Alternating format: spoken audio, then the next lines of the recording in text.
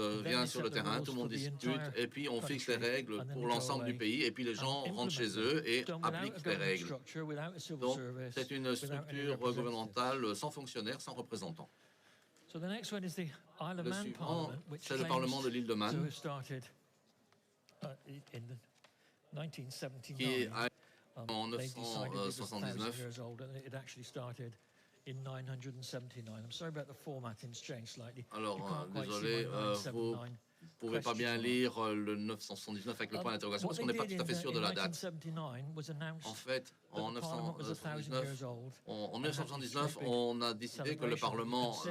était vieux de It's 1000 very ans et similar donc to on a the organisé Icelandic une grande Parliament in that célébration. it's a gathering point. Or Et donc, was à a nouveau, gathering c'était point un point de where everyone rencontre came où together. tout le I monde would se imagine in retrouvait. the Isle of Man it Et probably alors, worked il much faut better. s'imaginer que sur l'île de Man, ça fonctionne sans Iceland doute is an mieux qu'en enormous Islande, parce country. que Takes l'Islande, you c'est un a full pays day to immense. drive Il around faut the outside pratiquement of it. un jour The complet Isle of pour Man, faire le if tour. anyone follows the TT races, you'll know that it Alors, takes 19 minutes to drive all the way alors around. que si vous And êtes déjà that's allé à l'île de without Man, the vous savez traffic. qu'il vous faut 90 minutes pour traverser The Isle l'île. of Man is much smaller. Donc l'île de Man est Everyone beaucoup plus would have lived petite within about et 20 kilometers tout le of that monde site, so it'd be perfectly devait possible vivre à peu for près dans everyone un to rayon come de 20 and km gather. autour de cet endroit. However, there's no written records to Néanmoins, indicate it. It was a claim that the Isle of Man government le gouvernement simply de made up. l'île The de earliest Man reference to it is in the a 13th simplement and 14th décidé century. que le Parlement existait en 1979, mais il n'y a The aucune Isle of Man référence. La première Parliament, référence, like elle the date du Icelandic 13e ou Parliament, 14e has siècle. continued, but it is now representative rather than direct democracy.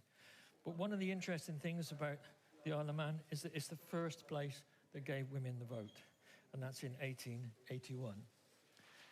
But what they gave was unmarried women who were property owners and property owners, and first in the world. But how many of them would there have been? The population in 1881 was 53,558. Take away the non-adults, to divide in half to get the number of women, and then how many of those in that very patriarchal society would own property and be unmarried at the age of 21? So probably both the women who got the vote thought it was a good idea. The Chartists, I think this is, in the UK, really the first time that there were proper demands for democracy. We had a parliament before that, but it was a parliament that was completely unelected, and I don't think that's in anyone's definition the start of democracy. 6 demands, the Chartists. Most of them have been met. It's quite clear a vote for all men. They were definitely not feminists. It was not a common thing in society at the time. They demanded the secret ballot, the end to property qualifications, payments for MPs, which was taken as a very important thing because before that, the only people who had representation in our parliament were people who were rich enough to just go there and do it as a hobby. So in order to get ordinary working people in, it was very important that you paid MPs. Electoral districts of equal size, because before that, they were very unrepresentative, and some, such as Westminster in central London, got equal representation, even though almost nobody lived there. And annual elections for Parliament is the bit we've never had. The idea that you would send representatives to a Parliament, but they wouldn't get too entrenched, they wouldn't get too settled in, they wouldn't see it as a long-term career. They'd know that the job has to be well done, otherwise they will be undone themselves and brought back into ordinary civilian life. One of the other interesting things about this, of course, is that it comes in this same period when, according to the official records, the Rochdale Pioneers established the world's first cooperative in 1844. And in many ways, it came out of the same movement. 1830, the National Association for the Protection of Labour was established by a guy called John Doherty in the UK, and that's our first trade union. And then Robert Owen, of course, who's very much involved in the cooperative movement at the time in 1833, established the Grand National Consolidated Trade Union. So trade unionism and cooperation and parliamentary rights are all coming out of the same period. So, New Zealand. New Zealand is quite interesting because of the way some of its parliaments have evolved. This is the very first parliament in Auckland, which is on the Northern Island, and they referred to it as the shedifice, implying that it's just a shed, it's a wooden cabin. It looks a fairly ordinary building, but when you look at it very, very carefully, this very poor photo of it, it is, of course, built of wood, as most buildings in New Zealand are built out of wood and still are.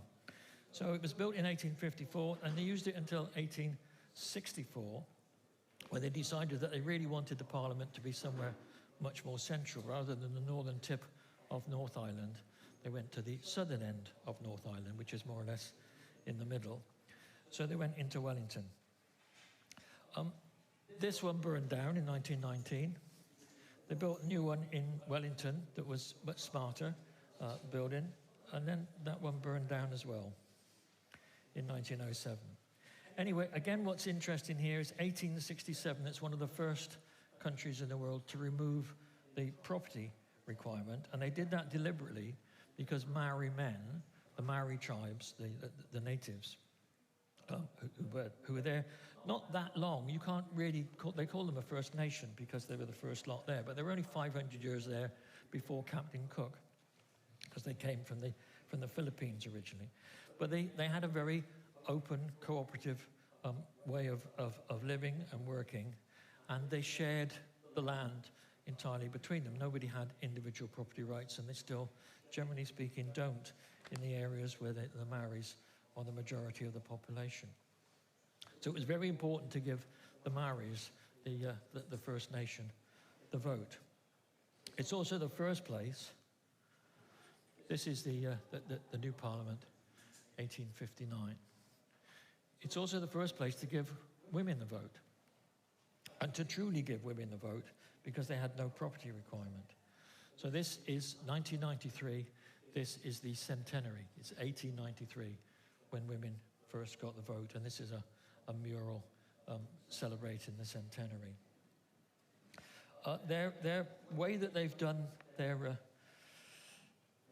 parliament is quite interesting too, because they were a bicameral parliament when they first started, with two houses, with the upper house appointed. And they reached the point in 1951, because of the way that the upper house was appointed. It was appointed by the governor, because they're part of the Commonwealth, and before that, of course, the Empire of the UK, so they come technically under the UK Queen as head of state. Because of the way that they were appointed by the governor, and the governor simply took advice from the Parliament, from the lower chamber, they realized that actually they were a complete waste of time.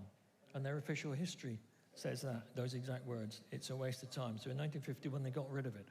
So they are monocameral. There are not many countries in the world that are monocameral. Most countries in the world feel that you have to have a higher chamber.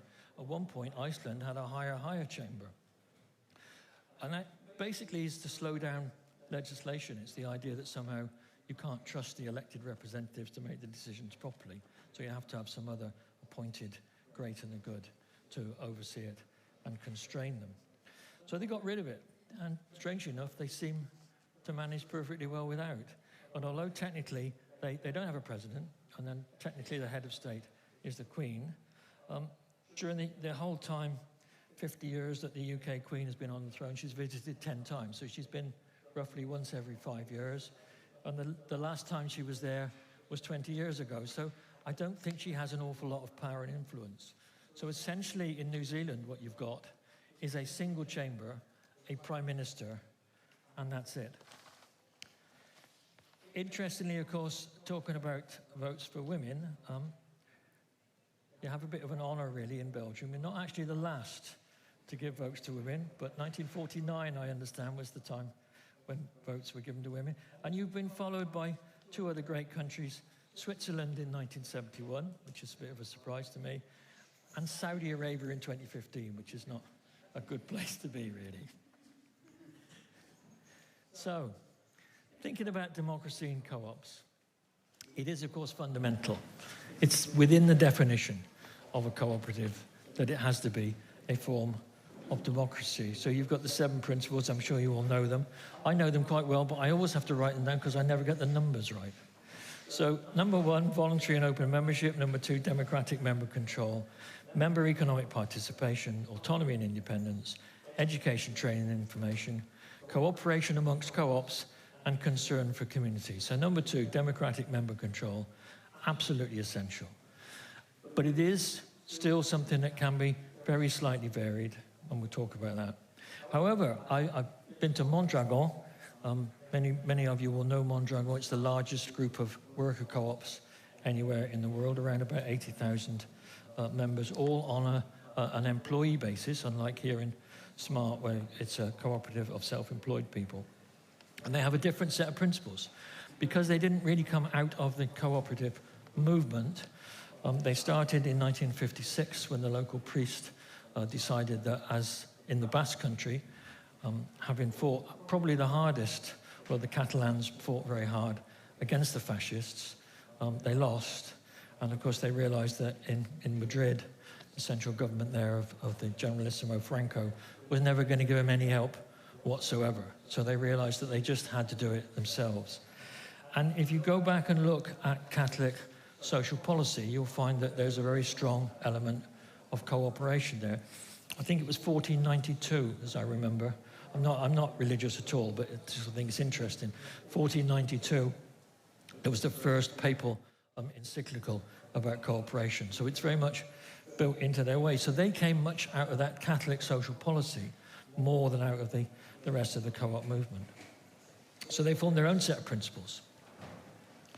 And they include some other bits: open membership, democratic organization, sovereignty of labor, which is really important to them, instrumental and subordinated nature of capital, participation in the management, not just separating it, wage solidarity, inter-cooperation, and social transformation. So essentially the same things, but with a couple of extra bits. And in 2015, when the ICA reviewed the 7 principles, I was foolish enough to send in a proposal, and I did get an article in Co-op News about it. I tried to stitch together those two. I could see no way that the ICA would change its principles as they exist, so I proposed 3 additional principles: the subsidiarity of capital and labor, fairness in remuneration, and a commitment to co-op development. Subsidiarity, I'll come back to. It's quite a little bit more complex than subordination. Education, principle 5. You can't really have democracy without education. And the whole point of putting education in as one of the principles is so that the members can participate in a co-op because they understand how the co-op works. If you just ask people about cooperation outside of a co-op in the street, they usually glaze over, they usually look very positive. It's not, generally speaking, in most European countries, part of our education.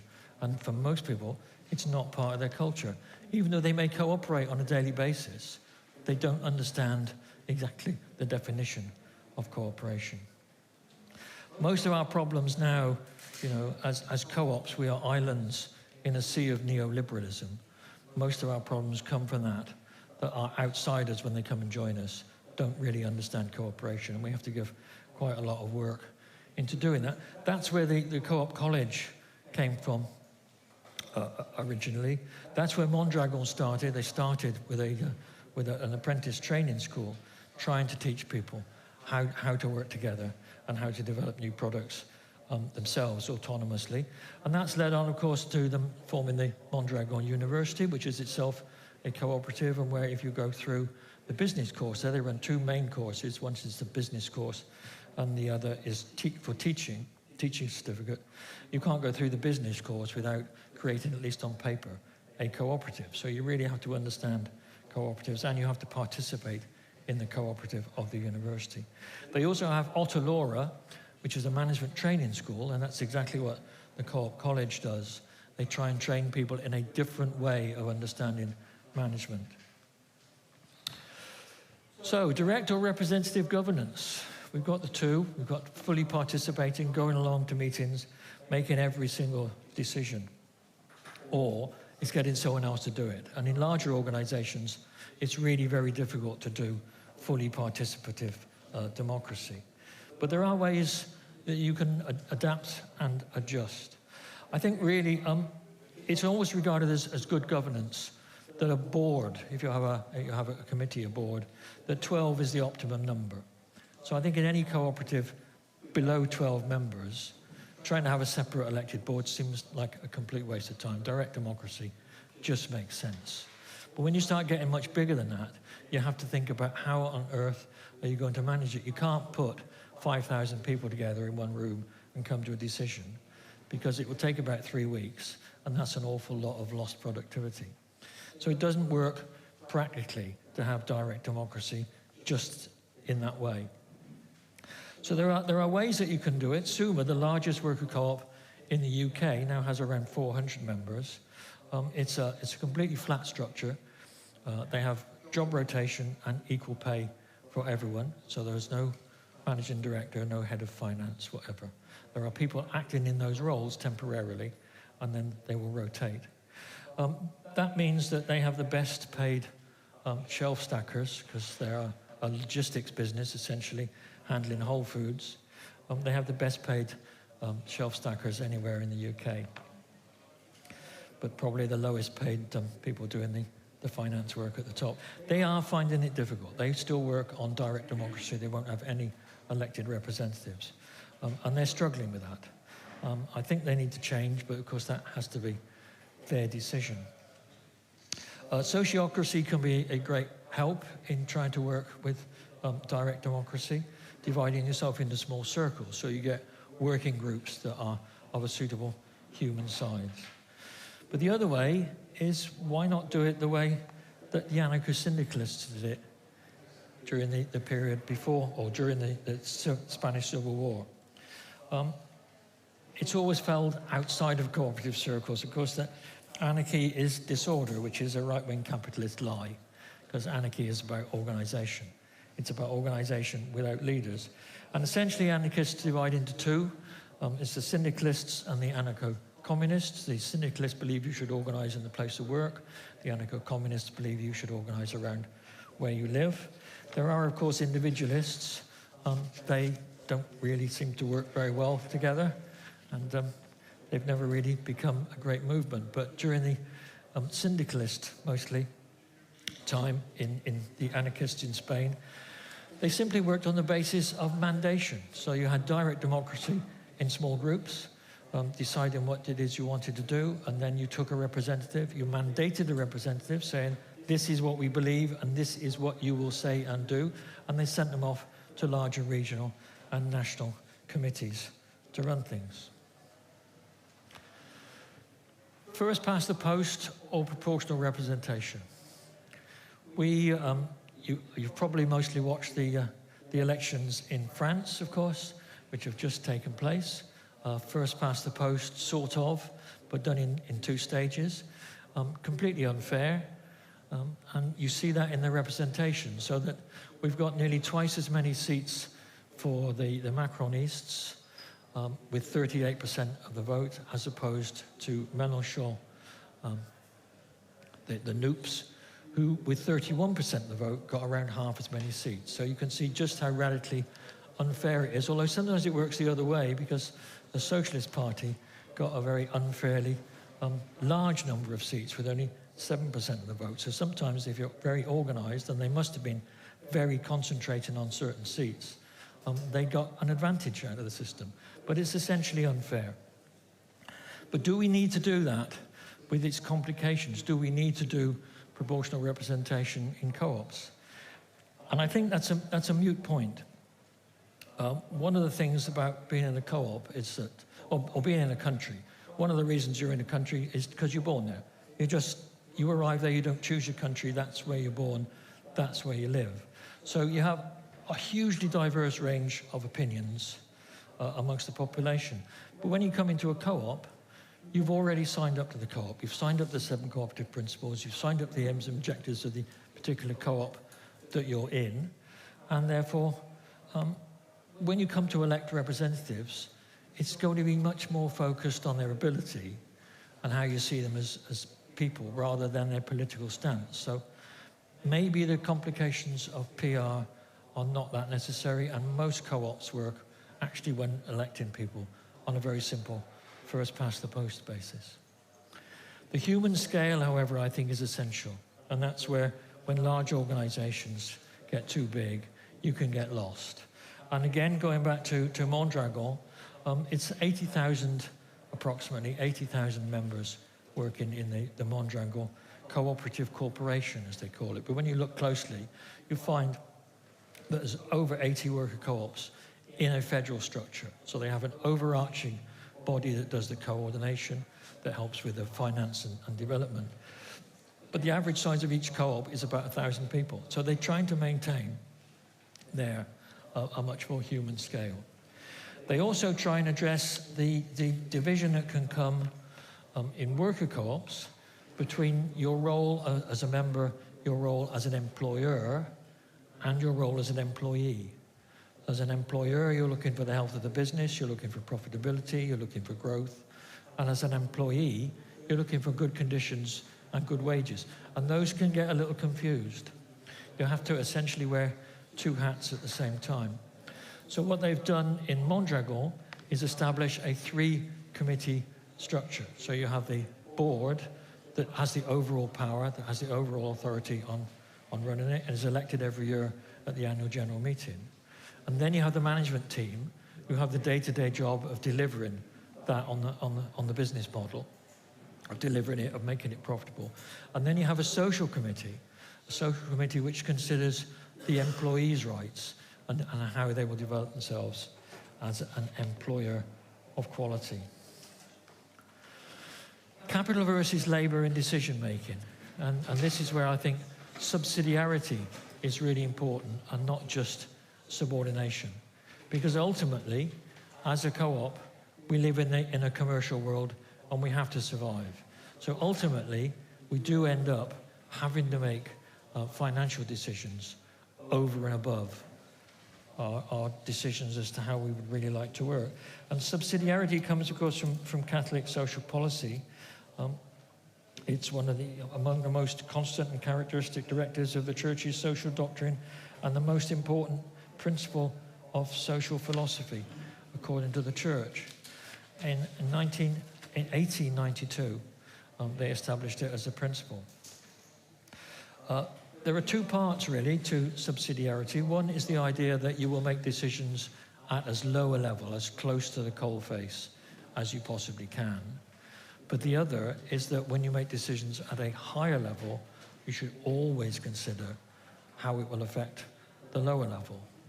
So when you make decisions at the higher level, which is the needs of labor, the needs of the personnel, you have to consider the lower level. You have to consider the finance at the same time. So it's a complex relationship between the two, but trying to establish that actually the people values are more important than the financial values. And then I'm thinking, as I'm coming towards the end, I'm thinking about how does this all go wrong? Because it can go wrong. Democracy is not perfect. Not my favorite person, Winston Churchill. He's universally hated in South Wales for what he did in 1922 to the miners when he sent in troops to kill the striking miners in order to scare them back to work. But he said democracy is the least worst system of government. And I think that's quite a good way of looking at it. It is not perfect. There is no perfect solution wherever you are. You've just got to try and get the best solution. And think about, to get the best solution, think about where things can go wrong. So soft power. If you're in hock to the bank, if you've got very large funders and investors, if you've got partnerships with government or local government, then they've got some power. They've got power without any real power on paper, because you know that you have to keep a good relationship with them. So it's something to watch out for, something to guard against. And keeping in touch, one of my favorites here is Lumio. Is anyone familiar with Lumio? Lumio is an online discussion forum designed by a worker co-op in New Zealand. They came out of the Occupy movement. They don't do any foreign language versions. I'm afraid it's all in a sort of New Zealand American English. But of course, whatever you put in it is in your own language. So whilst the instructions and tools are in English, it's perfectly easy to operate it in French or Flemish. It's designed by co-ops, and it's designed not only to discuss, but also to make decisions, and to make decisions in a variety of different ways. And it's particularly useful for diverse organizations where people can't get together. And the last one that I've come to is The Tyranny of Structurelessness, written by Joe Freeman in 1970, a very well-regarded, although of course now aging. I hope she's still with us. I've never heard of her passing yet. but she's been around as long as me, so she's into the final years of her life. For a long time, although she's very much a feminist, very well regarded and widely published, this little piece, I think is about 6 pages of A4, The Tyranny of Structurelessness. It's based on her experience in the feminist movement, but it's not a feminist publication. It was ripped off badly. That was the nature, I'm afraid, of life in the 70s and the early 80s, when people would just steal things from you, not pay you for it, and just publish it. So she got quite cheesed off, and it wasn't on her website for many, many years, but it is now back there. It's well worth a read. It's written in a very personal way, and she's just talking about how, unless you have a really good structure, a really good solid structure of good chairs, good notifications of meetings, well-conducted meetings, and most important of all, well-written notes recording what happened, things can change. And in the late 60s and the 70s, the way that we organized ourselves on the left was very, very loose. We would have meetings, and you'd make decisions, and you'd all leave the meeting thinking you knew what was happening, and 2 days later you'd find that actually something very different had been decided by the more powerful people who aren't actually in the meeting. So this is very much emphasizing that you need looseness, we need to be very casual, we need to be very open with each other when we're discussing, but behind it, you need a really strict structure that records and makes sure that what actually happens is what's supposed to happen and what was democratically decided. So with that, I'll wish you well. Obviously, if we've time, I'm not sure if you've got questions, by all means ask me questions. If not, I'll be around for most of the day. Happy to have a discussion with anybody. Thank you.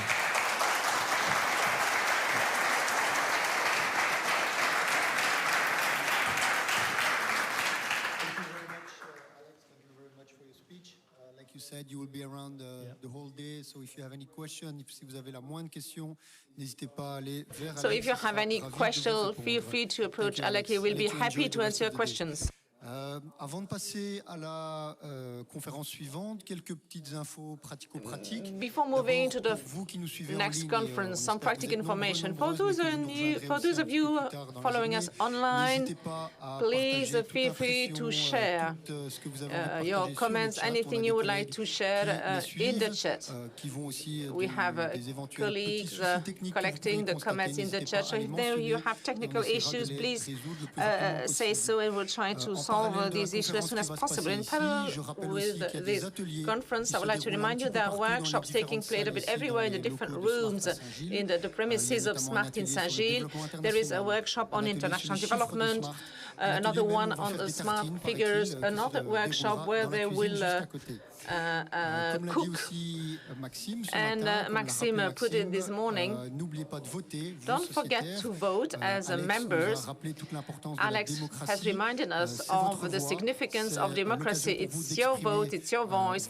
This is the time for you to express what you have to say, to vote. So please do vote. More than 800 have already voted, and we hope there will be many following. Damien Noël has headsets for the translation. So for those of you who are here in Saint-Gilles, please do use these headsets if you need translation.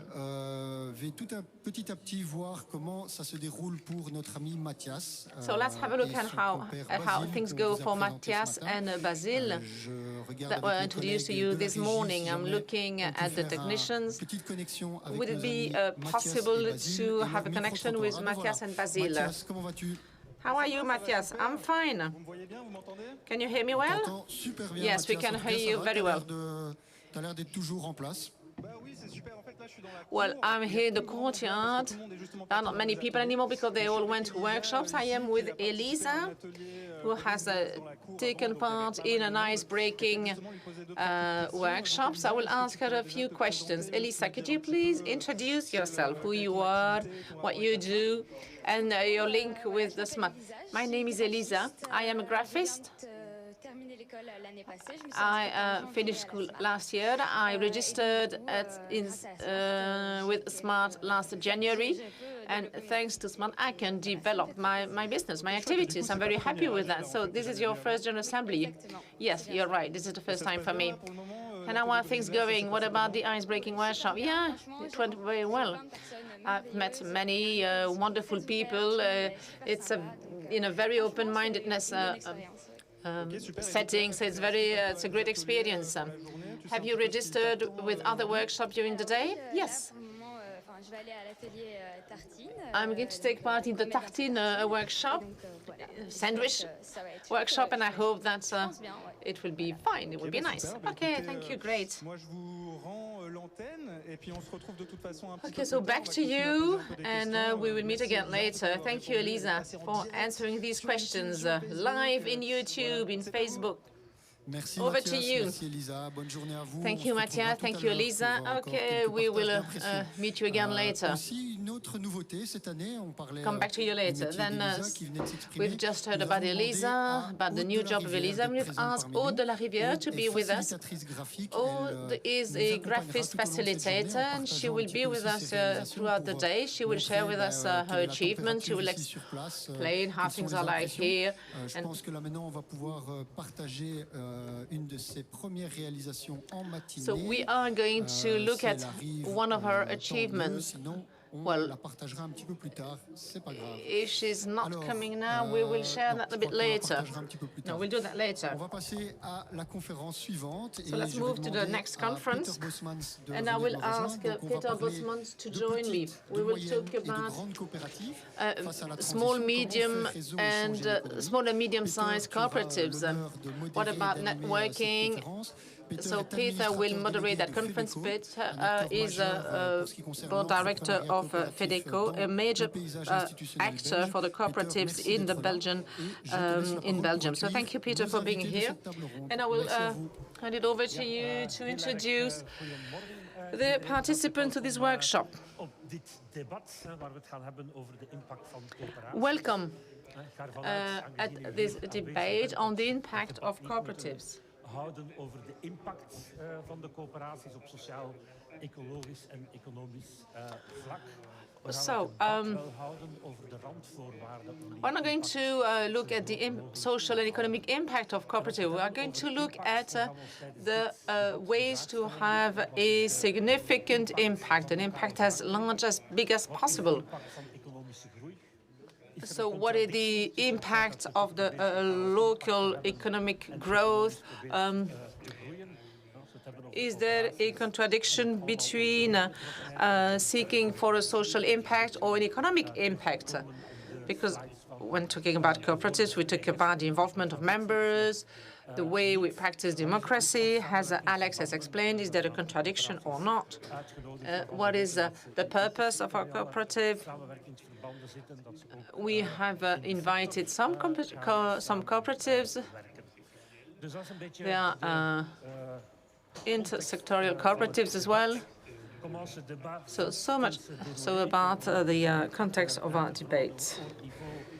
Nous allons poser ces questions sur l'ancrage local, sur le réseautage, sur la croissance économique. Bien sûr, moi, je vais poser les questions. J'ai aussi des questions supplémentaires que moi j'ai préparées. Donc, moi, je suppose que vous avez aussi des questions. So I guess that you will have questions to raise, but I hope that we will have a very lively, interactive debate. So I see you have a headset, so there is simultaneous translation in French, English, and Dutch. So you can all speak your mother tongue. So I will facilitate this debate as a genuine Belgian guy. So I will do it in Dutch and French, but you can speak your own language. So how are we going to do that? I'm going to ask the four speakers to briefly introduce what they do, to explain the activity of their cooperatives. And there is one managing an ASBL, a non-profit-making association. So we will ask to introduce their activity, to speak about the added value of what they do, to talk about the economic, social impact of what they do on society. So could I ask Bernard, the first speaker? Well, you probably all know Bernard Bayot. Bernard Bayot always reminds me of what I experienced when I was young. I don't know if you remember or if you know the Star Trek a series of film that always ended by no one else is gone before. So he has very much innovated. He has set up a bank after the 2008 financial crisis. Our financial system almost blew off, and so we actually shifted to a former social and economic period of time, and so we had to think about alternatives, and that is what Bernard has done. So I'll give you 5 to 10 minutes for your presentation. Well, a quick remark first. I'm not the only one who took part in the setting up of this bank. It was part of a cooperative endeavor. So there were dozens, hundreds, thousands, and today 116,000 citizens, as well as 350 civil society organizations that are members and actors and agents for change. So it all starts in 2008 with the financial crisis. Before that, there were already some cooperative and ethical banks that overcame the crisis very well. Contrary to systemic bank, you know that in Belgium we have 4 majors which hold 80% of the market. 3 out of 4 went bankrupt had it not been for the government's bailout. So there were some cooperatives or some ethical banks, but very small-sized banks. So we ask ourselves, how can we change not the model, but the size of the model? Until 25, 30 years ago, in Belgium, there was a strong cooperative banking movement, which had about 30 to 40% of the market until the 90s. But that movement disappeared, and therefore there was a less diversified banking landscape. Therefore, we said ourselves, let's create a local, sustainable Belgian cooperative bank of a certain size. There was already Trias Bank, a subsidiary of the Dutch bank that was operating in Belgium for a couple of years. But unlike Triodos, New B, the name of the bank, would like to make a change, bring about change, and this requires a certain size. So I will give you a brief historical background of New B. For 18 months, we went canvassing all over Belgium because we needed support from all parts of Belgium, Flemish-speaking part, French-speaking part, otherwise it would be meaningless. So we went canvassing different organizations to explain our approach and to try and get their support. Then the cooperative itself was created with the help of 40 organizations that supported the idea. In 2013, our first public campaign was launched. We hope to get 10,000 cooperators within 100 days, which sounds crazy. And we had 43,000 cooperators after 100 days, which shows there was a strong expectation in the public opinion. Okay, I'll cut a long story short. We also had some headwinds, and this means that we had to review our development. Creating a bank in Belgium is something that had not happened for 60 years. In 2019, we put forward a request for certification for approval to the Belgian Central Bank. So we started with 40,000 cooperators in 2019. We have more than 80,000 today, and since 2020 we are a certified bank. So we got the good news on January 31st 2020, and a couple of days later it was a lockdown. So we have some of our staff who never met physically. So, as I said, to cut a long story short, all bank services are available to individuals with insurance products, investment products, green loans, savings account, and in the coming months, new products will be made available. Thank you, Bernard. I would like now to welcome Mathilde Leboeuf. She's in charge of CABA.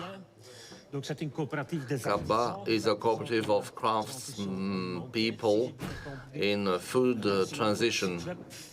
According to your website, you are a Belgian cooperative, so we are going to sing the national anthem.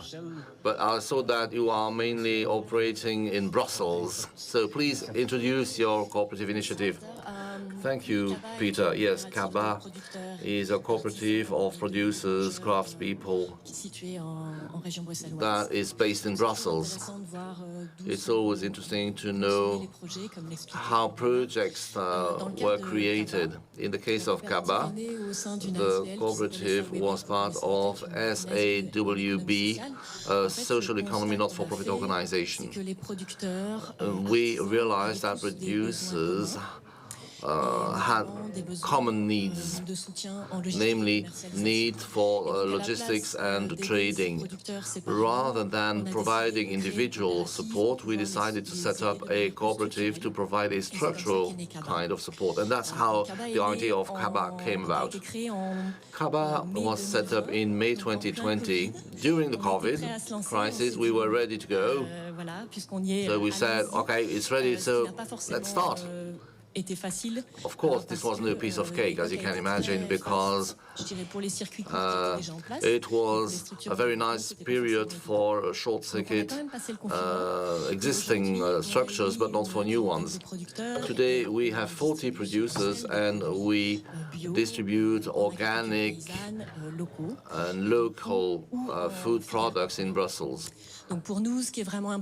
What matters for us is to support producers and to develop organic and local farming in order to get out of agribusiness, which has many biases that you're all familiar with. The aim is really to develop short circuits on Brussels. This is something that we do in cooperation with other actors. CABA's development is based on collaboration.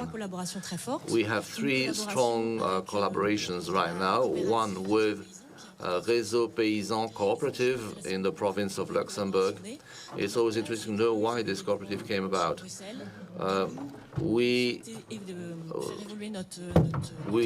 They wanted to operate in Brussels, and we wanted also to enlarge our offer. We had common needs, and today we distribute the products of 20 farms of the province of Luxembourg in the Brussels area. So it helped us grow. The second cooperation with the Gazap network, again, a cooperation that is based on common needs. In their case, they wanted to provide support to producers and craftspeople with logistical means, and we had those logistical means.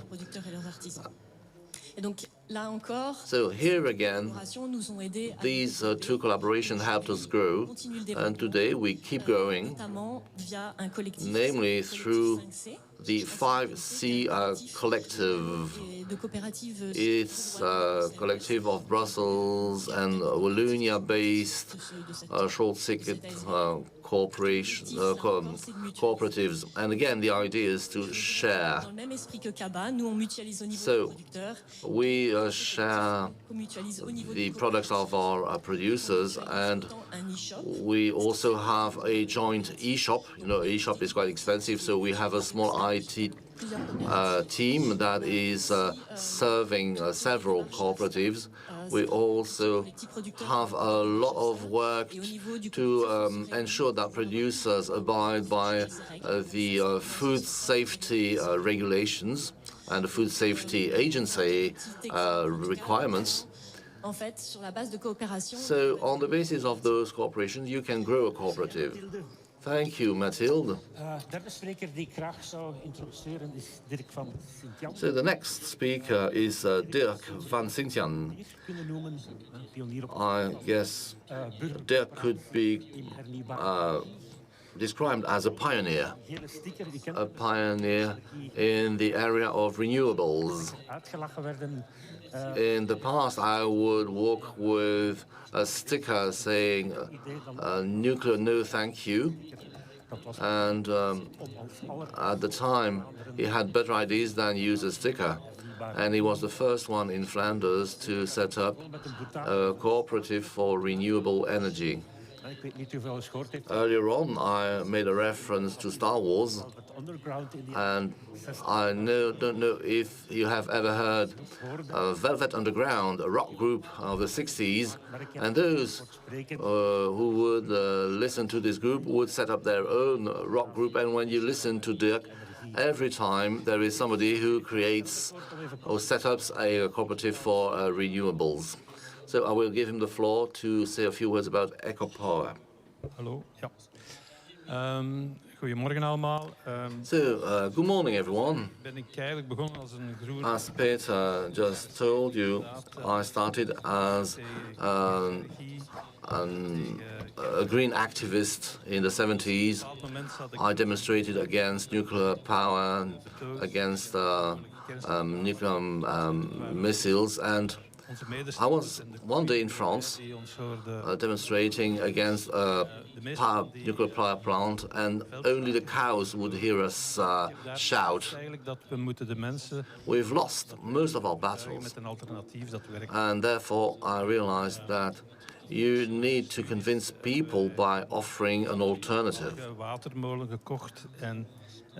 After some research, we've bought an old water mill, and the water mill had a turbine that could generate electricity and that could supply the village with electricity. As it was a listed building, we got some money from the Flemish government to repair this turbine. Hernieuwbare energie op elkaar te kunnen zetten. We know that we need to make a bet on renewables, and that is the story of my life, which is coming to an end slowly but surely. I hardly can believe that. It all started with 10 people around a table in my kitchen to set up EcoPower, my cooperative. The aim of which was to restore this turbine of the water mill. In the meantime, cooperative has grown.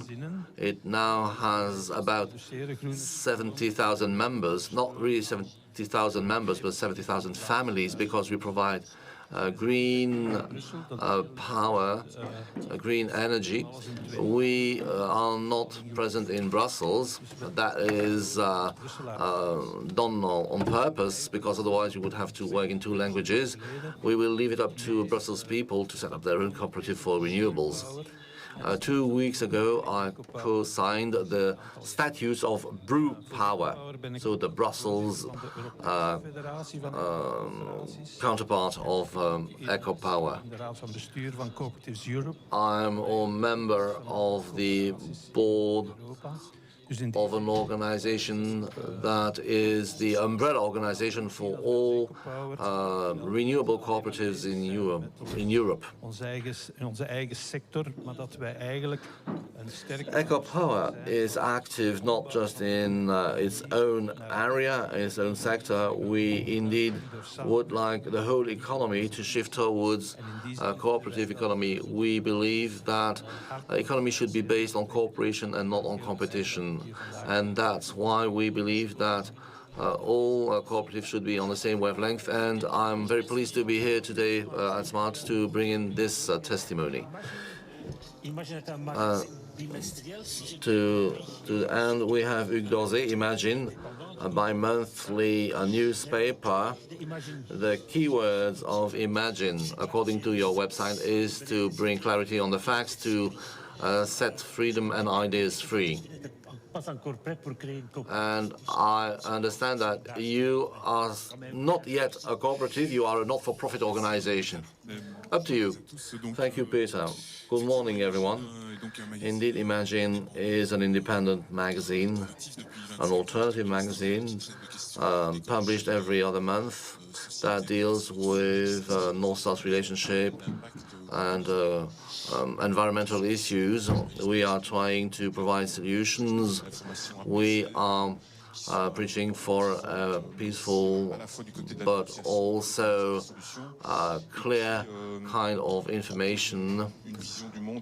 We offer a world vision that is free, forward-looking.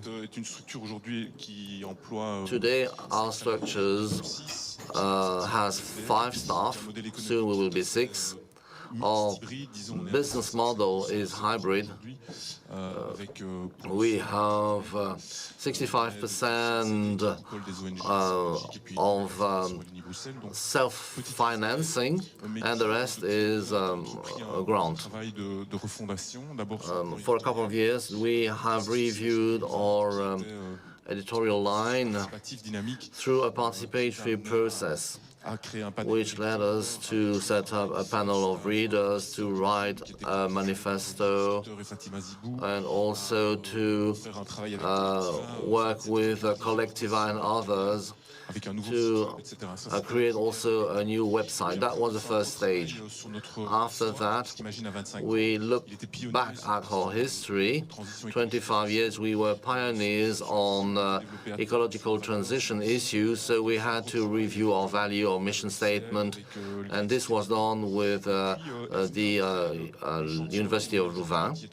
And today, we are in the next stage, looking at our business model, because the independent press is going through hard times.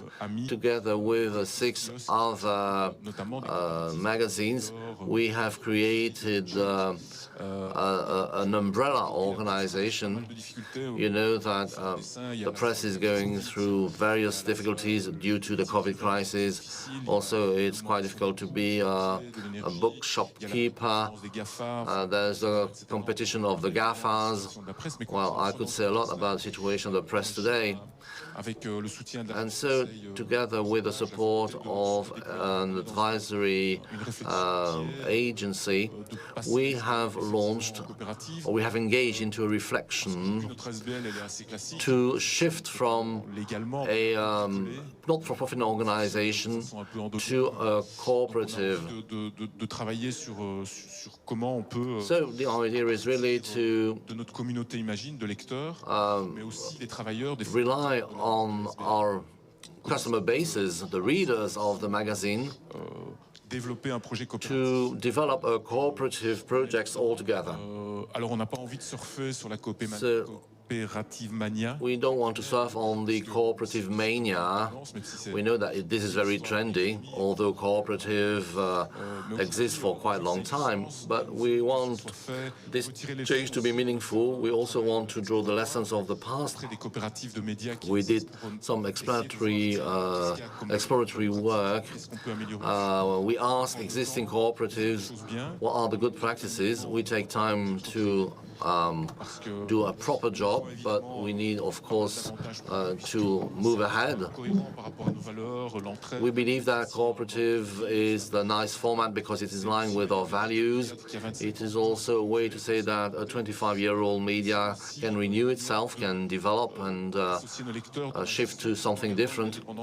And we will involve the readers while preserving the independence of the newspaper. We have worked for 25 years with NGOs, trade unions and others, so we want to involve and engage with those partners more deeply while remaining independent journalists, avoiding all kinds of pressures. Of course, we work with like-minded people, but we want to maintain our independence. Thank you, Luc. The first question I would like to ask you is about economic growth. Very often there are many debates hesitate to say that economic growth is a capitalistic tool. So I'm asking the question to you, is growth a capitalistic tool, or is it a way to have more impact on society, on environment? What do you think?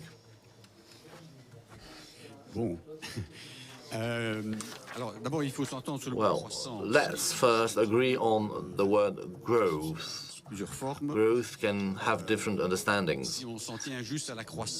If we are talking about growth and in terms of GDP, this is something that is good. Growth would mean producing smartphones, but also increasing the number of teachers or providing more medical care.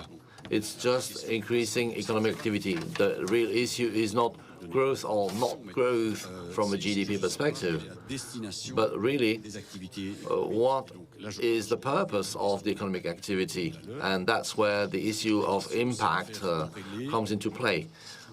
We need to make sure that the economic activity matches the need of the society and needs of environment, and that's where we have a problem in the Belgian economy and elsewhere, where we see that we overconsume, we ill-consume, and some essential needs are not met, on the other hand.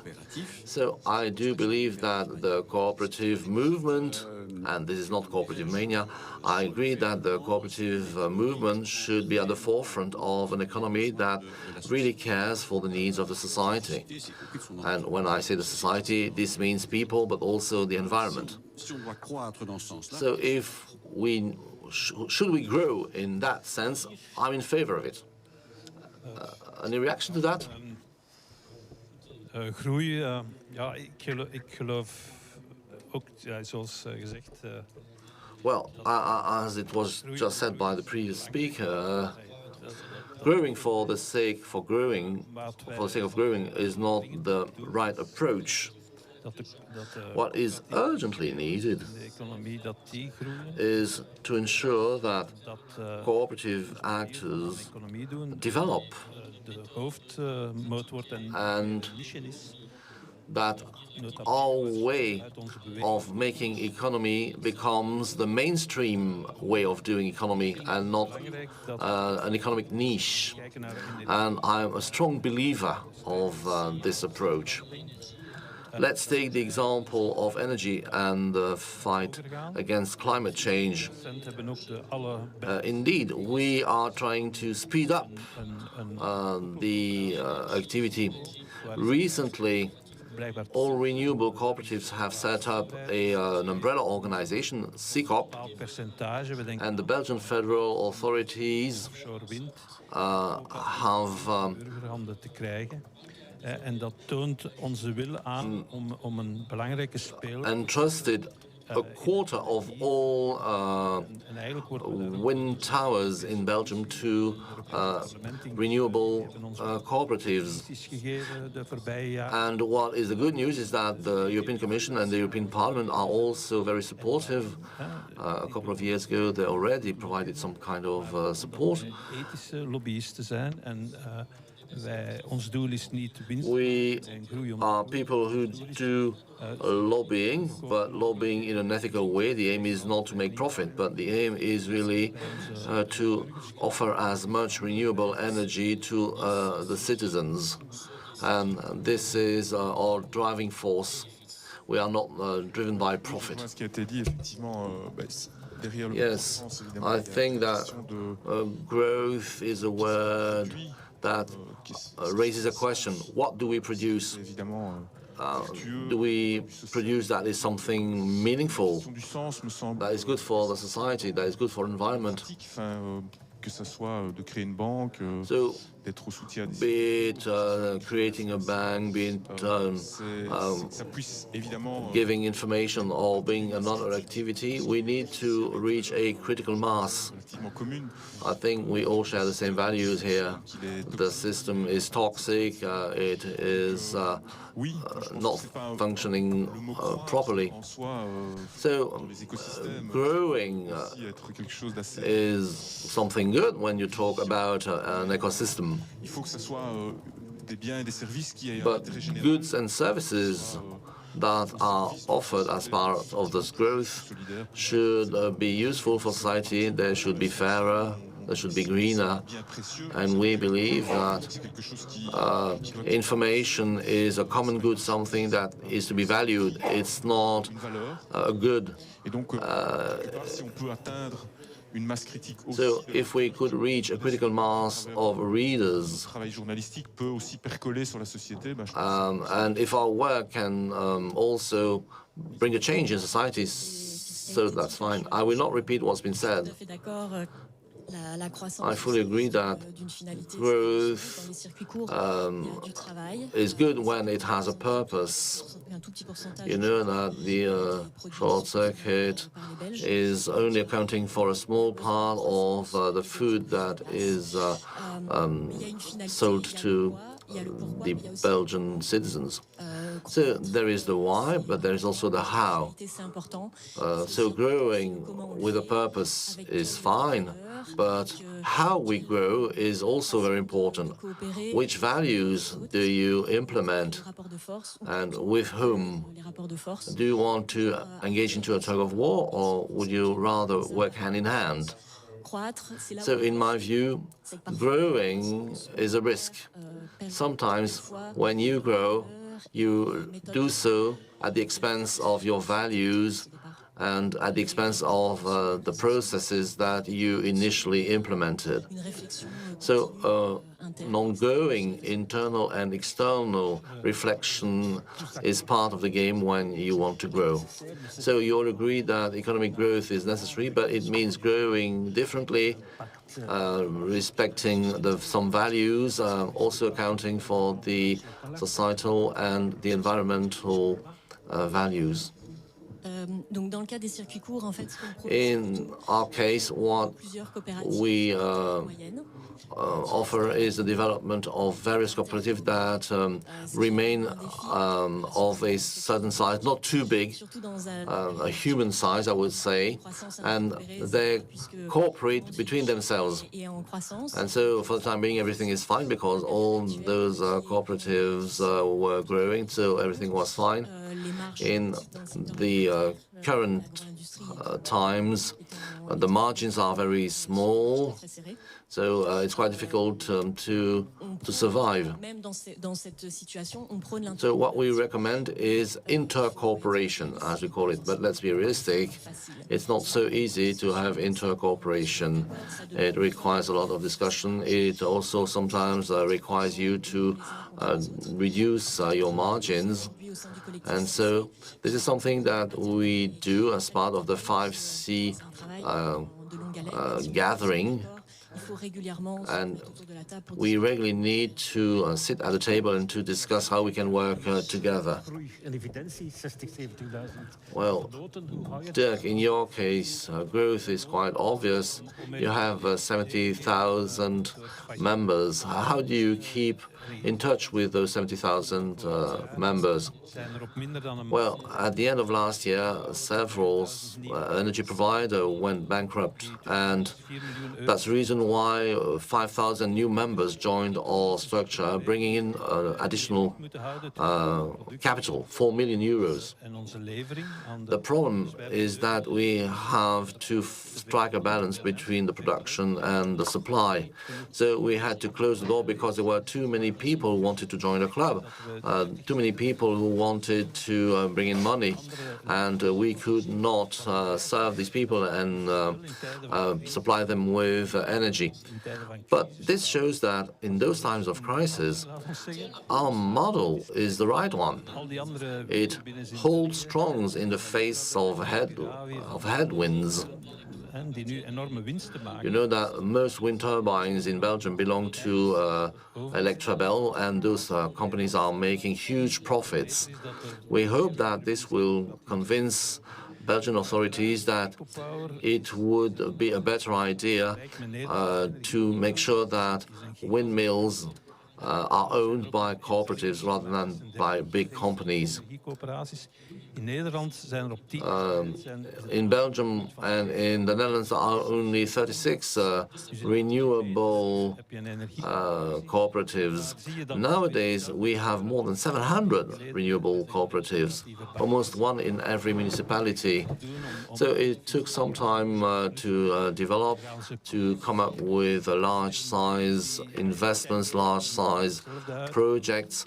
But to achieve this, you need an umbrella organization. So I expect that very soon we will see the emergence of regional renewable cooperatives. EcoPower supports the creation of such regional renewable cooperatives. We believe that this is the way forward. We also provide support to new kids in the block, I would say, to younger cooperatives. We believe these are our brothers and sisters, and so that we should help them grow in turn. But I really believe in the fact that what we need to set up is a network of small renewable cooperatives. Well, I think that also holds for our cooperative movement. There are two trends or two dimensions. So the cooperatives should remain a niche in the banking sector, in the sustainable production. And then there is another lining, another trend, whereby the whole world has to change into cooperatives. Otherwise, the current system would be very toxic for the society. And so do you think that your niche is doable, is sustainable, or do you have other ambitions with your cooperatives? Well, at Imagine, we are humble. We know that we don't have the same strength as the mainstream press that have a good financial basis. They have the right means, just like big industries. But in the French-speaking part, there are only two major press groups. In the Dutch-speaking part, there are only 3 left. So, and it raises a lot of issues relating with regard to democracy, but it's another piece of cake. And as to the independent press, I was mentioning the colleagues. But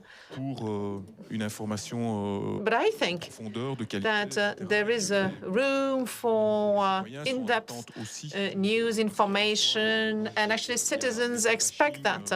There is a media bashing. The media is very much criticized, but at the same time, the media consumption is significant. So we are rather in favor of the re-localization of the information. We work from Liège, from Brussels, but of course we have a global vision. So we deal with information from a global perspective as well. Economically speaking, ambition is to grow, is to move from an ASBL to a cooperative in 2023. But in a reasonable way, with a community of readers that is resilient, that is supporting, in order to reinvest into the company, to reinject capital into the company, to be a development leverage, to create jobs, to be an information medium. So the development, our development fits into that approach. Is in line with what the society expects from us. So the French-speaking market is only 4 million inhabitants, but we are convinced that it can work, and we also think that that can be done through thanks to the financial support and the moral support of citizens. Now I'm turning to Bernard from the banking sector, which is highly capitalistic. We all know that the National Bank does not really like cooperatives. I don't know, you should ask that question to them. So the banking world result is a bit specific because actually, historically, the bank cooperatives were very small cooperatives in the last century, but today it is no longer possible because of the regulatory environment. A small bank cannot survive with only a dozen people. At New B, to give you a few figures, we think that we will reach an economic balance once we have 116 or 18,000 active customers. So due to the economic regulations, it is impossible to remain, to be a small cooperative, a small banking cooperative. And then, for the sake of consistency, and I fully agree with what you've said about being local, being like-minded, respecting the values. So really need to focus on that. That's quite clear. But at the same time, there is the consistency is at stake as well. If with a cooperative we want to have an impact on society, we need to be up to it. Let me give you a very concrete example. In the banking sector, one of the major current challenges. Going back to the energy is so it has to do with energy efficiency in the housing sector. In the three regions of the country, the renovation rate of the housing sector is 3 times lower than what it should be to if you want to reach the Paris objectives. So there is a major problem here, the major issue, and it is because of it is a banking problem as well. So we can say, okay, we'll do that within 50 years. No, we need to think about this right now.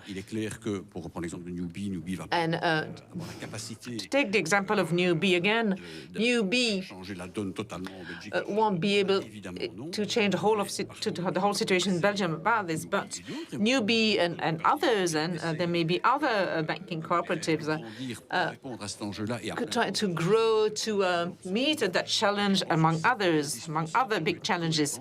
But it is absolutely required if we want to be consistent with the economic and social impact that we aim to have.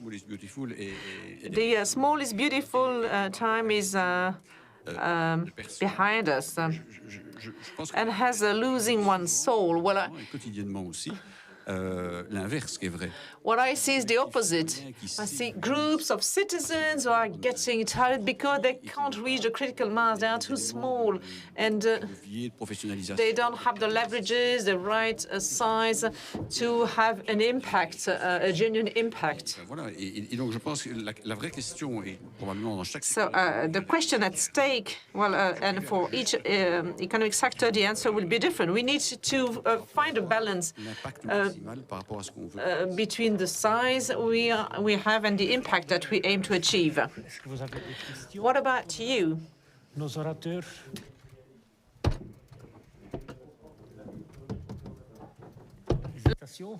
Non.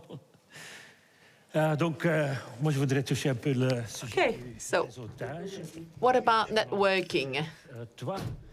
So I'm turning to you. You said that the idea came from the LCWB. Can you explain how it worked and was it useful for you?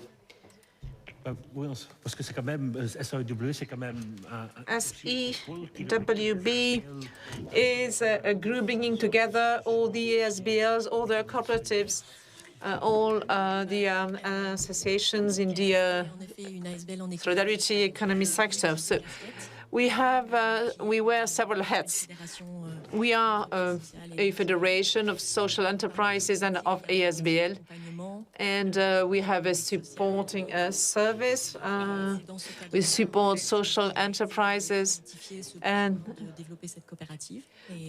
that is how the idea came. This is how CABA was born, was set up. In the short circuit production, there are several kinds of cooperatives. The older ones make more than 1 million sales. So they are cooperatives have a real impact on their territory. There are smaller cooperatives. And what is quite interesting, just like in the energy sector, to see that these cooperatives come together to help one another, support one another. The bigger ones support the smaller ones to develop themselves, because we need cooperatives at local level to be really present on the local level, to be able to develop the short-circuit production. And we want this to make sense. So these cooperatives always have to support producers. Producers always have to be involved in what they do. And in order to do that, we need to maintain the local dimension. In the case of Brussels, things are a bit different. We really need to work in network. There is a little production in Brussels itself. Some people will say that that it's possible to do farming on the roofs, to feed all the Brussels inhabitants. This is not what we share. We think that to supply Brussels, we need to cooperate with other cooperatives and develop a short-circuit logistics system. In the agri-food sector, the logistic is a nonsense. Produce from the Hainaut, go to Malines, then come back to the Hainaut province. So we need to work in network, and while making it friendly, environmental for future developments. Because the objective is to feed the population, to have a resilient supplying system. During the crisis, we realized that the agri-food sector was not resilient, be it during the COVID crisis or now with the war in Ukraine. So the short-circuit production systems are the solution if you want to supply the whole of the population in the years to come. Luc, it is absolutely essential, including in our sector, to collaborate, to cooperate, to exchange, to rely on the good practices. I was referring to the kiosk collective that we have created with 7 media. Because we share the same difficulties. I was talking about the fact that bookshops are closing down, the cost of the paper production. So there are several reasons why it is interesting to get into networks. Since we are small structures, if there's a possibility to create a citizens cooperative for the distribution in the small bookshops, etc., and all the alternative sectors.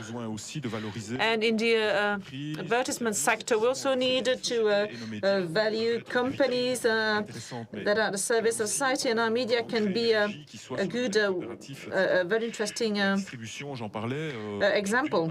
And as to distribution, as I was saying, we use bicycles, we use a B-post, but we have many problems with B-post because the cost has significantly increased and the services are of a lower quality. So there is a systemic reflection, a systemic debate. We need to have to see how to make the services more systemic. We wrote a joint letter, and we went to the leaders, to the MEPs. We approached them and proposed to them a logistic support to centralize, to bring together all our activities. So more than ever, we need to work together. Quand tout à l'heure, et je vous entends, et je trouve que les modèles que vous développez sont models that you are developing are very inspiring. Se dire quand on est. But the idea. On se dit on va créer cette coopérative. Well, actually, we're going to create a cooperative, but we see that there are concrete problems, concrete difficulties. So facilitating the cooperatives, organizing the general assemblies, remaining in touch with the members, and how can we really be together? It is sometimes difficult. That is what we realize, and how making sure we are sustainable. So we need to draw the lessons of all this dans le modèle qui est pour nous, il y a aucun. Because we don't want to rush into that model. Of course, there is no doubt it's a right model, but before doing that, we really need to take stock of the situation. And this is very interesting in this sector. We see that there are small and big cooperatives. There are solutions that work, others that do not work that well. So we'd better actually have a look at all this and inspire from that. So you already tackled that last week. You made Coop, a cooperative allowing citizens to take part in the production of windmills on the seaside. You brought together the cooperatives of Ostende and Arlon. Can you say more about the challenges that you've had? The offshore windmills is supported by guarantees, by fundings, by public funding, money from the public sector. The European Investment Bank, for example, is involved, and other banks. Power purchase agreements, PPA's, worden And these players eerdere pogingen gedaan om bijvoorbeeld met Colruyt samen te werken offshore, maar die waren alleen maar geïnteresseerd. Want to sign some agreements. We approached Coop, but Coop wasn't interested in the funding, in a co-funding structure. Voor rechtstreekse burgerparticipatie. En het is alleen maar door. And there is no possibility for direct participation of citizens. We succeeded in convincing the federal authorities about the role we can play. Because the federal authorities, the European Commission, the European Parliament hoped that we would indeed play a key role in fighting energy poverty.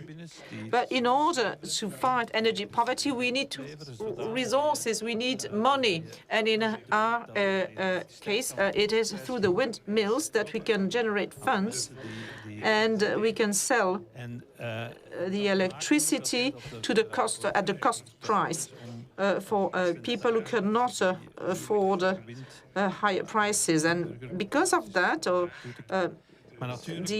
federal authorities are convinced that a certain percentage of the taxation can be profitable for citizens. Actually, if all the cooperatives in the energy sector could be brought together, that would be the best solution. We are very active in many Belgian regions, and we see that the prices applied are beneficial for the poorest people.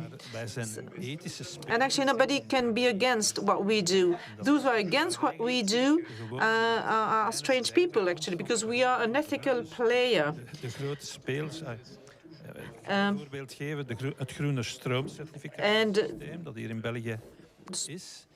De hoogspanningsverbruikers, dus die smaller companies, the smaller energy companies are taken into consideration, and actually those who consume most energy do not contribute to the system.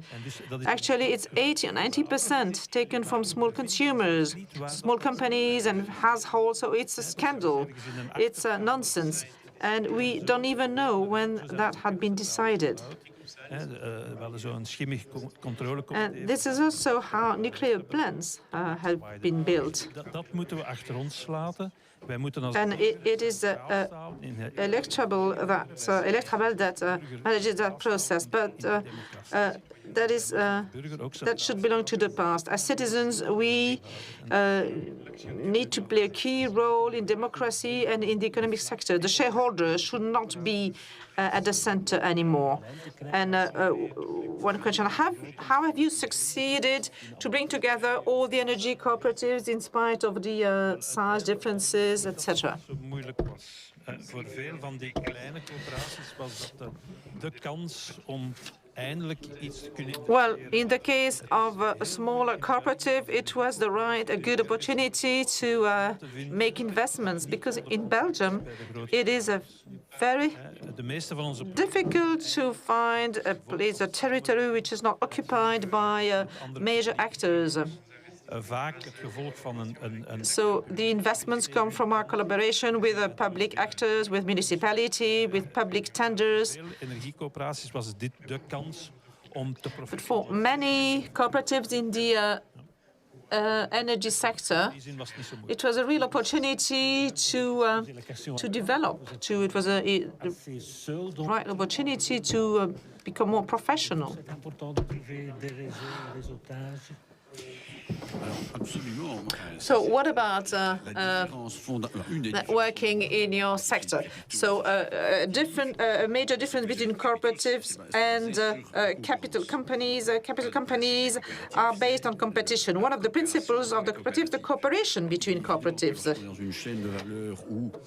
When you are part of a value chain, when you can cooperate with suppliers, that's quite easy. But if you are in the same sector, if you need to collaborate, it may become more complicated, but it works. I remember 20 years ago, more than 20 years ago, an Italian colleague of the printing sector explained to me how they worked. Actually, they applied the following rule. They can set up a printing company in a specific, in a given geographical area, and not more than one per given geographical area. So the major asset, there is no competition between the printing companies, and if there is less work for one company, that company can resort to another one to have more work. So this is one of the basic elements of cooperation. The cooperative world has to cooperate. For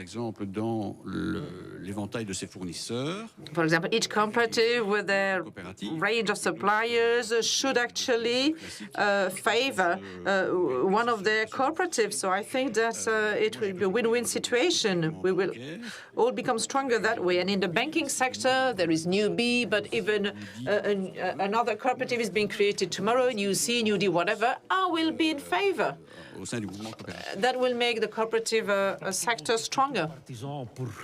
So you all seem to be in favor of creating networks, of being part of networks, of creating alliances.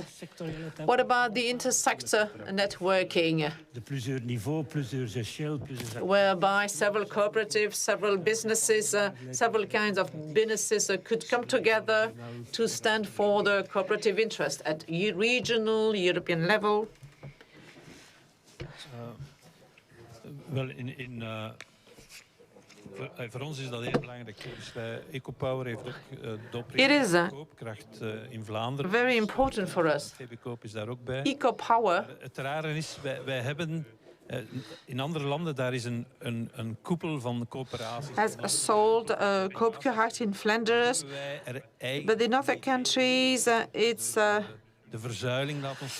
group of cooperatives, but we don't know that one. So there was first a federation of socialist cooperatives, and Febeco comes from that. We had the Christian workers, the farmers, the liberals who were communists at that time. There has never been a Belgian federation of cooperatives, whereas in other countries, in the United Kingdom, for example, where there was a federation of cooperatives, because where the cooperatives are stronger, where they're there more. And for example, in Wales, it's a country of cooperatives.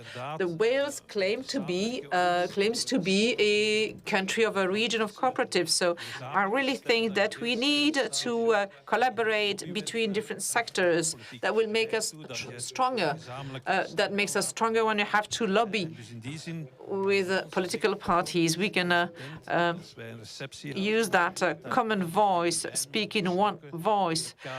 And when we organize a small party or a fair, we propose the wine produced by a cooperative. So these are small things, but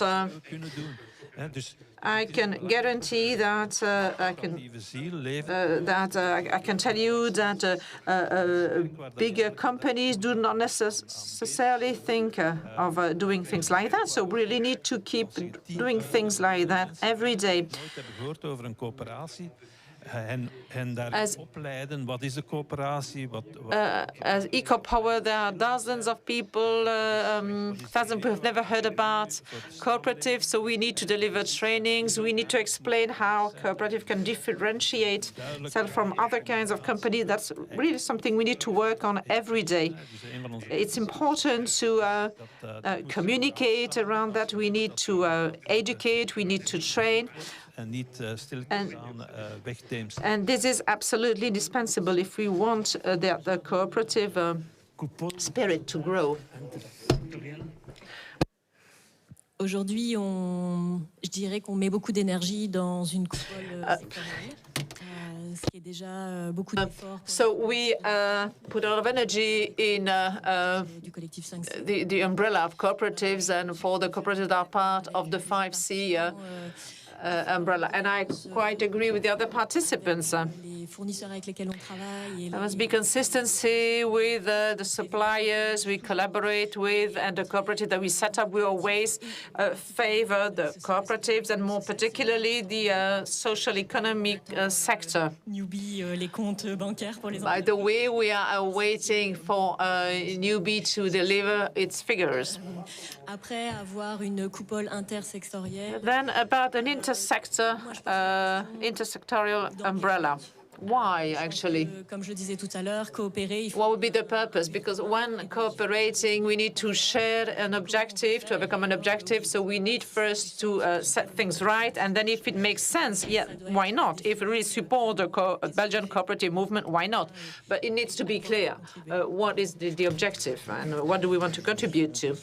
Well, to pick up on what Dirk has said about education and training, this is key for the cooperative sector for two reasons. It's important to train the economists in university, in high schools. They need to be made aware about the cooperative movement. They should be trained in that spirit. I was recently referring to that with the Cyril Mertens at the HEC in Liège. They really have to fight, to change, to improve the curricula, to train the next generation of economists, to train them on the future values. And as you were saying, it's important to raise awareness among citizens. Still too many citizens ignore or do not know about the values of the cooperative movement, whereas others have already been convinced,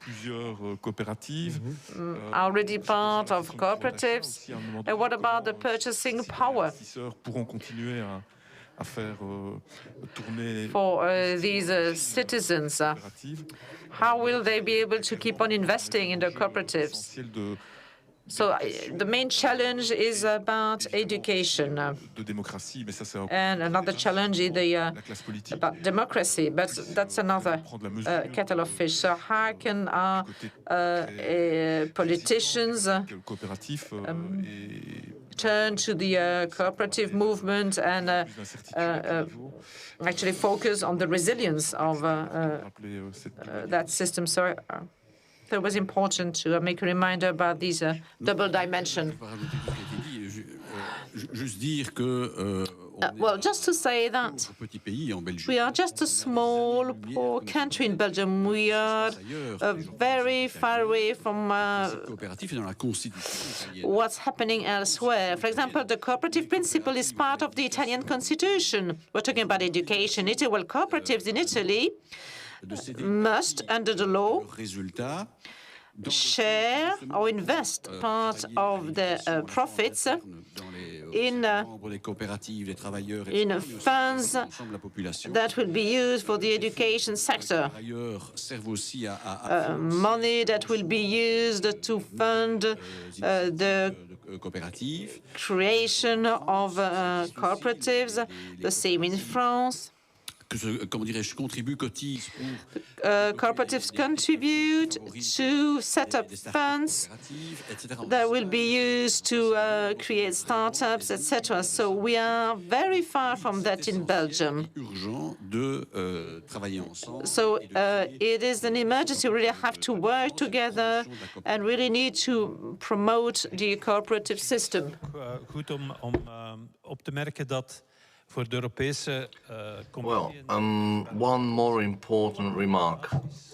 In the eyes of the European Commission and European Parliament, all cooperatives are part of social economy. I know that in Belgium, when we talk about social economy, we might think of shelter for disabled people. Mutual funds are also part of the social economy. And this makes a whole difference, because when a municipality is looking for a partner to install solar panels, wij zoeken een partner die maakt van de sociale economie, omdat dan de winsten lokaal blijven of ingezet worden voor andere sociale ecologische doelen. Social economy actors can be involved because they are part of the social economy. So we, as cooperative, we should stand up to say we too are part of social economy, that we too can offer alternative solutions to the current neoliberal model, a model that is creating a lot of losers in this capitalistic model. S'il vous plaît. So, I will ask a question in English. No problem. Yeah, my name is Joseph, and yeah, the discussions are quite interesting. I like what you're sharing, and I have two questions. I will make them very short. Matilda, you mentioned something about the supply chains and the global value chains, the value chains, that is, and currently, we have been seeing how the disruptions in the value chains because of the COVID or climate change or the Ukraine-Russian conflict. What do you think would be the role of cooperatives, or how can cooperatives contribute to the reshaping and restructuring of the value chains? What role could cooperatives play? And a second question is how, the way you were discussing about the networking, how can cooperatives collaborate together, to network together to see what role they can play, and also in a way to increase or enhance their importance or their visibility, how can they communicate what they are doing, and to see governments recognizing the role of cooperatives. And as you have mentioned about the social and solidarity economy, I know this is a topic that is ongoing and is the topic of the day. And cooperatives are, let's say, one of the key components of the social and solidarity economy. And also we need, as from the grassroots level, for cooperatives, they need to enhance their visibility and they be seen what they are doing. So I just wanted to connect those three questions. How can cooperatives, collaborate? How can they, what would be their role? And how can they collaborate in the restructuring? In the wake of recovery, how can they collaborate? Also, how can they network together in different sectors? Sectorial organizations work together to ensure that their role is seen, and also how can they communicate their contributions? Thank you. C'est une question assez dense. Well, it's a very dense question. As part of the short food supply chain, there is indeed a structure that is put in place between cooperatives. Cooperatives are local ones at the province level. Let me rephrase it. The 5C is an umbrella organization that gathers various cooperatives, but there are also some subgroups at provincial level level, and everything is organized at provincial level, namely as far as logistics is concerned. So some logistical hubs are being built in the various Walloonian provinces, namely Liège, Charleroi, and Namur. These are the three main hubs, and there is a fourth hub in the province of Luxembourg. Our strategy is to have hubs on the production areas, and those hubs will collect all the local products, and then you can ship the products from one hub to the other. For instance, each province could have its own strength. Namur, for instance, is known for vegetables, province for cheese and meat. So we will use the assets of each province, and there will be an organization to collect all the products at the province level, and then we will ship them to the other provinces where and if needed. Having said this, provinces themselves will indicate the priorities. The priority is to feed local inhabitants, and the surplus can then be shipped to other provinces. I'm not saying that only cooperatives can manage to do that, but today it is true that this kind of hub and spike system is something that only cooperatives offer. We are cooperatives because we want to meet social needs, so the cooperative can offer a response by involving citizens in our management and in our making and shaping of vision and mission. Why are those structures more resilient? Because they rely on smaller systems, something like smaller than the agribusiness, a system that is not faced with huge disruptions. So we have smaller systems, small structures that are more resilient. I hope I answer your question. Another answer? Yeah, in the energy sector, when it comes to electricity, for instance, we always have a network to rely on. So how can we grow from there? In Flanders, you should know that the renewable cooperatives will supply other cooperatives with green energy. In Flanders, there is only one renewable cooperative that cooperates with other cooperatives, and that is EcoPower. In Wallonia, the situation is slightly different. I think that 7 or 9 cooperatives have set up Cooperative, and Cooperative is their joint supplier.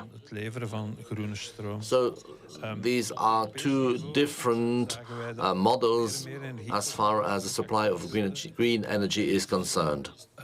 At the European level, we see that more and more energy-oriented cooperatives are emerging, namely to supply electric vehicles. And so European Cooperative was created at EU level, TMF, the automobile factory. I think that 6 countries are using the same app today to make use of those electrical vehicles. And so very soon, someone who is member of Carthago in Belgium will be able to hire an electric car in Barcelona from a sister cooperative. So these are methods that we put in place in order to cooperate at a higher level. There was another question or request for the floor.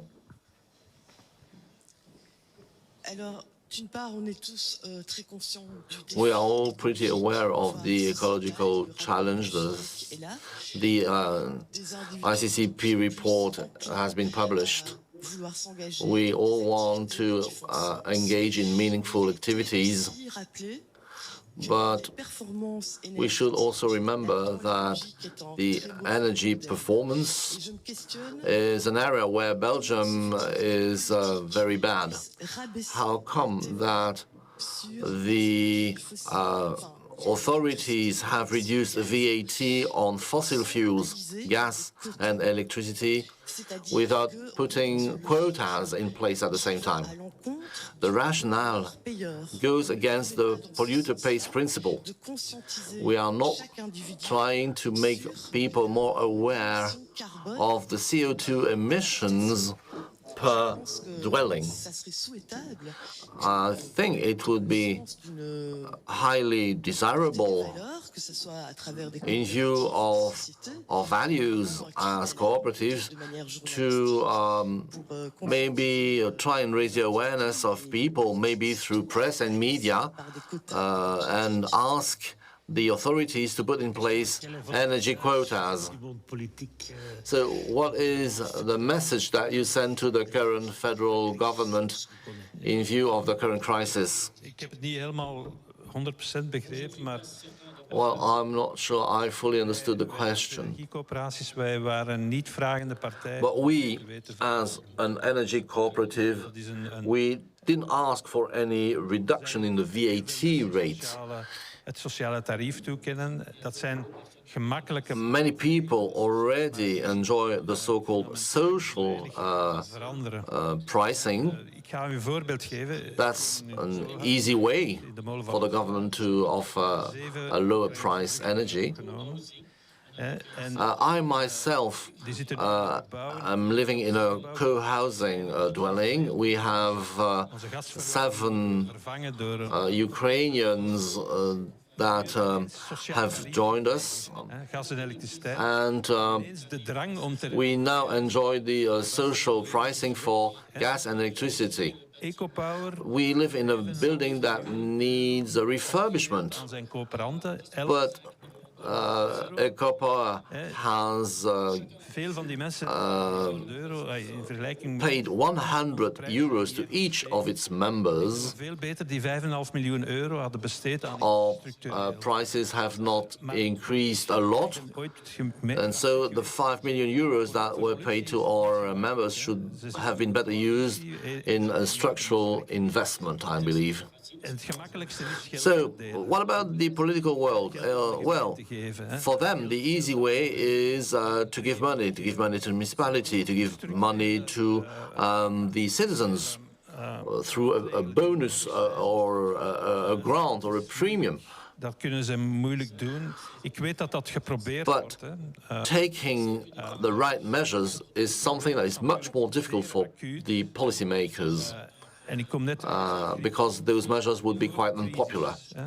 I'm just back from a travel to Greece. Before the Ukrainian war, 40% of the Greek people were already not able to pay their energy bills. Today, 80% of them are no longer able. What happens is that Greek people no longer pay their bills. Simple as that. So we run the risk of having the whole system collapsing.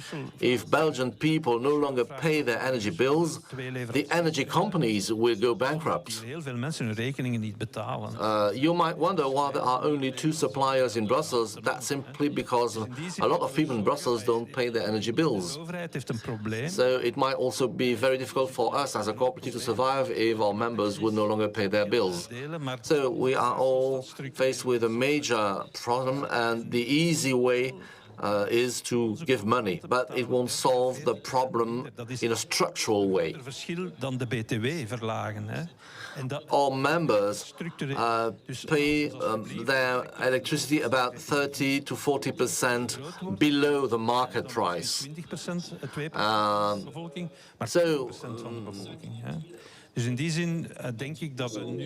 We would like to have more and more members so that no longer 10, but sooner 20% of the population could enjoy this pricing.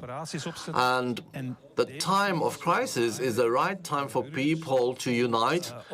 So we should make use of this crisis to force the authorities to get rid of the current business model.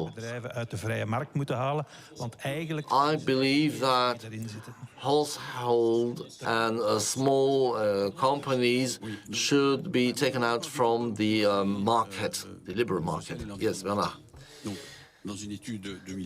In a study published in 2019, long before the increase of the energy prices, the King Baudouin Foundation indicates that 15% of the households in Flanders are in a situation of fuel poverty. So they cannot face the price of their bills. In Brussels, 25% of the households are in fuel poverty, and that was before the energy crisis and over the last months, but the cost of gas was multiplied by 4. So we cannot pretend this doesn't exist. Okay, you can raise your awareness, but first and foremost, we have a fundamental social issue here. So some emergency measures were taken. Okay, some emergency measures were needed. So was the right thing to do reducing VAT to 6% or not? We can discuss this. But there was an urgent need that needs to be taken up.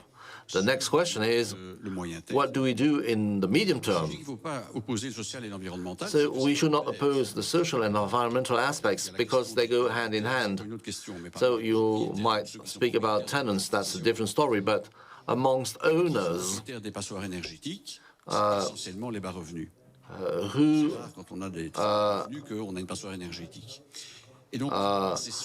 who owns buildings that have a low energy performance, well, low-income people. If you have a rich owner, you won't have a building with a poor energy performance. So you need to support them to improve the energy performance of their buildings. So a strategy should be developed to foster the energy performance accommodations of lower and middle-class people. And that's where the bank sector has a role to play. Okay, it's now noon. So maybe a last question, if any? No, no question? No, oh yes, a very last one.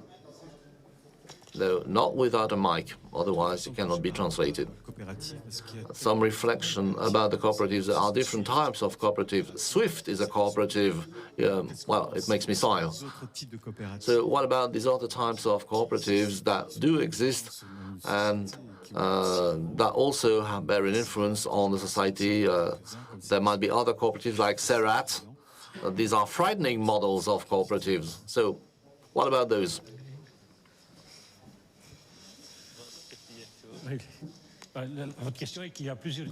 Well, you say there are different types of cooperatives.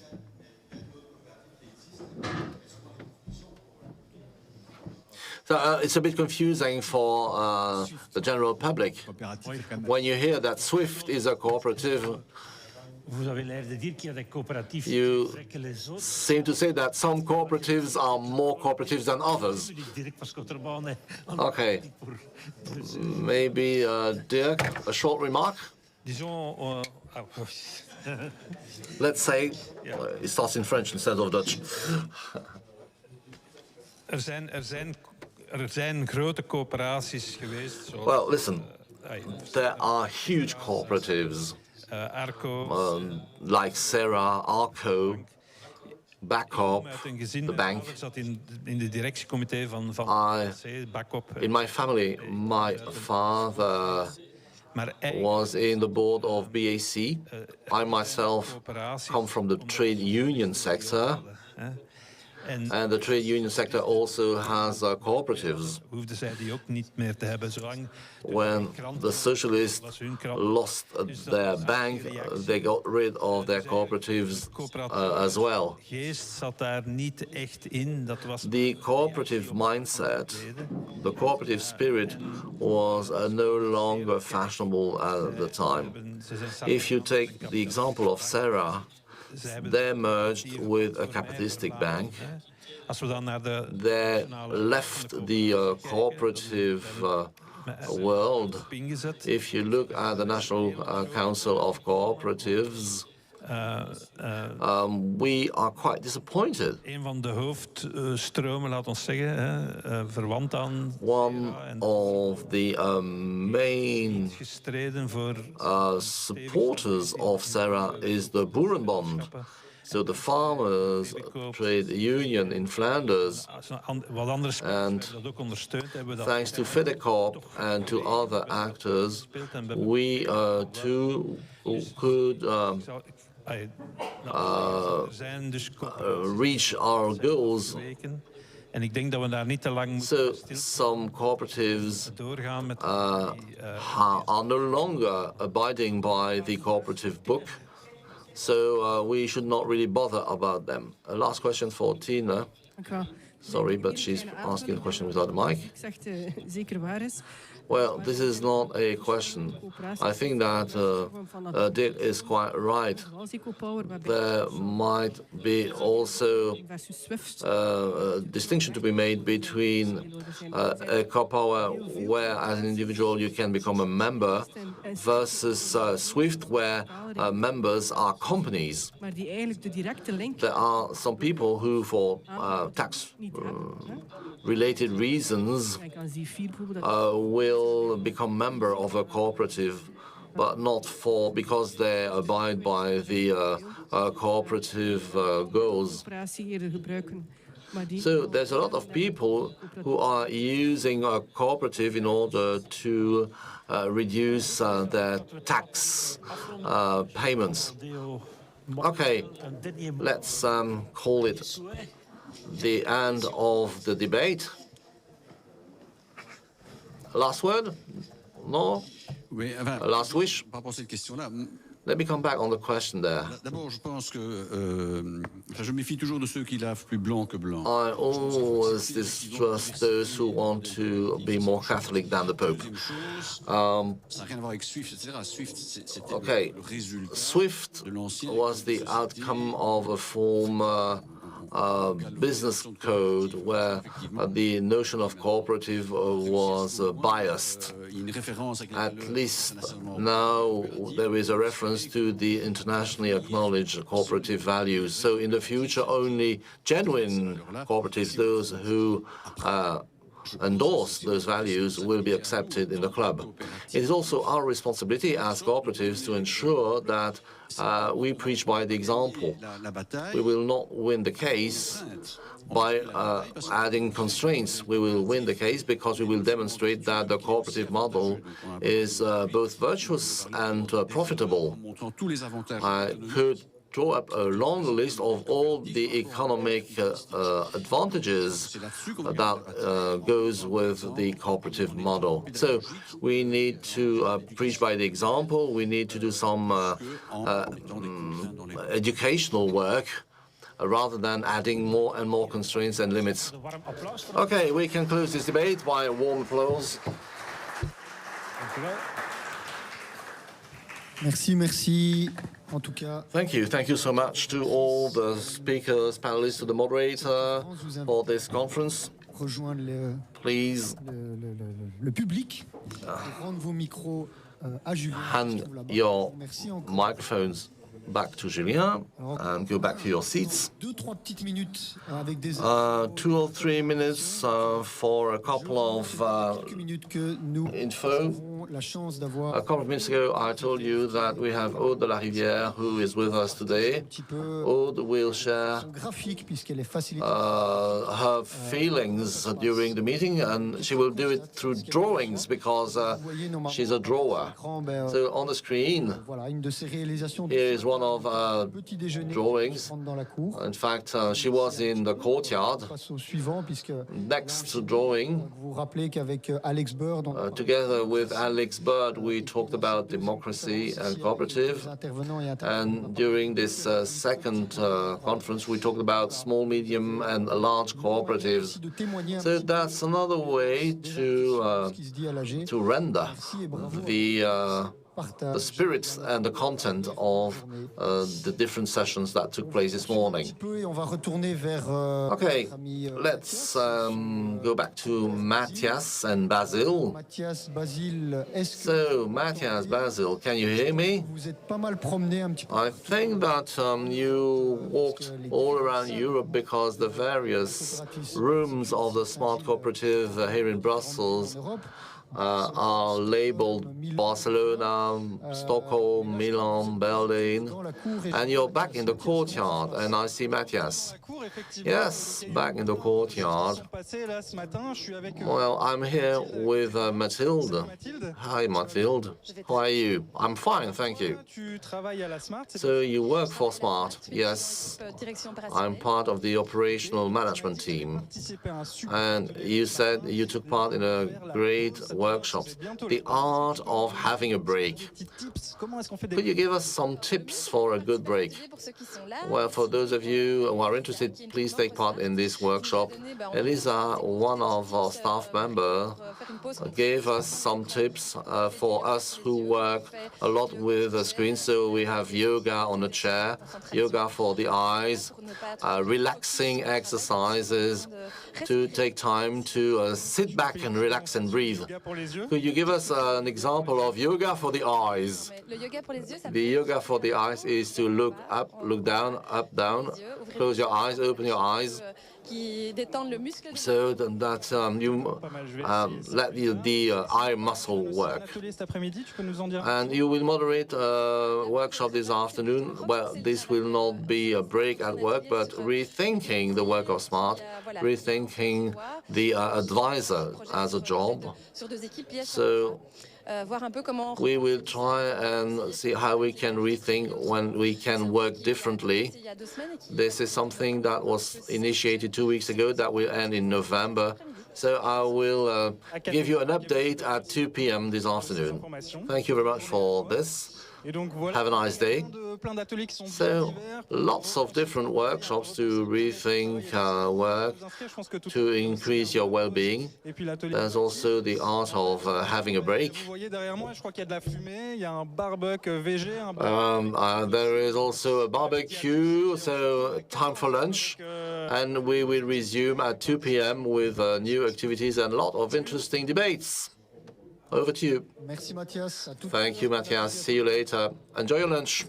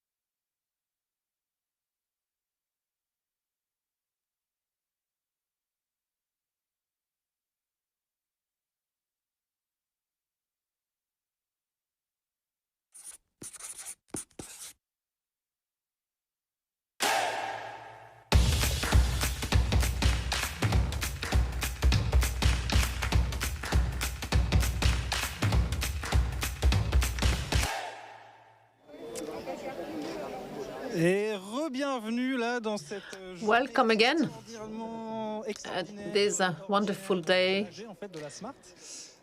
This ordinary General Assembly of Smart. We asked in the courtyard, we had a nice lunch, the weather is all right. And before moving to this afternoon's agenda, I would like to introduce you with Yvan, a member of La Smart, resident of the Valais. Could you say a few words about what you do? For about 5 years, I've been working at La Valais. My activity is called art making. So actually, I am both a craftsman and an artist. So I'm trying to develop myself as an artist and also to make furniture, pieces of furniture, or to work in the sound for theaters and make accessories as well. So it's very diversified. You've been here since this morning. What have you done this morning? Well, I arrived at lunchtime to eat. I was hungry, actually. And I took part in a workshop called How to Better Respond to Your Daily Questions. They were rather asking us to take part in the development of a software to support people, whether they are members or not, so to support them in administrative approaches, and we have helped them. We have given keywords as well. Have you been able to test the software? Yes. We were briefed. We were asked to introduce ourselves. They were clear about the fact they would not answer our questions, because I thought I was here to ask questions about the development activity, but it was not the focus. The focus was to develop a search engine, actually. What about this afternoon? Do you know what you're going to do this afternoon? Well, I'm supposed to take part in how to test the viability of a project. So I'm very interested into that. So as soon as we're ready, I will attend that session. So I hope that you're able to test the viability of your project. So have a lovely day. Bye-bye. See you next time. So back to the General Assembly and back to Yvan. Matthias, can you hear me? Je voulais te demander deux choses. I wanted to ask you two things. Stop saying the smart. We just say smart. So every time you'll say it, you will have to make pumps. So there are many people around you. There's a conference starting soon. So please shout. Make sure everybody hears you. Say that soon an ordinary conference will start soon. So a conference will start in 5 minutes. No, less than 5 minutes. It's starting in 2 minutes. Merci Mathias. Thank you, Matthias. Bienvenue de retour pour la suite de cette journée d'Assemblée Générale. J'espère que vous êtes bien installés chez vous et que vous allez peut-être... So I hope that you are all well seated and to have been able to enjoy the barbecue, the courtyard. And it's not over yet. There will still be many conferences and exchanges taking place in the afternoon in these premises of Smart. I will ask Stéphanie Barras to join me here on the stage. She's going to moderate the next conference. Before introducing Stéphanie, I would like to remind those who listen to us that it's still time to vote. You still have a few hours. You have till 5:30 this afternoon to vote. We have already achieved 900 votes, so that's already great. But if you have the opportunity to vote, please do so. Don't hesitate. And if you have any technical issue, write to Let's Coop, to the email address letscoop@smart.coop. Welcome, Stéphanie. So you are a broadcaster. You work at the Communication School of Louvain-la-Neuve. You are working on a podcast project. Yes, that's what I'm doing. I am leading a project of a podcast. So I supported the communication students with the creation of a podcast. And I also deliver training sessions on voice. Super, super. So, Ça me permet quand même aussi de rappeler à notre communauté. let me remind our members that there is a series of smart podcasts called Sacré Travail. And they are still on our internet website. 6 episodes, 6 voices of several members of the cooperative. I really encourage you to listen to them. It's very exciting. Stephanie, you're going to talk about work, about the work that transforms what it produces. So I will leave it to you to facilitate the debate. Have a good conference. Thank you. Alors bonjour à toutes et à tous. Bienvenue, que vous soyez en présentiel ou en distanciel.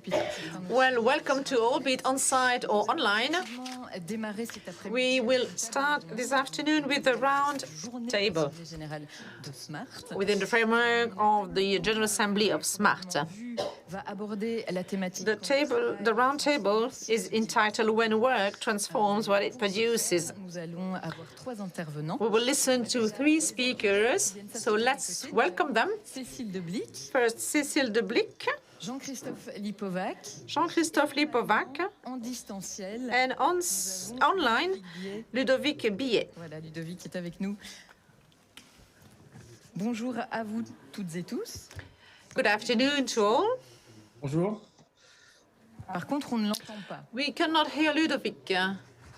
On lit sur ses lèvres, mais ça. We can read on his lips, but it will make it a bit difficult for the rest of the afternoon. Pour commencer, donc pour aborder cette thématique, surtout, on va pouvoir explorer différents. In order to tackle that topic, we will look at several business models with 3 speakers Vous présenter donc. that I will first introduce to you. Cécile de Blic. Cécile, you were employee of the Oxalis cooperative until the time you retired. Congratulations. Vous êtes devenu depuis président. Since then, you have chaired Fabric, which is a job creation company that recruits long-term unemployed in the region of Lorraine. Jean-Christophe Lipovac, you are the manager of the Zoen France Foundation, that is at the origin of the creation of the TIL cooperative of a collective interest, present in the Hauts-de-France territory, and then Ludovic Bies, online. Ludovic, you are an entrepreneur. You launched the activity La Forge des Entremonts as a lockmaker, as an iron worker. You started with the Oxalis Foundation. The Forge des Entremonts is located between Grenoble and Chambéry. And you are also a member of Bigre, the work mutual fund that brings together Oxalis, Copenhagen, and Smart Group. Présentation à ce sujet ce matin. And there was a presentation about this morning. Un petit peu le paysage pour que ce soit. So to set the background, to set the context for the audience, De prendre quelques minutes chacun pour nous expliquer un petit peu. I will give you a few minutes to explain where you come from, what is the company you represent, what is the business of your company, the challenges, how it was created. Cécile, I'll start with you. C'est pas les lunettes que je dois mettre, c'est prendre le micro. Okay, so I'd better use the microphone instead of my glasses. Bonjour à tous et à toutes. Good afternoon, everyone. Alors, déjà, c'est une coïncidence si Ludovic et moi sommes... It is accidental, actually, that Ludovic and myself are come from Oxalis, because here I am not representing Oxalis, I am representing Territoire Chômeurs de Longue Durée. As a volunteer, I have been working for 7 years Simplement dire qu'Oxalis, effectivement, est in that cooperative, and Oxalis is a cooperative which is the friend of SMART, so the world is small. As to Territoire Zéro Chômeur de Longue Durée, which I chair, well, I chair what we call a job creation company. The aim of the company is to create jobs for people who are unemployed, who are jobless. So these are we call them sustainable unemployed. So these are people who find themselves without a job for quite a long time. And to give you an idea, we experienced this on 10 territories in France. The average of jobless with 5 years. So that gives you an idea about the pathway of these people. The creation of that pilot project, had to be launched under a law in France that has allowed us to implement that project. It was initiated by a movement that you may know. It is called ATD Quart Monde, that support the most vulnerable people, the poorest people, the left out. And the approach actually public authorities, they said, well, with regard to unemployment, we are just not doing the right thing. For the long-term unemployment, we are creating many devices allowing people to be integrated, to adapt themselves. But when people have been out for so many years, they can no longer adapt. So we need to start with the people, from what they need, what they want to do, and see whether we can actually allow them to develop what they want where they are. So in the territories, be it urban territories or rural territories, there are many services that are delivered, many activities that are taking place. People need things that are not being done. So we thought that we could create activities allowing people to have a job. So this is the starting point of the Territoire Zéro Chômeur de Longue Durée. And then everybody can find a job. Everybody can be employed. And then actually, there are jobs. There is work to be done. There are services missing. And then money is there too. Money is not missing, actually. Money is not lacking. When the cost of a long-term unemployed or the cost of a person that is no longer entitled to an employment benefit. So that costs a lot. So there are many partners in that program, but one of them, ATD Quart Monde, has demonstrated that an unemployed person that does not get unemployment benefits anymore cost 30,000 to 40,000 euros per year to society. So instead of giving that money to these people who, in any case, will become less and less integrated, give us that money and we will know what to do with them and we will be able to create a job for them. So we started with 10,000 inhabitants, so it's a small territory. In an urban area, it means 4 or 5 streets, so a small district area. I come from the rural area, so we need to cover 30 communes to reach the 10,000 inhabitants. We're going to reach out to the people who are unemployed, who are jobless. We also try to identify the needs of activities on a given territory. And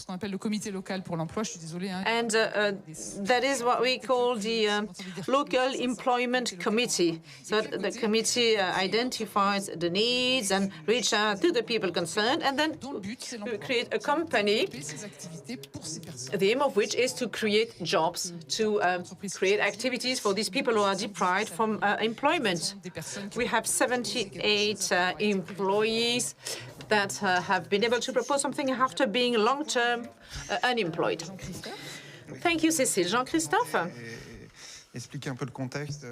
Well, to set the background, the Zoen Association is a very young association. It was created in 2019 in parallel with the creation of a first ecological transition cooperative supported by the association and by the Zoen Foundation. The Zoen Foundation is under the wing of a public utility foundation, a Swiss one created by a French person, Sophie Swatten. And Sophie Swatten is a researcher and a professor at the University of Lausanne, and she has been working on poverty issues for a long time. She did a great deal of work on poverty in France, and she has cooperated with Dominique Bourg in her lab in Lausanne. And she's at the origin of what is called the ecological transition income. And actually, we see that there is much connection with the cooperatives. So, on one side, there is the income, on the other side, there is the cooperative, like a coin, and there are two faces. And in the north of France, we have created created a kind of prototype, a first ecological transition cooperative, and the association is made up of members. The idea of Sophie Swanton was to create links between the research and field work. So the knowledge that comes from the field, from the ground, can be co-produced, can be disseminated, shared. So that cooperative is a pilot experience allowing us to work on these new development models, these new economic models, and also to look at the issue of income. So that pilot experience was launched in 2019, and we have about 20 companies, 20 entrepreneurs, and the objective of that company is to do ecological entrepreneurship for all. So we target several audiences, several target groups, and also those who are very far, who have been distanced from the employment market, from the labor market. So the idea is to bring together people around an economic project that is also a political one, starting from the bottom, from the grassroots level, while integrating the ecological and social questions. So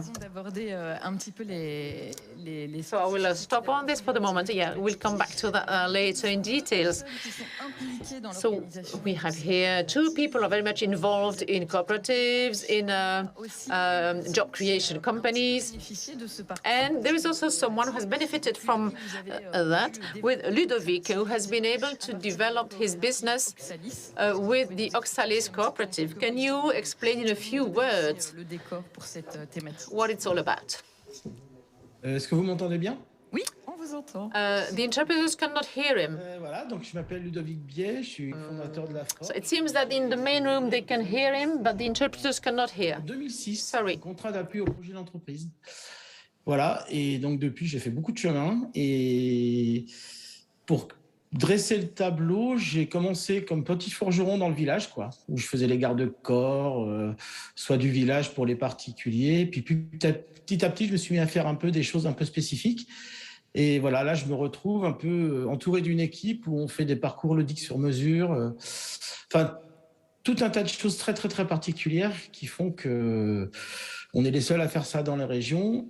Et c'est beaucoup de plaisir à faire ça, même s'il y a en ce moment une grosse charge de travail, donc je suis un peu fatigué. Mais en tout cas, c'est un exercice qui est assez difficile pour moi. Je n'ai pas l'habitude d'expliquer comme ça ce que je fais. Oui, je suis entouré de combien de 5-6 personnes en fait. There are 4 or 5 people with me for the designing process, for the manufacturing process. Ouais, et le fait d'avoir... c'est Oxalis qui est venu dans mon village, en fait. And Oxalis came to my village, to my town. J'avais pas bien compris la présentation. So I came across Oxalis, where I lived. I didn't really understand what he was saying, but he was nice. So I said, okay, I'll have a look at it. And it has really transformed me, has really changed me, personally and professionally. And then, you know, I thought, okay, I'm not that stupid. And being surrounded with friends who give advice, I am in between knowledge and making, but I have much fun. I'm not going to say more, but I'm ready to answer your questions. Well, great, because I have many questions. When we talk this over among us, you also refer to that potential. And Oxalis allowed you to develop that potential, to discover your own potential. You started from your job as in a forgery, as a locksmith, and then you had the possibility to develop a job with your team, and that growth, that development opened other doors. So that's the craftsmanship, now you give advice, so your activity is really growing. Yes, you're absolutely right. Donc ça, c'est vrai que c'est peut-être intéressant de revenir un petit peu sur ce parcours. So it's interesting to go back over your pathway. J'étais tout seul et j'ai vraiment essayé. For 10 years, I was on my own. I was alone, and I said, okay, I need to be a real boss, and I didn't succeed. And then all of a sudden, I thought, well, I could delegate. So everything that bothered me, I delegated it to others. So the accounting, the administrative work, yes, all these kind of things, I delegated. And since 2014, I have delegated many things, and I focus on my core business, that is to invent, like being like the conductor. And it is still developing. I'm really lucky because I've met Oxalis. So. Je dois regarder droit devant la caméra. Ludovic, pour l'activité, je voulais vous poser aussi la question des enjeux que vous avez trouvés. What about the challenges? The fact of going through a cooperative is not the same as developing one's business as a self-employed.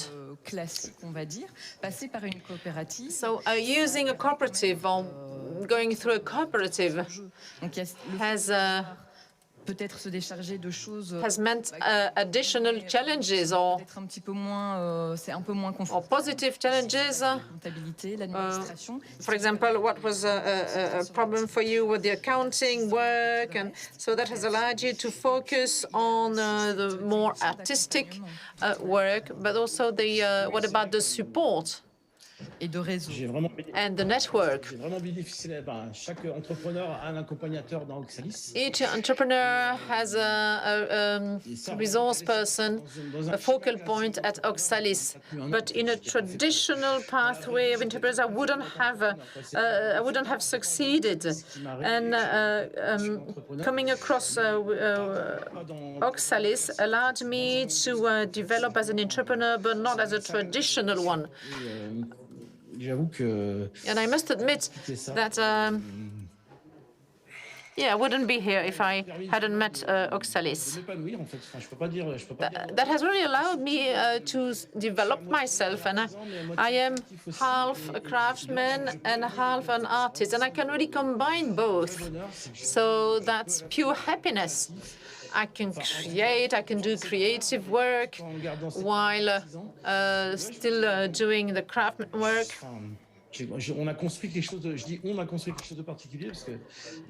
Well, and we have created something very specific, because the forgery actually is the realization, the achievement of the whole team. Without the team, I wouldn't have been able to do it. So back to you, Cécile and Jean-Christophe. With a question about the challenges specific to these job creation company. Je vais peut-être du coup rebondir sur ce que disait Ludovic, parce que to pick up on what Ludovic was saying. Mais quand même, la coopérative qu'on a créée, en effet, c'est sous un format de SIC, de société coopérative. So the cooperative we created is what we call a SIC. It's a kind of public-private partnership. It's a public interest cooperative. And just like Oxalis, well, in France, we have the same status. We are a job creation company, an entrepreneur activity, which is also the SMART model. So it's an honor for me to be here, because we are just a little piece in the whole of SMART and Oxalis. And as to the challenges, there are two things I'd like to say about this. So there is the cooperative per se, as such, and the support given through the cooperative, as Ludovic was saying, being part of a group, a cooperative, he can be supported, and with the Tilt cooperative, that's exactly the same. So, so what is the support? Because we always refer to supporting, but actually we can be considered as an incubator of ecological transition projects. So what differentiates us from the others? Well, so yes, indeed, what is the difference? Ce que je disais tout à l'heure, on est vraiment sur l'entrepreneuriat écologique. We are really focusing on ecological entrepreneurship. We support new jobs in connection or in relation with the ecological transition. And our trademark is actually the fact that we work on these new economic models. So, working on utility interest work. So we really want to work for the community in the field of employment, in the field of the environment. So we were created in the Dunkerquois territory, and Zoen Foundation is a member to the cooperatives with the city municipality of Grande-Sainte. And in Grande-Sainte, there are 29% of unemployed people, 40% of unemployment under the less than 25. So the idea is also to support jobs on the way to the ecological transition. In 2019 and 2020, we worked for Dunkerque, 200,000 inhabitants. So when developing a short-circuit economic production system, we need to take into consideration the perimeter of the territory we're working on. So we want to create utility activities, useful activities, and we also want to focus on the income generation. There are solidarity devices implemented through the cooperative in order to support jobs or activities that are not profitable but that do create value on the territory. So the true question is to identify the value created on a given territory and to improve it. So apart from the transition income, the idea is to set up a device allowing people to have a decent life out of their activity, of their job, what they do. So we are also doing research. In the north of France, we collaborate with the HRRSS. So we are part of a network. Yesterday, we were talking about researchers in Lille working on the wealth indicators. And we would also like to bring about a cultural transformation within local municipalities, local authorities. So the challenge is the support, and another challenge is also a challenge for the entrepreneurs. And since you were talking about a podcast, we also made a podcast with the Zoen Foundation. So we have very nice podcasts, so just a bit of advertisement about them. So that's what we do. And actually, the profile of our people are people who may have worked as consultants, who may have worked for big companies, and from one day to the next, they start a totally different activity, an activity that is meaningful for them. Yes, that quest for meaning is key. Yes, people have been working for a big company now. They focus on the zero waste principle, or they start biking, whereas they used to use their car every day. So it can be a total change, for a radical change for many people. And we're also targeting groups that are very far away from the labor market, and it's the same motivation. It's important to give meaning to what we do. So we are not social assistants, or we do not deliver social support. We really want to work in a network. So we use actually different services that are part of the social support, and actually we try to set the right conditions to allow people to develop their activities. The idea is to give meaning to what we do and to make something useful in the interest of everyone. It's a general interest for the collective interest. So that's the common denominator. Of course, we have a chart of values, and so at our level, it's a very small scale level. We also work on the resilience of the territories. So with regard to the ecological challenges, the climate challenges, we need to think of new forms to apply solidarity. So at our small scale, that cooperative contributes to the development of the local economy, to the growth, to the local growth, and that way we hope we'll be able to contribute to meet these new big challenges. Cecile, you are facing similar challenges, but you might also have other challenges. You talked about people far from the labor market, and this is the core business that we have. We've been working with those people as part of my NGO, and I would like to say two things. First, to restore the dignity of the people. All the people who are interviewed, we are currently producing a video on how to have a different look at work and labor. You know that the relationship between people are difficult. There is a lot of tension. We have a company with 80 staff. 76 of them were long-term unemployed, who were severely hit by the system. So it's no bed of roses on a daily basis. But all these people now have retrieved some dignity because they have a job. So we can give those people a non-fixed term contract. Whereas all integration contracts in France are short-term or fixed-term contracts, which means that you work for 1 or 2 years and then, well, you're back in trouble. During a meeting, someone asked a question to Irina, who is a Russian girl living in the southern part of the territory. And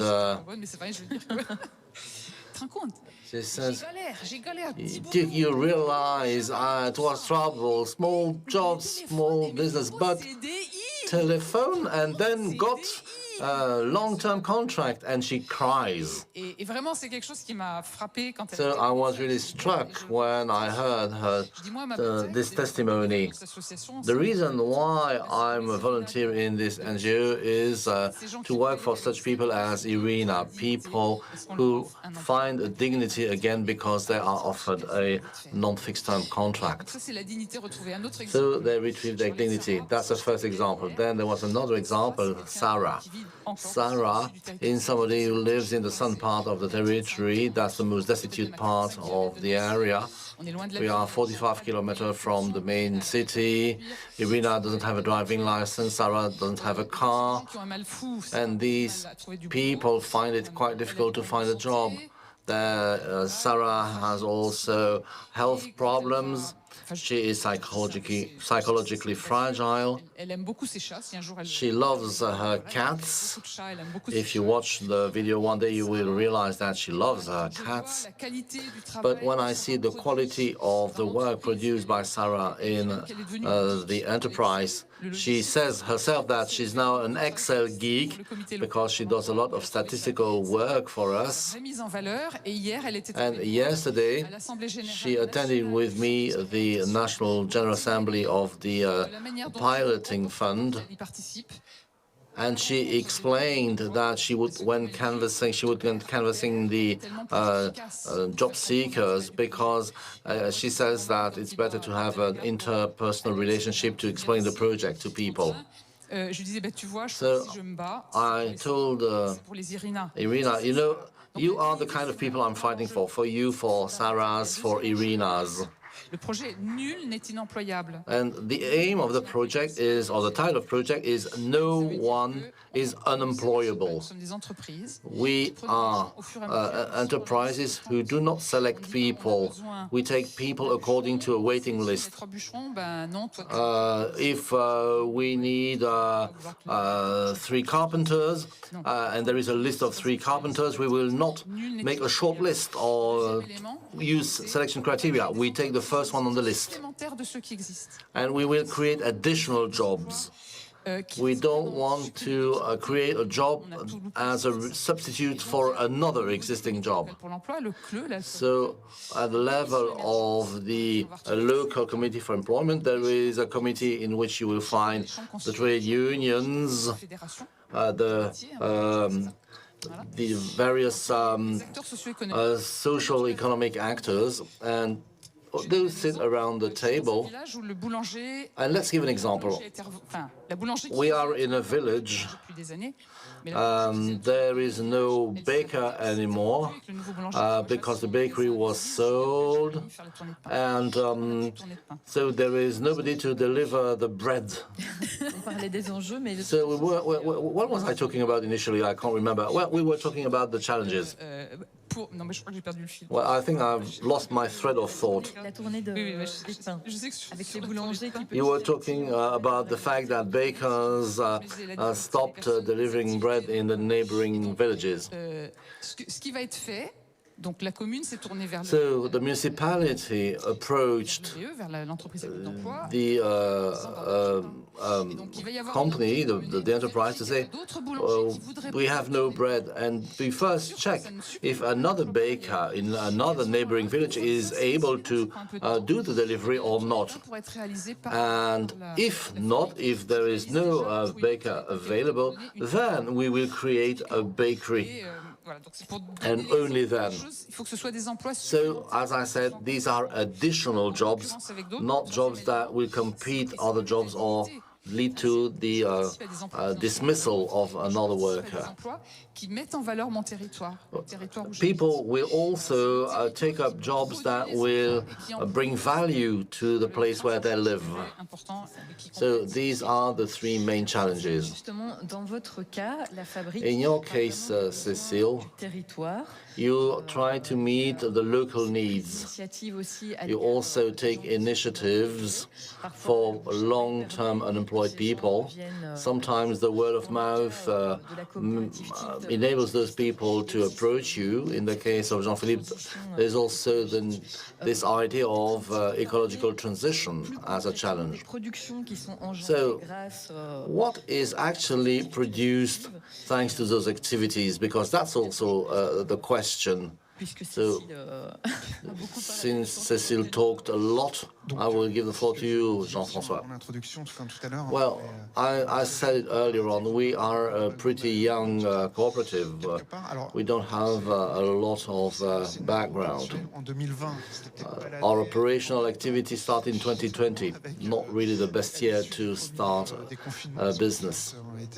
In France, we had a lockdown, the first lockdown in May 2020, and the first entrepreneur, who is now an entrepreneur and a member of the cooperative, is part of the decision-making process.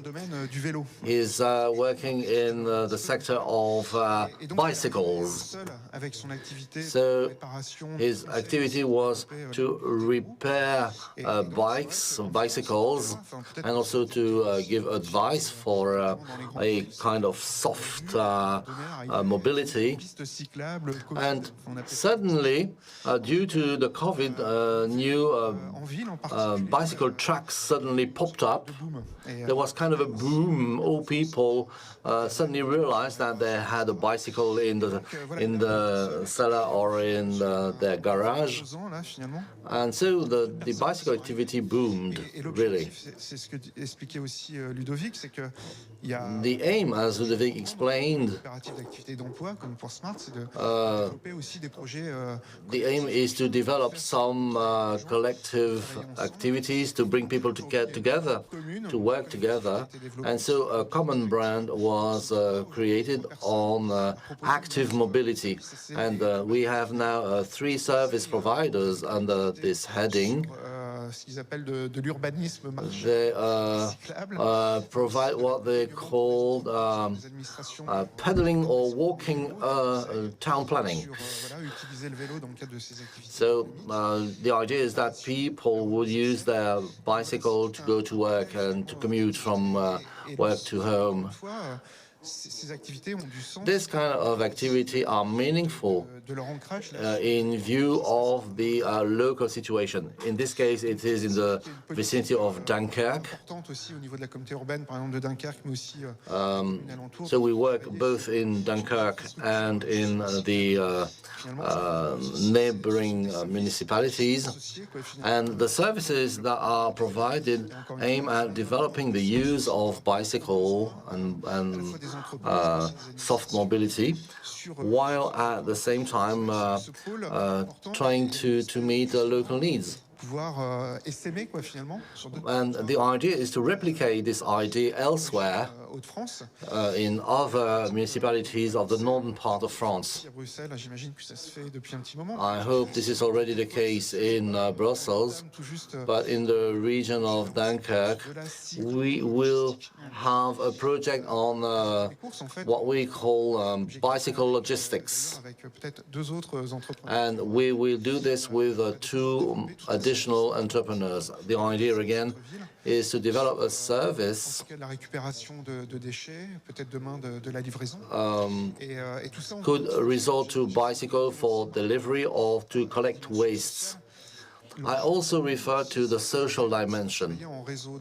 We indeed want to network. At regional level, there is a whole project around cooperative platforms. This is a very interesting instrument that we try to adjust to the actual needs on the ground. We try to have a fine-tuned analysis of the needs of actors locally and to try and propose responses or answers that actually meet those needs. So we want to have products that are meaningful for the people, meaningful for the place where they live, and that are also part of kind of a network, a cooperative network at a wider scale. Juste ici, on peut revenir après, on prendra aussi le point de vue de Ludovic. Okay, we will then listen to Ludovic. In the concrete case of a long-term unemployed that is supported by La Fabrique. Et on avait parlé de différents exemples. We talked about various examples. You have a honey factory, you have a recycle shop.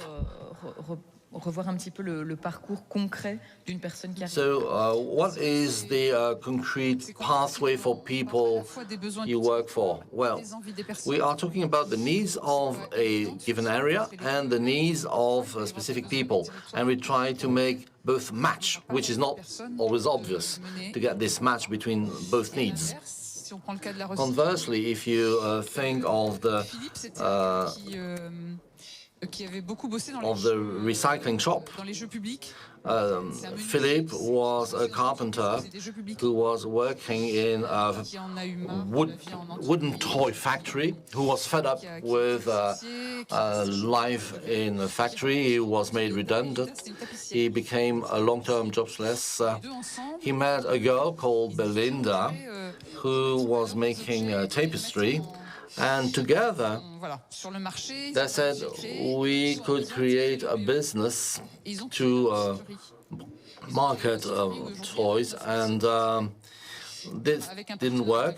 They came to see us. Now they have created this recycle shop, so the recycling center. And so they will go to the waste centers, see if there are objects that can be used again, can be recycled. So they will pick up whatever can be recycled. And then these objects are sold by people who want to do trading. So their role is only to find recyclable objects, recycle them, and then they pass on those objects to people who want to do trading. And the honey factory is the meeting between someone who was fond of honey and bee lovers. The problem was that there was no honey producers anymore in the area. And so, again, we have provided this bee grower with 55 honeycombs, and people call this bee grower whenever there's spot swarms of bees, and so that the honey grower can come and take them and put them in his honeycombs. So again, we try to match the needs of a person with the needs of an area, and all this should be part of ecological transition. All the activities led by La Fabrique are part and parcel of this ecological transition. When I heard Jean-Christophe talk about bicycle repair, we are in a very hilly area. We could imagine a repair shop for bicycles as well. That could be an idea for the future. We also have somebody who has a concrete experience of this kind of activity. You explained to us that you grew your activity and that you have now a team around you that help you grow and develop. So let us know more about your daily work. Well, currently we are working for a ski resort. We are working on a pathway that will be implemented, that will be installed there. So while walking, people will have the opportunity to read different billboards with information. So we will inform them about the wealth of nature. So I also need to say a few words about my own Compostelle pathway. So as part of my of the pathway that I installed in the ski resort, I realized that we needed to produce benches. So I would like to thank Alex, who did the photo shooting. Thank you, Alex. It was a nice day. So that's how this idea of wooden benches came about. Today, I even can choose my clients. And my rationale is the following. I ask myself the following question. What is missing in my environment that I would like to see? And so from there, I can imagine pieces of furniture or toys or other items that I then produce. So working with Oxalis enabled you to develop all this, to be a craftsman and also to be an advisor nowadays, as well as the fact that now people come and see you because you are a reference point. So you started alone and now you have an enterprise that is well known.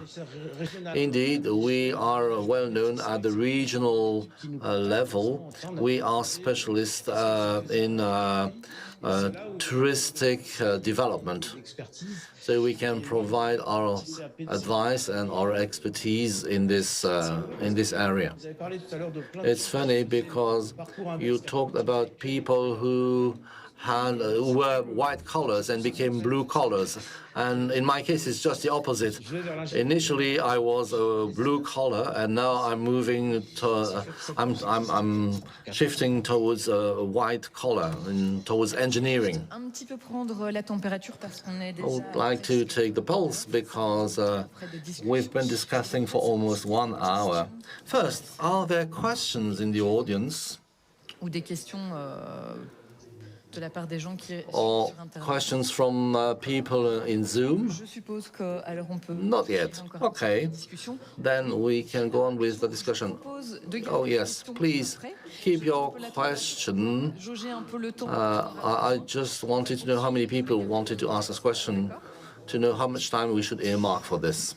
Alors moi, ce qui m'apparaît aussi de manière assez évidente dans les modèles d'entreprise. What is obvious in the business models that you introduced today is this human dimension. Il y a vraiment cette dimension. This is very striking. This willingness to go and work for people, to find something meaningful for them. The fact that you want to develop an activity with human support. Does that ring a bell? Do you want to further elaborate? Je suis pas sûre d'avoir compris la question là tout de suite. I'm not sure I understood the question. Juste pour préciser, ce que je voulais dire, c'est que cette dimension humaine, finalement, dans le cadre de coopératives, what I mean is that this human dimension à but d'emploi, in a cooperative cette dimension humaine est quand même vraiment prépondérante. Is absolutely key, which is not the case in a mainstream company, which mainly aims at being profitable in the first place. Oui, c'est vrai, parce que tout à l'heure, on a parlé de point de départ qui est aussi l'aspiration. Well, we also need to take on board individual aspirations. Et nous, c'est aussi finalement quel moteur finalement. What is the driving force behind the commitment? Les entrepreneurs qui sont. The cooperators that we have today are entrepreneurs. De vouloir s'engager. And initially, they wanted to commit themselves, and the human dimension is the kind of support that we provide. That's where you find this human dimension. It's the same with Oxalis. The activity is not only an economic activity, it's a life project. Of course, you want to make a living out of an activity, but this activity will be ecological advice. And so you are trying to take the best of both worlds, of the economic world and the ecological world. It's a personal commitment that you take. And this is one of the values that you try to promote. Well, indeed, yes. We did some research action work because we wanted to involve sociologists, for instance, who will make analysis of the individual pathway of entrepreneurs. These are short papers, so we can disseminate them quite easily. Mais juste pour reprendre, parce que comme pour les autres CAE, comme pour Oxalis, as is the case for other cooperatives like Oxalis, we can provide training, and we also work on the so-called internal transition. In other words, how, as a person, you are aligned with the economic activity that you want to engage in. And so this idea of personal alignment is very important. The profile of our entrepreneurs are 40-year people, but also young people who just graduated from an engineering school. And those young people tell us, I'm in total panic when I hear about those climate change impact. I realize that I must do something, so I will not work for a big multinational. I will rather provide advice. I will work on eco-anxiety. So these young people want to be in harmony with their own values and with their own aspirations. Just as is the case for people who are far from the labor market, the main challenge is to make them trust in themselves again. In our case, it's a bit different. We recently were joined by somebody who previously worked in marketing. We had lots of people who previously worked in marketing. I'm not sure whether there is a causal effect. People who work in marketing in big groups, big multinationals, sometimes are fed up with it. And so this young guy is now subject of an individual analysis. We try to make a list, an inventory of all the skills that this person has and make the most of those skills, to try also to combine individual skills to act together, just as many cooperatives do. We also are testing a contributive budget. So if an activity can be useful for the cooperative or for the members of the cooperative, we can put up a budget for that. So, and that's very important in our case. So this contributive budget that we have put in place and that we will try to better structure in the future also includes this human dimension. We rely on the individual skills of the entrepreneur. And last but not least, we are a cooperative with different members. We have a series of entrepreneurs, but also some of them are paid staff of the cooperative, because there again we try to provide some support. This is part of the life of a cooperative. So we try to help these people to find their place in this joint endeavor that is a cooperative. And the difference is that people are highly motivated. In their previous jobs, they were not fully involved or their work was not fully acknowledged, and so they were demotivated. In the case of the contributive budget, the first beneficiaries of the budget told us that this budget helped them increase their turnover, but more importantly, it was an acknowledgement of the work that they did for the cooperative at large. In my previous job, they said, one would not acknowledge this contribution to the company, to the enterprise. So people are fully involved in the life of the cooperative. Well, maybe people felt like pawns in their previous company, and now they try to find another job which is more meaningful. Cécile, you too wanted to say a few words about this human dimension. Well, some additional words. An open-ended contract for long-term unemployed people is a kind of the grail. Irina had been unemployed for 9 years before being offered an open-ended contract. And being offered several fixed-term contracts has not the same value as an open-ended contract. And it is also the principle of the fact that people must act on a voluntary basis. You might have some people who will tell you, no, I don't want an open-ended contract. So there is this support, this accompaniment that is provided on social issues, on housing issues, health issues, sometimes hygiene issues. After some trial and errors, we have decided to outsource this service. So the human support is not taken care of by the company, because there is a risk that this support be instrumentalized. So this human support should be separated, distinct from the company, from the life of the company.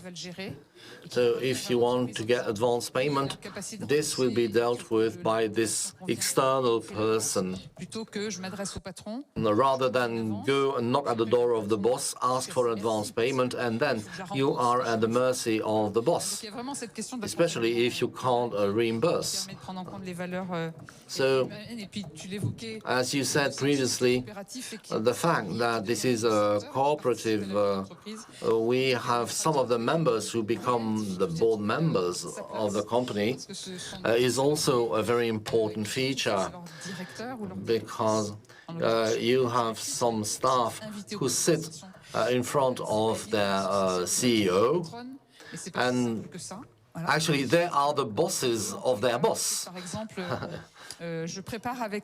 So together with the employees, because this is also part of my job,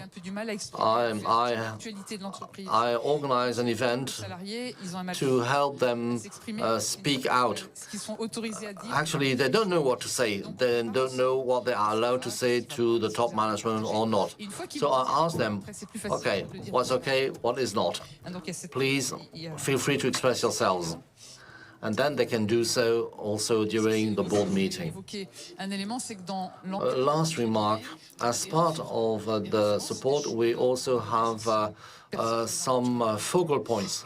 These are former unemployed people who are elected by their peers. For instance, in the case of the woodcutter team, the focal point is elected by other woodcutters. It's not so simple to implement, but I find this quite interesting. I can say so because I'm in Belgium. I think it's very important that peer will say, I'm choosing this peer as my focal point. But then the management might tell you, well, it is not good for accounting, he cannot make a quote. But it is important that this person is acknowledged by his or her peers.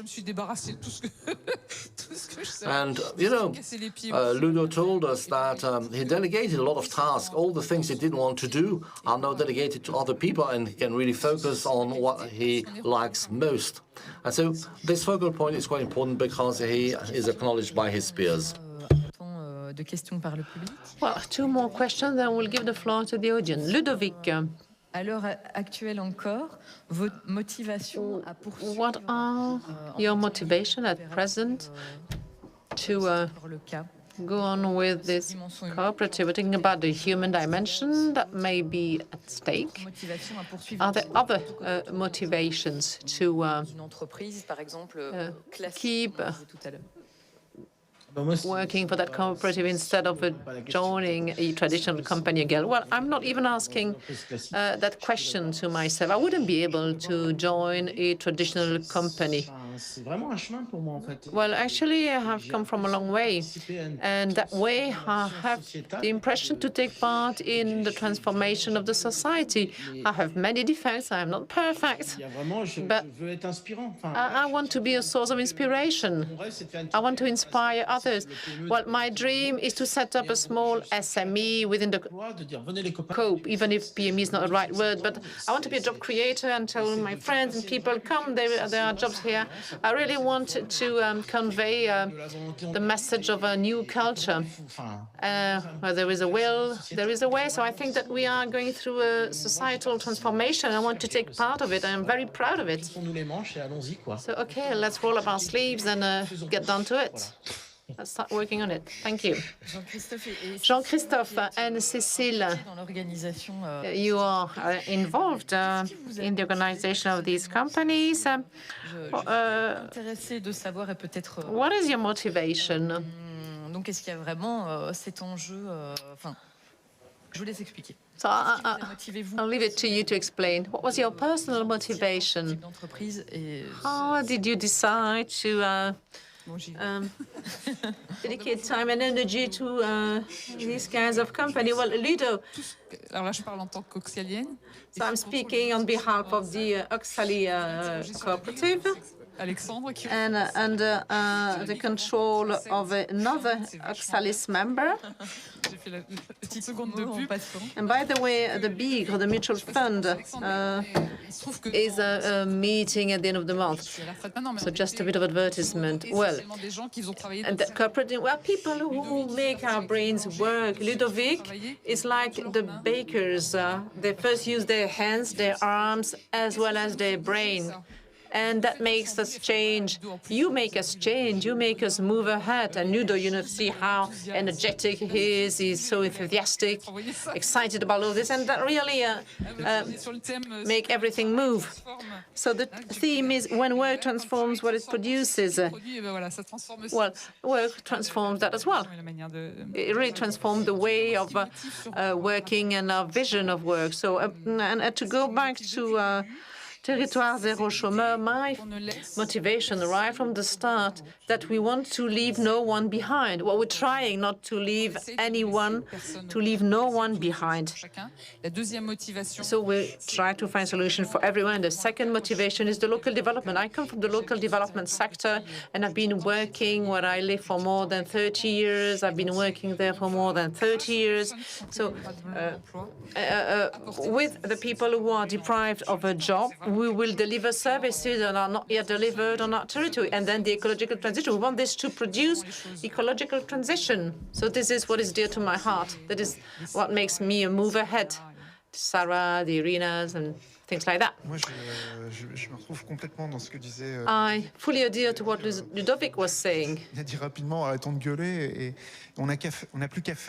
So let's just do it, and in the cooperative and with the Zoen Foundation, well, because we are also involved in other cooperatives in France, in Occitanie, in the Aquitaine region. Other cooperatives are being created in France.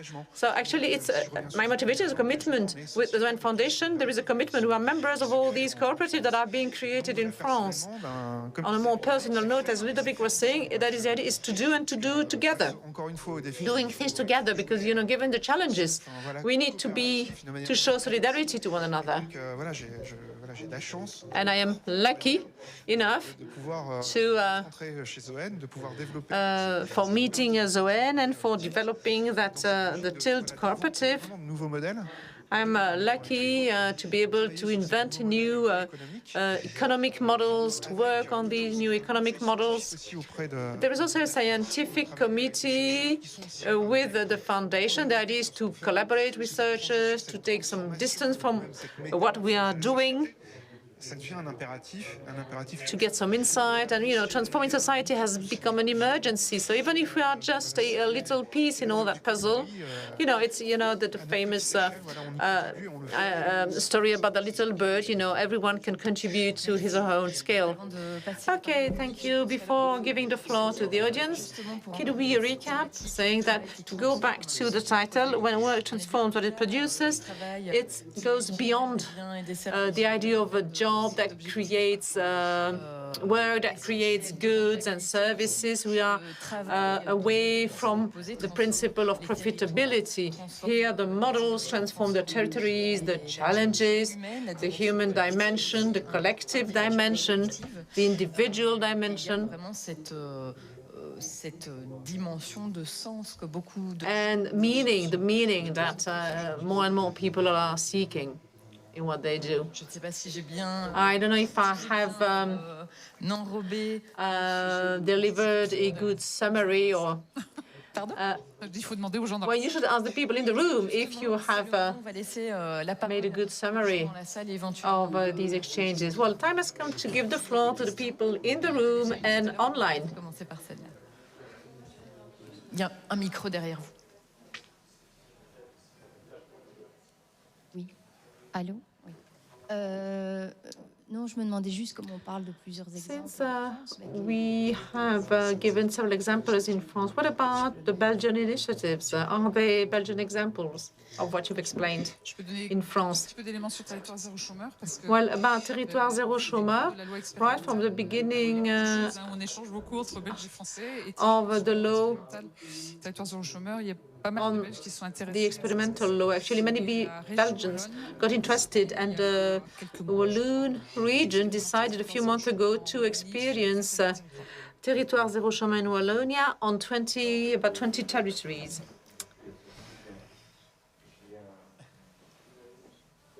Merci. Thank you. Je me posais une question, donc je la pose. My question is, well, I'm convinced, you know, with your model. Même ceux qui regardent à distance, là tout à fait par hasard. So we are not here by accident.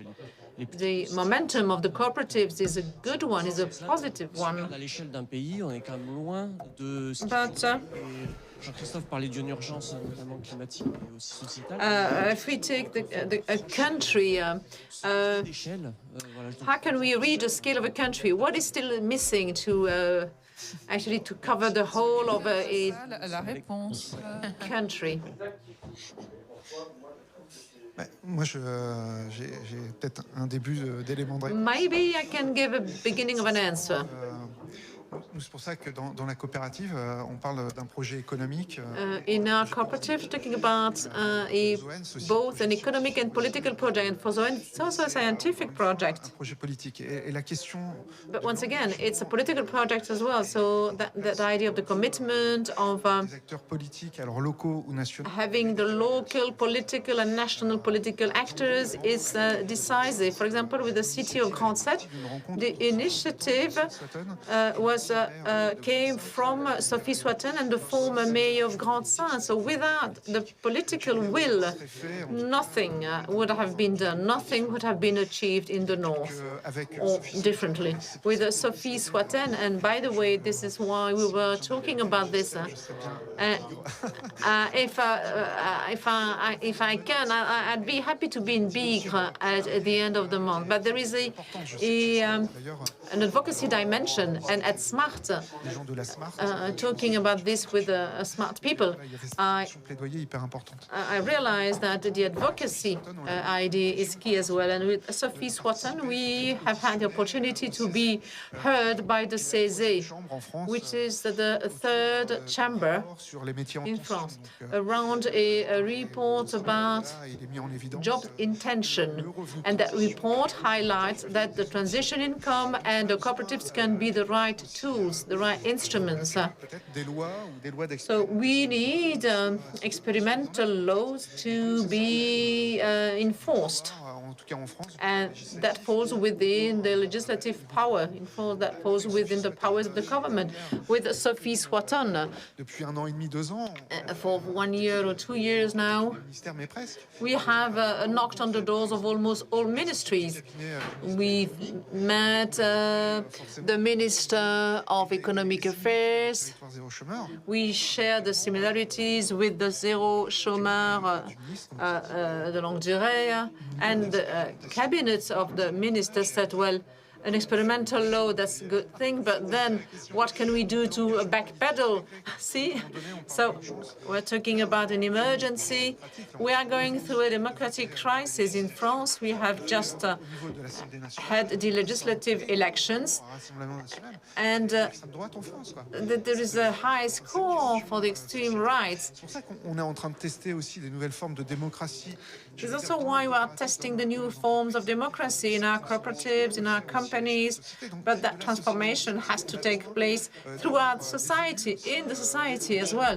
We need local elected representatives, national elected representatives that are bold enough to contribute to the transition, to go for the transition, that would dare to break away from the traditional economic systems we are in. At Bigre, there will be a workshop on transition and capitalism, right? And we had Éluard Laurent at our university a workshop. And actually, it was very lively because we do not share really the same vision of the world. We are not exactly like-minded. qu'il y avait quelque chose que j'avais pas dit sur le programme. There is something I haven't said about the projet Territoire Zéro Chômeur de longue durée. It's a revolutionary program in a system which is not a revolution at all. So, of course, there are many tensions. We have shared many nice things, but in reality, it is not that simple, be it with the company managers or the elected representatives, the local elected representatives. Well, these people tend to think that if people are unemployed but just have to cross the street, does it ring a bell to you? De fait, le projet expérimental, il a quelque chose de très intéressant. So the experimental project is very interesting insofar as if we respond to the needs of people who are jobless, and if you're going to just advertise about this, Je suis sûre que je vais pouvoir. Ce sera plus facile pour moi de dire dans. It's because I know it will be easier for me to say in my town, thanks to ATZ, thanks to that program, we have bread. Le service lui-même rendu permet de changer. So the service provided allows to change the mentalities of people, because actually that if things do not change because mentalities haven't changed. You know, you mentioned the Front National in France, so the extreme right, but what about the 55% of abstention? So people are not getting interested anymore. So we need to shake them. And about the Territoire Zéro Chômeur, we have achieved a second experimental law moving from 10,000 inhabitants to 50 municipalities, and we are working on the extension law, so no longer experimental law. So any municipality that will comply with the criteria could become a municipality of Territoire Zéro Chômeur. So a few thoughts about this. I was wondering, well, I have the impression de tout ce qui est initiative écologique, etc. So, also with regard to the ecological initiatives, etc., to reach our elected representatives, it must start from a local initiative that develops with more and more citizens that get involved or that are seduced or they get interested into or say, okay, it can work, it can be the right response to today's challenges. So maybe that is what will allow the public authorities to get interested in that kind of model. So, okay, it seems to work. La SMART, I know that SMART a quand même dû de temps en temps enfoncer des portes. Had to really force the opening of doors in Belgium. That may be the same for you. So sometimes it's important to force things, to create our own model. Finalement, c'est bien, ça marche. And then, and after that, eventually people will say, oh, it's nice, it works. So I still believe it's the revolution. It remains revolutionary. Je pense qu'à un moment donné, ça I think that allez, on va dire le monde des personnes nanties. At some point, even the wealthier will be interested, maybe, because it's very practical to have an economic system with unemployed, with a pool of jobs. We do not increase wages. But if we together, we make it possible to have less unemployed people with services, new services delivered, people will start thinking, well, I mean, not everybody will like it, but I can say this because I'm not home, but I think there is a real political fight to be led. Cette approche de partir du local, il y a un enjeu en effet. So we start from the local level, of course, and there is a real interest in doing networking and bringing together the synergies. Yeah, we've already heard new ideas emerging from here. Mais en tout cas, c'est vrai que quand on essaie de travailler sur ces questions de nouveaux modèles économiques, when working on these new economic models at a micro level, at the level of a micro company, at the level of the municipality, we sometimes have the right to experiment with elected representatives too, and we have the capacity to do it.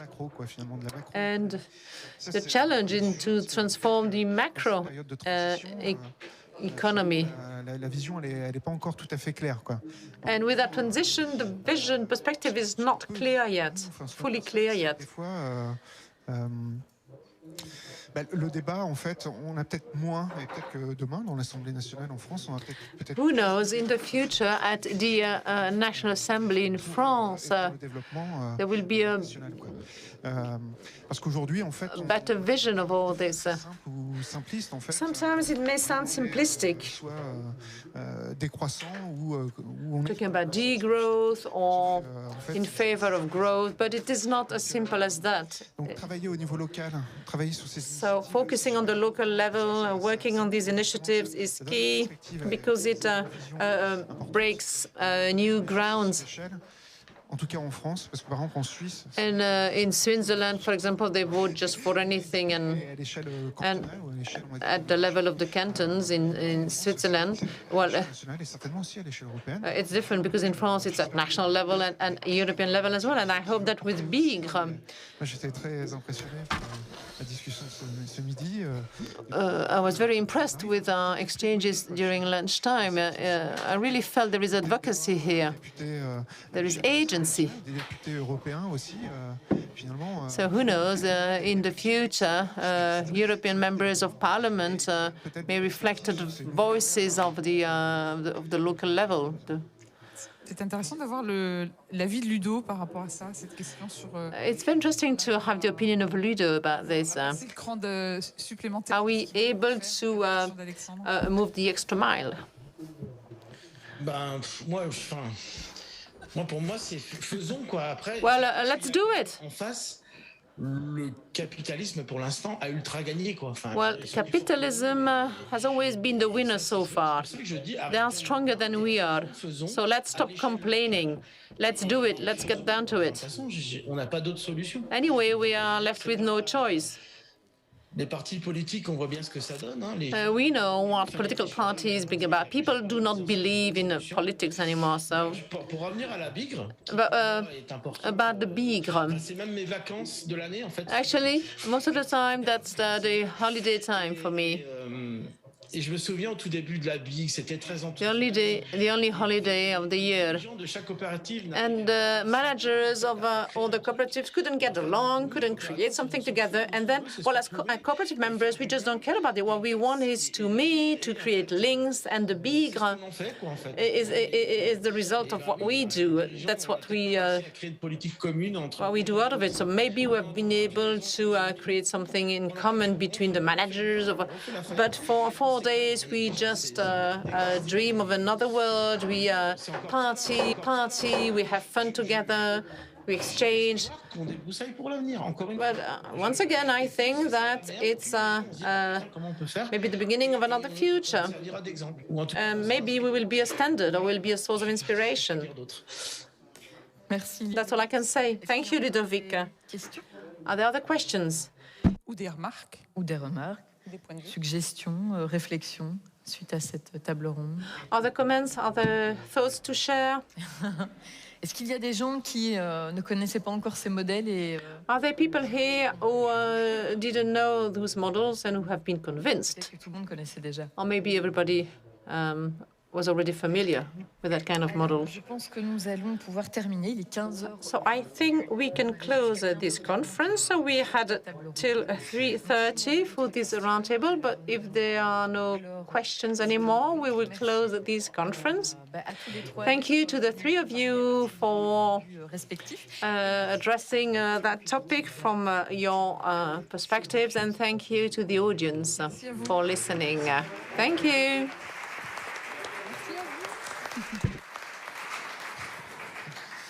Et merci Ludo. Thank you, Ludo. Grazie mille. Grazie mille.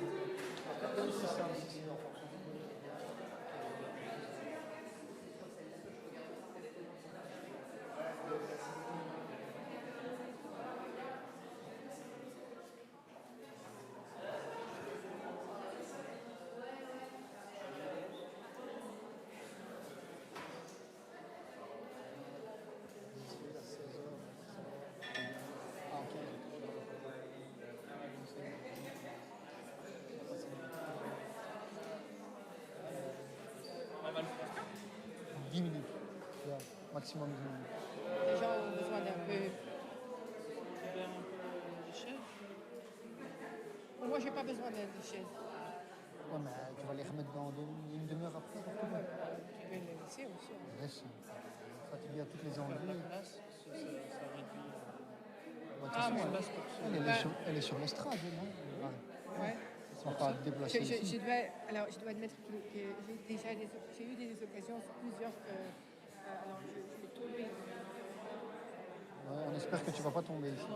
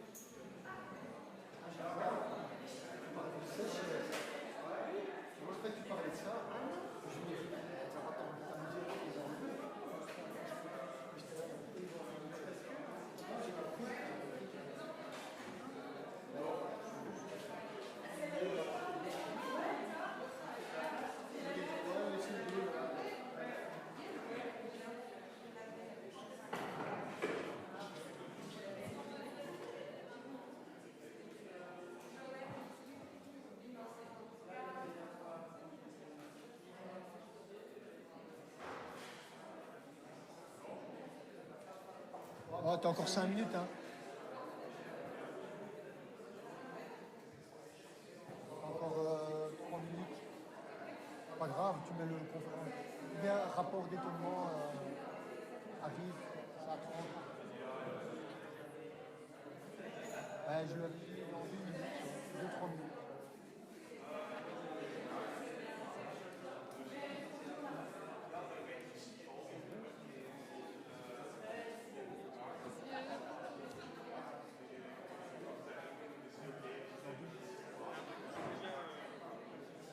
On t'entend pas.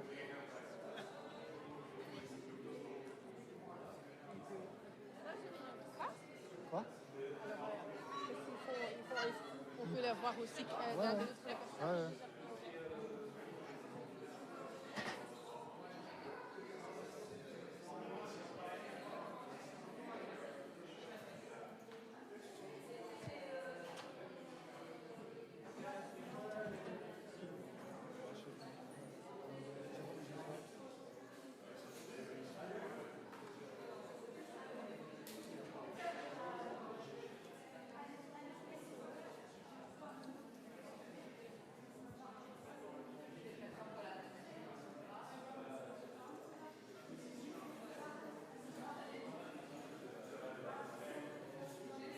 Il y a quelqu'un qui craque, tu vois.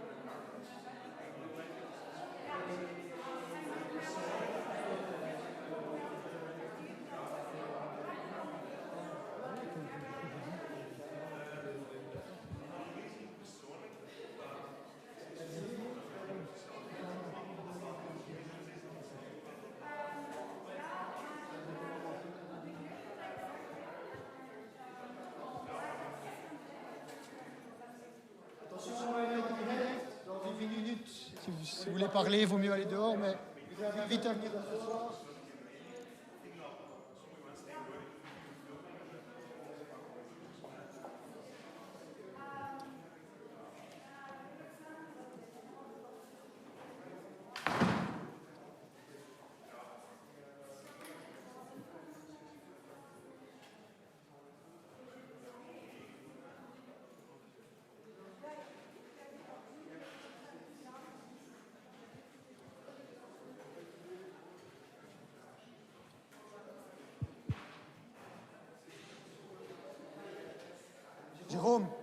Jérôme,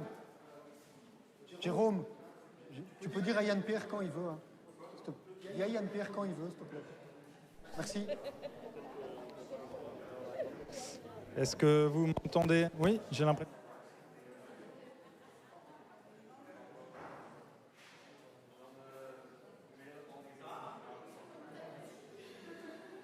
Attention pour le bruit, s'il vous plaît. On va être en direct.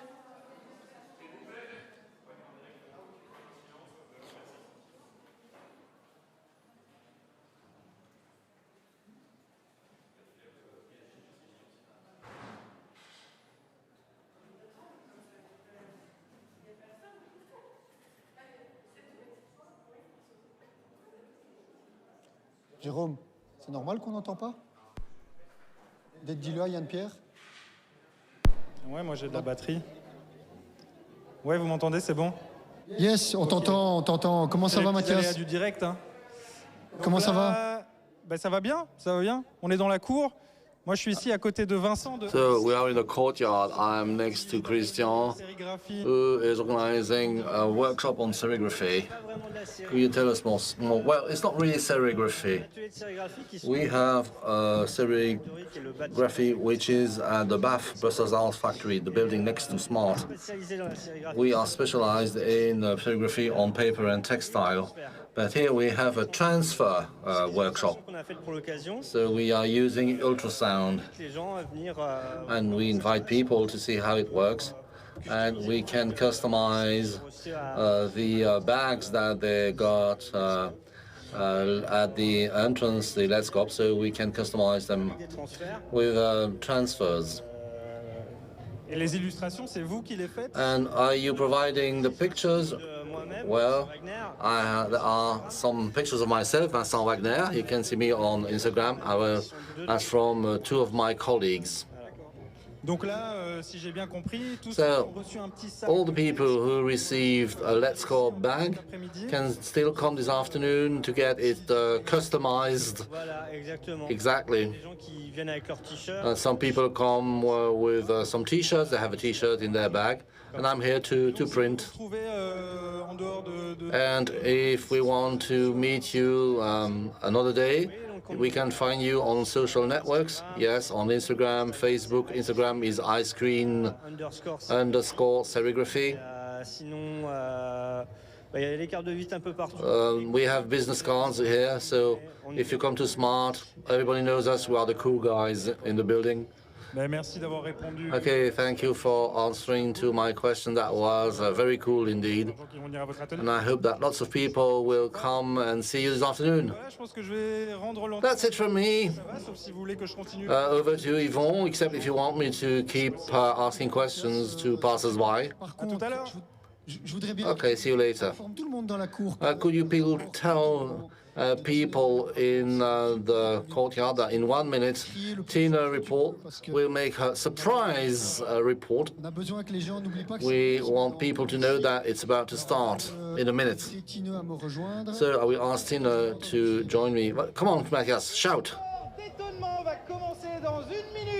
So the surprise report is about to start in 1 minute.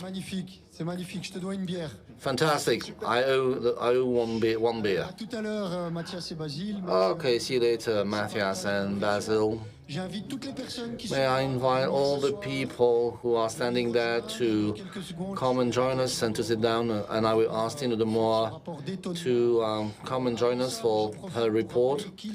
Before that, let me remind you that you still have a couple of minutes to vote. Please vote, vote, vote. It's important to make your voice cast. So we hope to have as many votes as possible. You have until 5:30 Brussels time, so 5:30 CEST to cast your vote. Tina, could you join me? Tina comes from the Netherlands. She is professor at the Management University of Rotterdam. Before that, for many years, she was a professor at the Utrecht University. She mainly works on class actions from a historic perspective and on the commons. So thank you very much for being with us, Tina, today. So Tina, you were able to walk around, to listen. So the aim of this report is to tell us what intrigued you, what amazed you during the day. Up to you, Tina.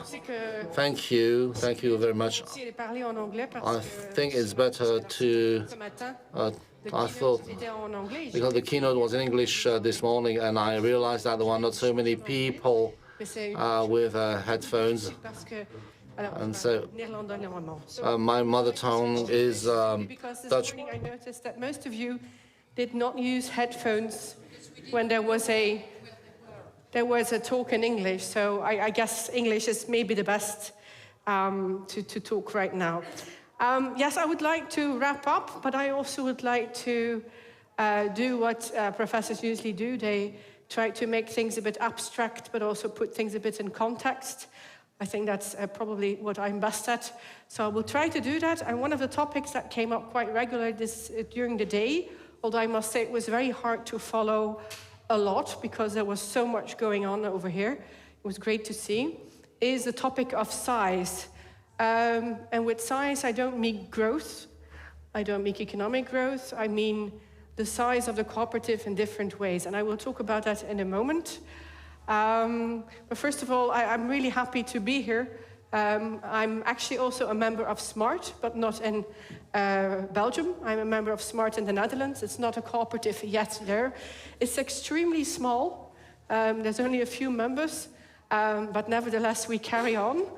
And also the enormous difference between SMART in the Netherlands and SMART in Belgium, which counts over 30,000 members, made me think throughout the day about what the role of size and membership in relation to each other can be and should be within the cooperative, not just this cooperative, but also cooperatives of other types, of energy cooperatives, etc. Yeah, there's over 32,000 members of SMART in Belgium, but there's about 300-400 people here, so that's about 1%. That makes you think, doesn't it? And I know the organizers thought, oh, it should have been more. I think it's quite good to have this number of people already here together and to talk about how they cooperate and what their cooperative should look like, where they go in the future. So I don't think you have to be disappointed. But there's 99% left. So next time I hope you need a far bigger location. But this difference between the number of people that's out there and at some point decided to become a SMART member versus you who want to learn about the cooperative, who are most likely very active members in SMART or at least utilize the services of SMART a lot, that's a huge difference. So let's talk about size, right? Let's talk about size and why it matters for cooperatives in the past, now, and in the future.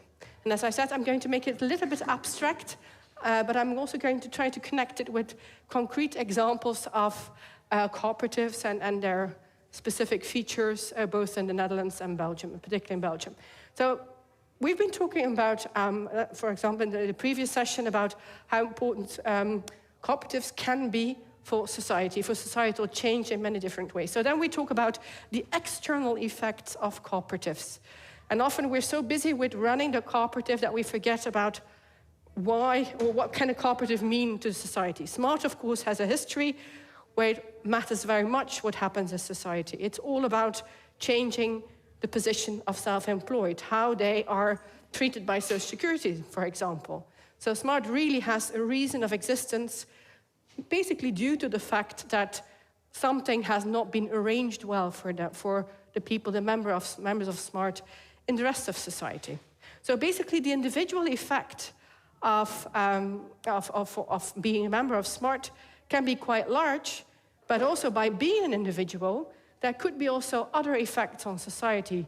For example, you start investing in other types of societal projects. Maybe some of you might, when they became a member of a cooperative, started investing also in an energy cooperative. We call that, well, that's a sort of behavior that is very direct, but there's also indirect effects. For example, what we call pro-social behavior. There's some studies which have looked at worker cooperatives in particular, whereby it turned out that people who are actively involved in democratic decision-making procedures within the worker cooperative were actually also more democratic in their behavior outside of the cooperative. They started engaging in politics, for example. So maybe the cooperative, and in particular the worker cooperative, and Smart in a way is a worker cooperative, can have also an effect in that way on what we call pro-social behavior, in behaving differently outside of your job as well. Of course, the bigger cooperative movement, and I guess you have noticed that there's a huge growth of the cooperative movement going on, not just in Belgium. Actually, in Belgium, it's going pretty slow. If you look at countries like Germany and the Netherlands, it's going a lot faster these days in many different sectors. In Belgium, it's mainly energy, and to some extent, a little bit of care and mobility. But in countries like the Netherlands, for example, the growth in the care sector of cooperatives is enormous. Of course, that also has an effect on societal change.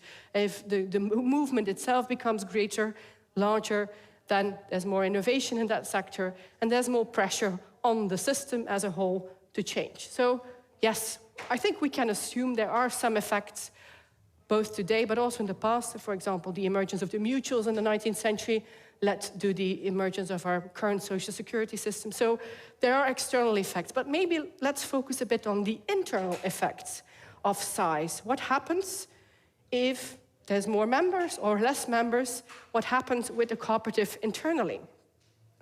What kind of effect does this have on the members in their commitment, for example? If you have such a large cooperative like today, and you only see 1% showing up, what does that say about the commitment of the members?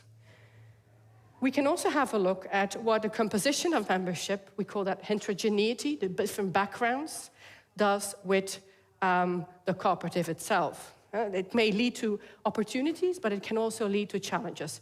And what I will not tell you today, I will have a bit of an open ending. I hope you take that open ending with some food for thought towards the rest of the wonderful evening ahead of you.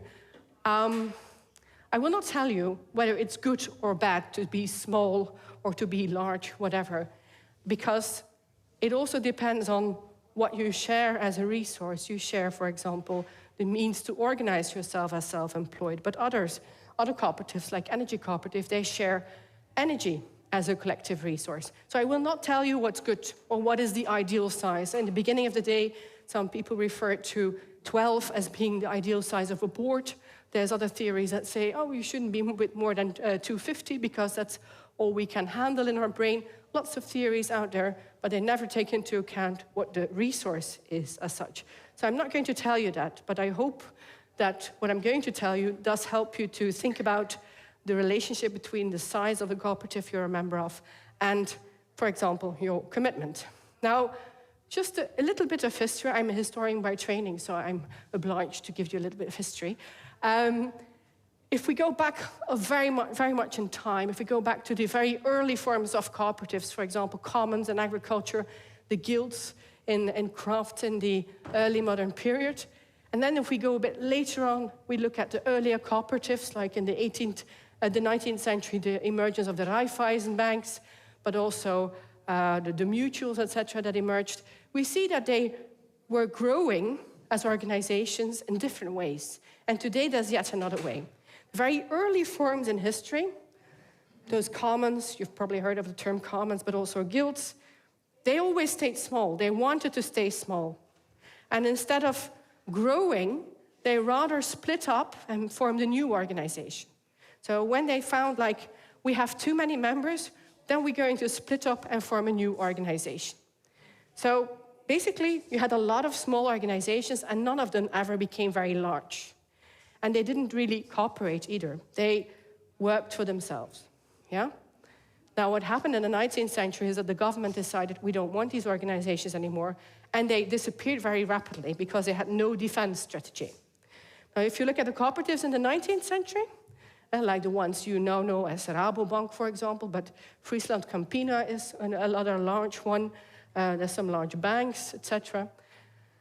They had another strategy. They decided to merge.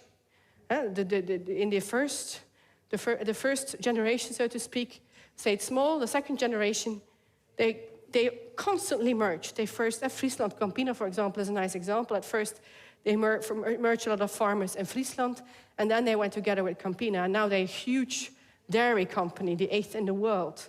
So they have a merger strategy. The problem there is, as a cooperative, it's okay to merge and to become larger, but it puts stress on how you cooperate internally. You lose a bit of that democratic decision-making together, yeah? Now, today we see something completely different, and actually Dirk van Sint-Jan also referred to that in his discussion on stage here.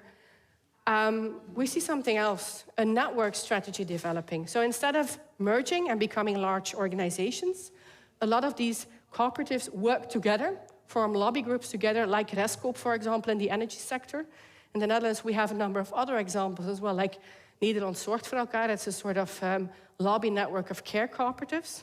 But we have others as well. And another thing we see is that growth is achieved by franchising. Franchising means that you have a model and that you try to replicate that model more or less all over the country. Yeah? Actually, SMART is also a bit of an example of franchising, but then on a national level. In the Netherlands, we see a franchising by the Herenboeren, for example. It's a cooperative farming system, but also mutual insurance for self-employed through the bread funds is growing by a franchising model. So, what makes all these organizations similar, and now we go to an even higher abstract level, is their way of governance, their way of organization. The reason you're together and you talk about cooperatives from agriculture to energy and anything in between is because you feel like we do things differently. It was said on stage here. We do things differently, but it's sometimes hard to put your finger on it.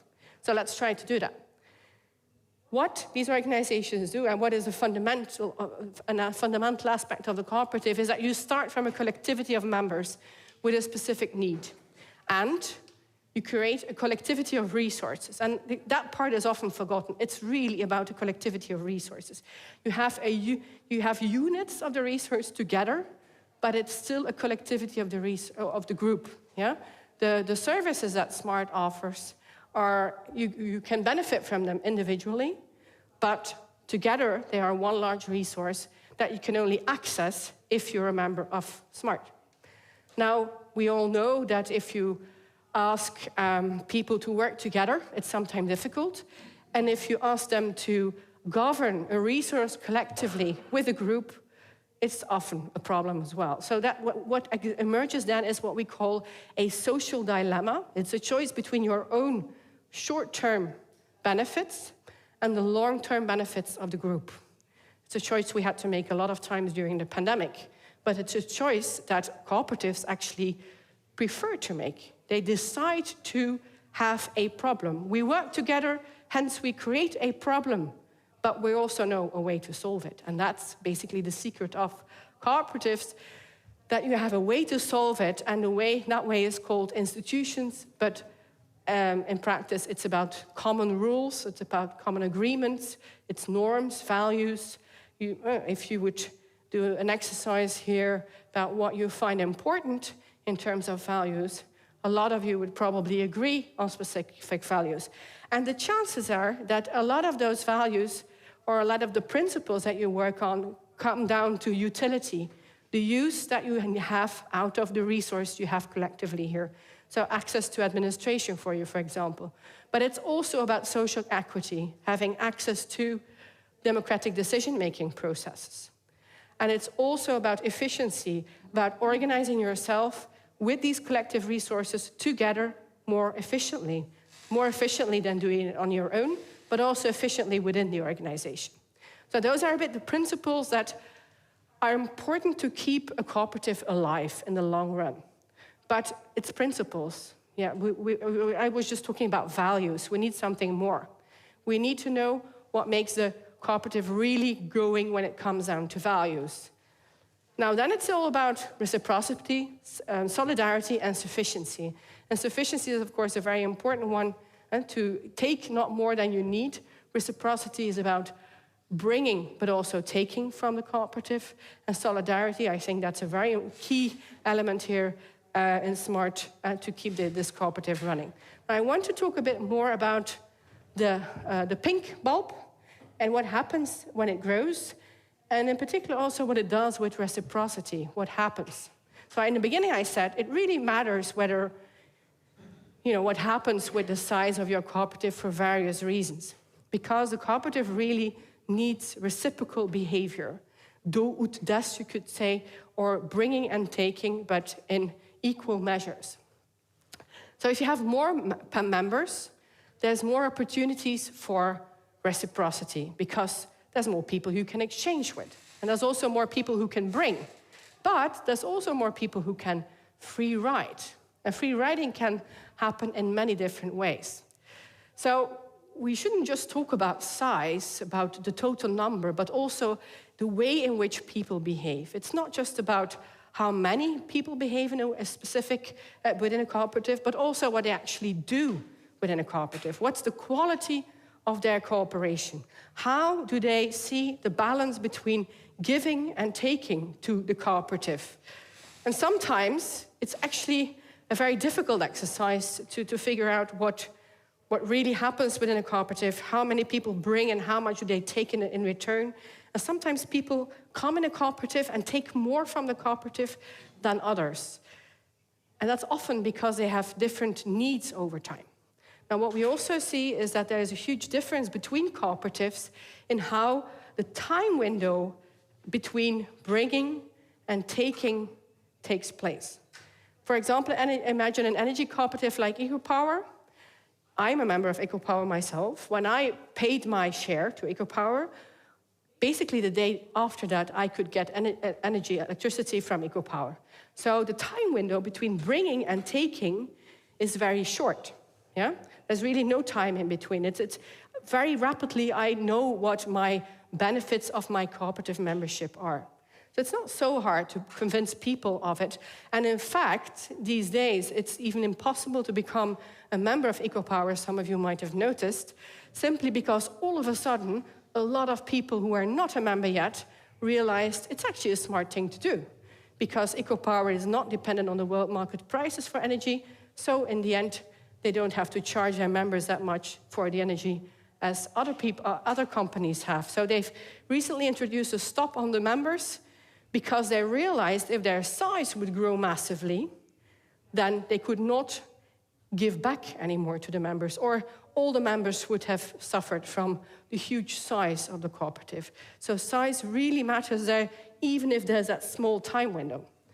But in other cooperatives, like SMART or the bread funds in the Netherlands, the time window can be completely different. In SMART, for example, you can be a member, get immediate services from SMART, but you can also be a sort of passive member.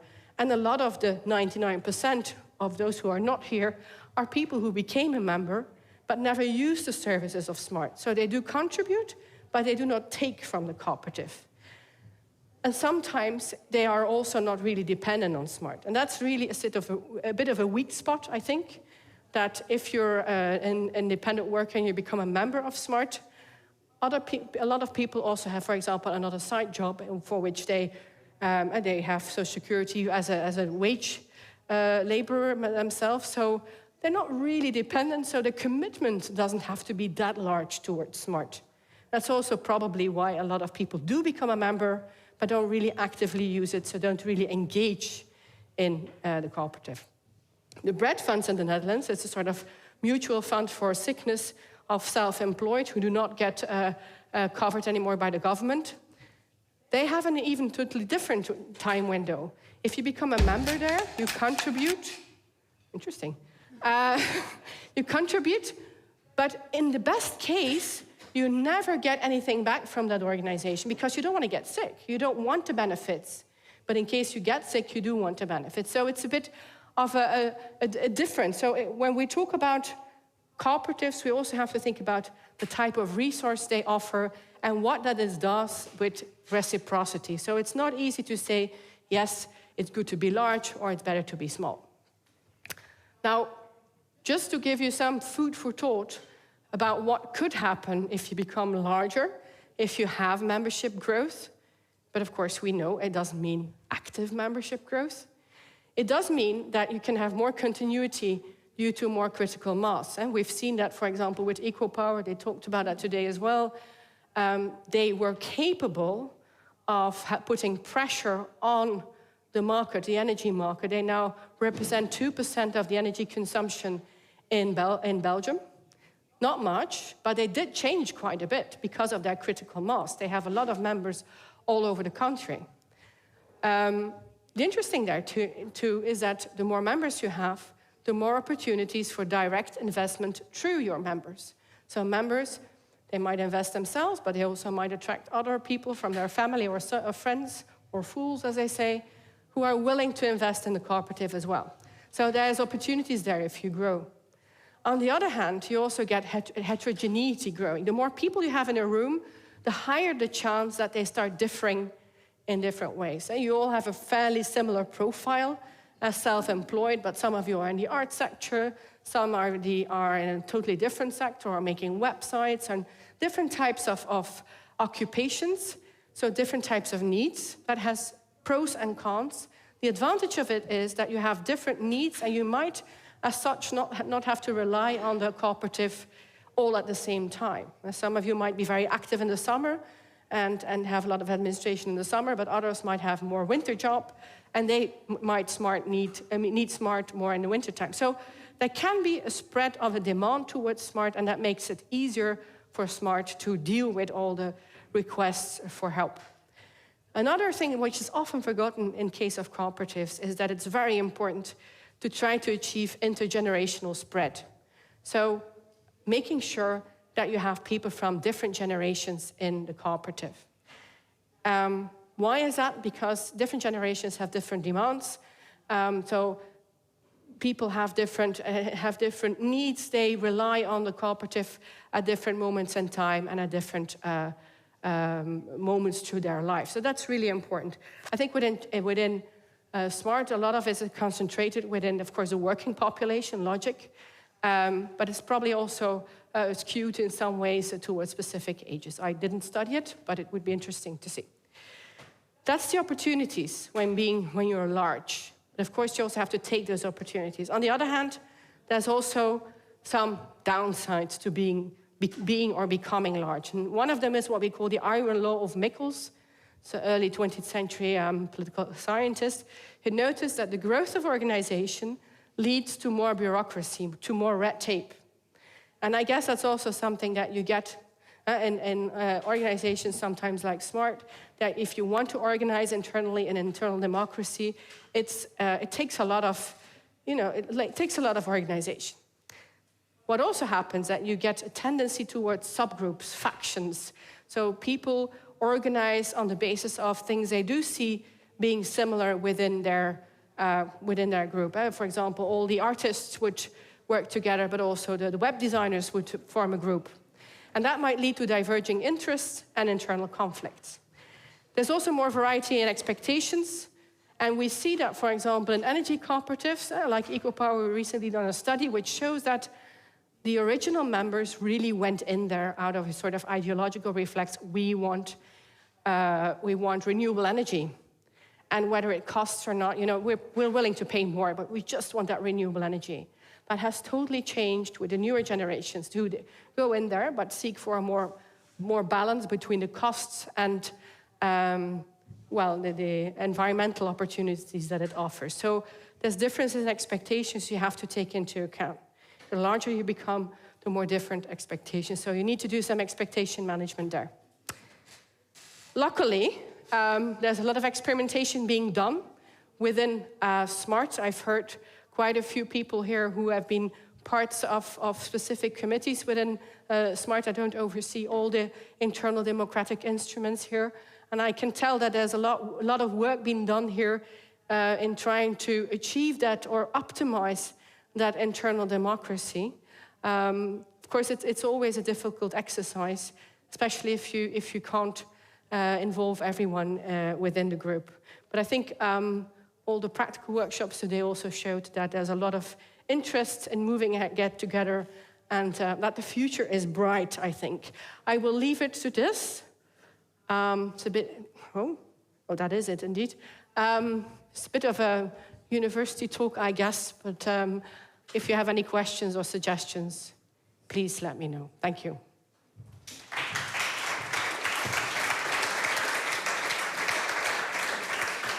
Thank you very much, Tina. Thank you. Merci beaucoup. Merci beaucoup. Ne quittez pas encore. Thank you, Tina. So still a couple of seconds before having a short 15-minute break before the formal GA. We will once again have a conversation with Matthias, who is with Aude, if I'm not mistaken. Matthias, can you hear us? Est-ce qu'on peut brancher le micro de Matthias? Could we unmute Matthias, please? Ça arrive, ça arrive. Ah, mais en tout cas, on Coming peut soon. déjà voir les... In any case, you can always see the drawings made by Aude apparaître sur l'écran, on the screen. So what has amazed me report. I hope this is insightful and inspirational. Thank you all for all the work you've been doing all day long for us. So is Matthias unmuted? Yes. Can you hear me? Yes. Up to you. Yes, I'm just behind you. For those who are in internet, I'm on your screen. And I am here with Aude, who is making drawings to illustrate the debates. Could you tell us how you work? Well, since this morning, I'm walking in the courtyard. I draw whatever I see. Donc je dessine, je vois ce qui se passe. So I look around me, I make drawings, and I'm here now in the main room. I was also in another room, and I do sketch noting. So it's kind of a graphic testimony of the discussions. So you need to be very focused to both listen and draw at the same time. So this is called sketchnoting. Could you show this? Or could you tell us more about what we see? This is a summary of the Smart in Progress workshop. They received 226 proposals, 218 were selected and approved, and so I'm just putting in words and drawings the content of their conversation. Will these drawings be available afterwards? Maybe, probably. Maybe somebody could answer later. Thank you for answering the questions, and success, future success. Matthias, I suggest you do not start doing what Aude is doing, because I think it requires some training. So we're going to break for a while. So you can get a drink, go to the toilet or whatever. Please come back at 4:15 for our extraordinary and ordinary General Assembly. Will be moderated by Virginie Lejeune et Thomas Mondain.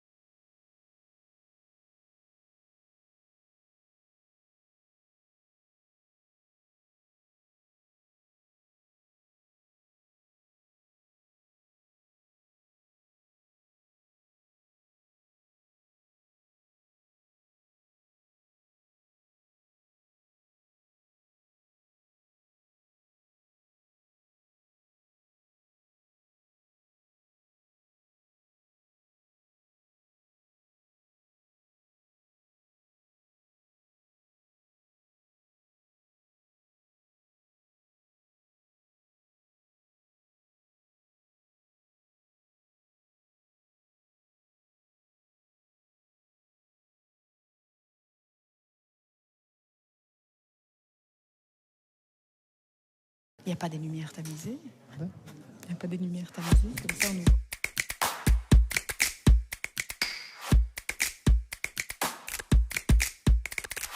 Assemblée générale, coopérative, sociétariat, conseil d'administration, vote, wow! Reprenons, nous sommes sociétaires d'une coopérative. Nous partageons, avec des milliers d'autres personnes, une entreprise que nous co-dirigeons de manière démocratique. La coopérative, c'est nous. Chaque année, au mois de juin, le temps d'une journée, on appuie sur le bouton pause, on ferme les bureaux, on se retrouve, on se rassemble, on fait le point et on recharge les batteries. C'est le temps de l'Assemblée générale. L'AG pour les intimes. Il y a des rencontres, des ateliers, des conférences, on y parle de smart, mais aussi de nous, de nos métiers, de nos besoins. C'est un temps de célébration où on se détend, on profite, on s'amuse. Il y a aussi, c'est important, un moment formel où on parle de l'année écoulée, on valide les comptes de la structure et on parle de l'avenir, les nouveaux chantiers à ouvrir, le renouvellement du conseil d'administration. Ce temps-là implique notre participation, notre vote. Évidemment, à l'heure actuelle, tout ça est possible à distance et le vote est déjà ouvert quelques semaines avant l'AG. Mais la rencontre, l'esprit de la COP, ça se sent et ça se vit. Alors venez participer et voter. Let's COP.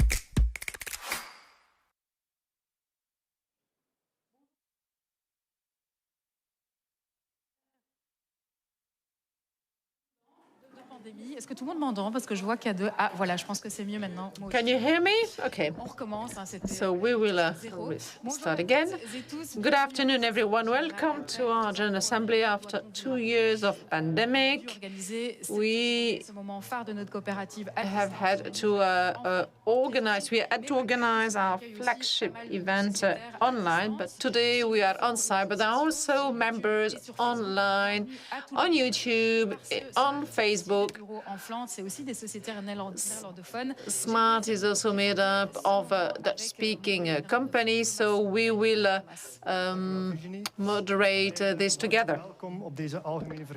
So welcome at this General Assembly. A warm welcome to those who are following us online in YouTube. You can follow us on YouTube in Dutch. So welcome to everyone. It's really great to see you face to face, and so we are meeting as a General Assembly, and it's really great to be able to see everyone again. So we're going to take the time to address several things. Okay, it's supposed to last 2 hours, but don't be afraid. Our speakers are not yet aware of this, but they are asked to share some jokes. So we will address several major topics, the accounts of 2021, the question of governance, of the ethical committee, voilà, qui m'a perturbée, de Smart in Progress, et bien sûr, of Smart in Progress. Tout ce moment par des questions-réponses, vous allez and vos questions. You will also have the possibility to ask questions to our two board members, be it online or here from the room, from the floor. Et ce qui me permet de vous rappeler que vous avez encore 1h15, un peu moins. And it will close with votes. Let me remind you that you have till 5:30 to vote. You've received a link on your email address. So you will have to vote for the several resolutions we're going to deal with. You can also do that through your personal membership space. So as Virginie has just explained, the assembly is for you. That's the time for you to express yourself. This is the genuine democratic time of these organizations. So you can still vote if you haven't yet done so. You have still till 5:30 to vote on the proposed resolutions. And if you are online, For those of you following us online, you can also react on our Facebook page or on YouTube. And the nicest reactions, for example, relating to the rose T-shirts, will be selected and integrated in the process of the General Assembly. Il y a un jingle là maintenant. Let's Coop. Pas jingle du coup. We starten de algemene vergadering normaal gezien met een jingle, maar die volgt niet, dus vandaar dat we even in de war zijn. Laat ons So we are supposed to start the assembly with a jingle, but so we will do it ourselves because we cannot hear it. Onze algemene vergadering starten met een welkomstwoord van onze twee gedelegeerd bestuurders, Anne-Laure de Grie en. I'm going to give the floor to Anne-Laure de Grie and Maxime de Chêne. So they have the floor. Eh bien oui, Virginie, Thomas, vous avez démarré comme ça. Virginie, Thomas, as you've said, it's a pleasure to meet again, face to face. We have been missing these times together. So we had opportunity to meet online, but it's great to be able to be face to face. The General Assembly is a formal time to put faces on those who work throughout the year.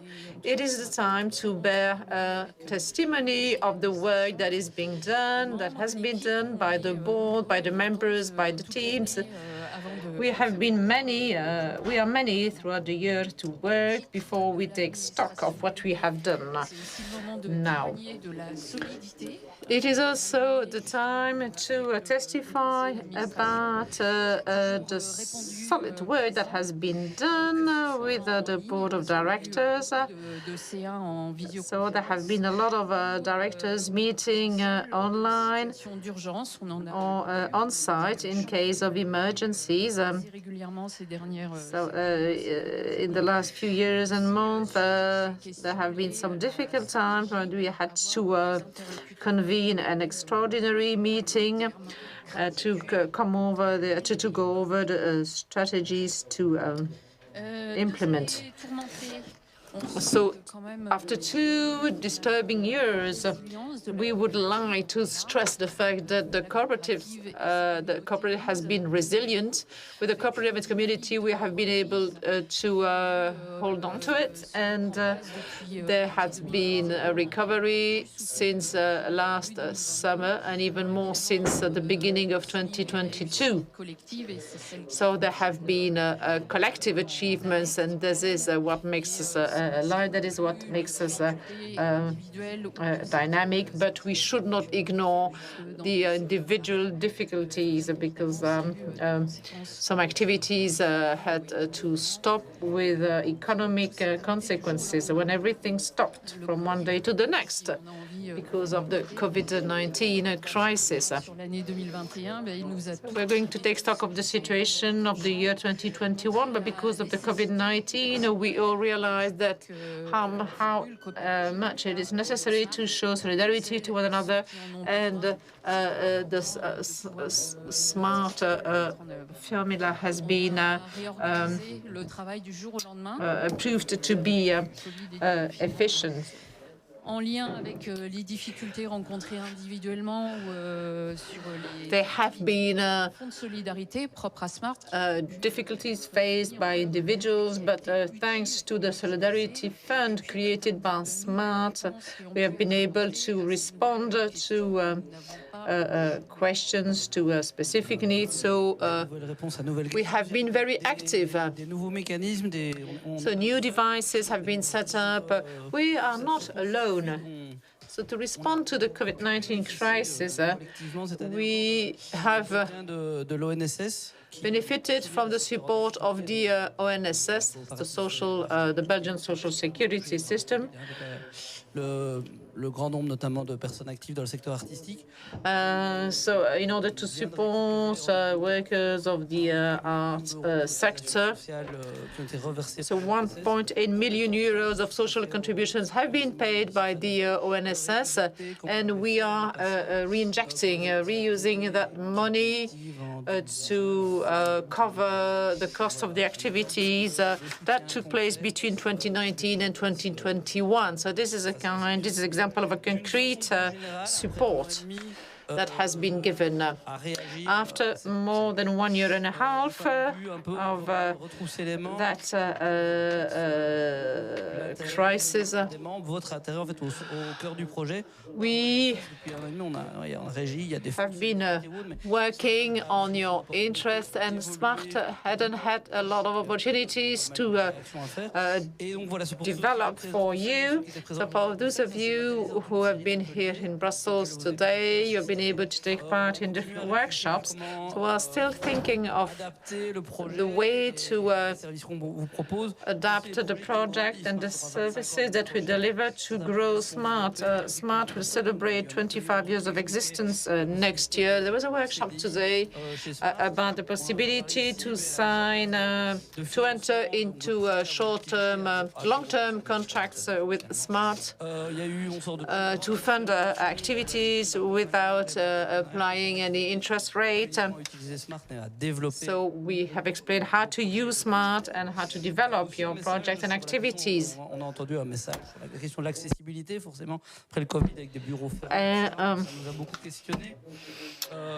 So we had to, of course, questions are functioning with our offices closed during the COVID, and we have also thought of how to consider the frontline services. To improve our pace of reaction when you call, when you knock on our doors. So, for example, with a tool like Wikipedia, we could actually give you answers before you have to call. So we could get rid of the former PDF documents of 60 pages. We could actually give responses to your questions that are in line with this century and not the past century. So what else have we done? What else have we been doing?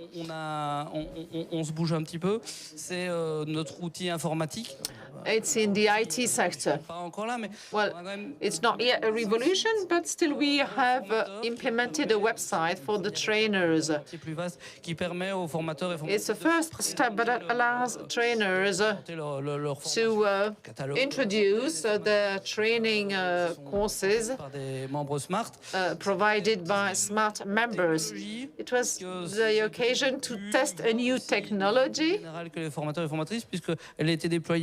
And that technology was deployed yesterday for something very symbolic. It's the login page and the hosting page when you get connected. So that new technology should allow us to replace all the interfaces much more rapidly, much more quickly than with the previous technological means. So actually, our system will be more modern, more up-to-date, and it will better fit today's needs. So we all know that we haven't been particularly successful with the IT tools, but we have committed ourselves in improving the technologies at the service of SMART for our members. So now the General Assembly is open. We can start the deliberations, and we will start by the extraordinary General Assembly.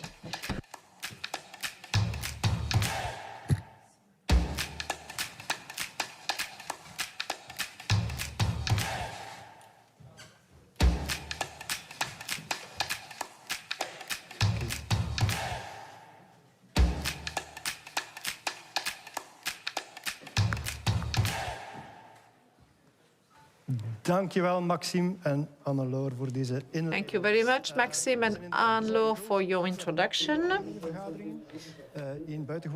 We have been very generous today. We have we will hold two general assemblies, an extraordinary one and an ordinary one. As Maxime asked, we will start with the extraordinary general assembly, and to do so, could I ask Thomas, the notary Nerix, and Françoise as board members, could you please join me on the stage?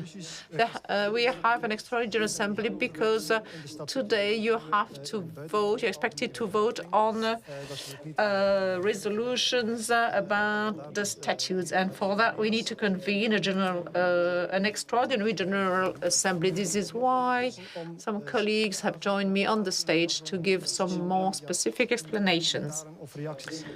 So feel free to share your comments, to ask your questions on the social media.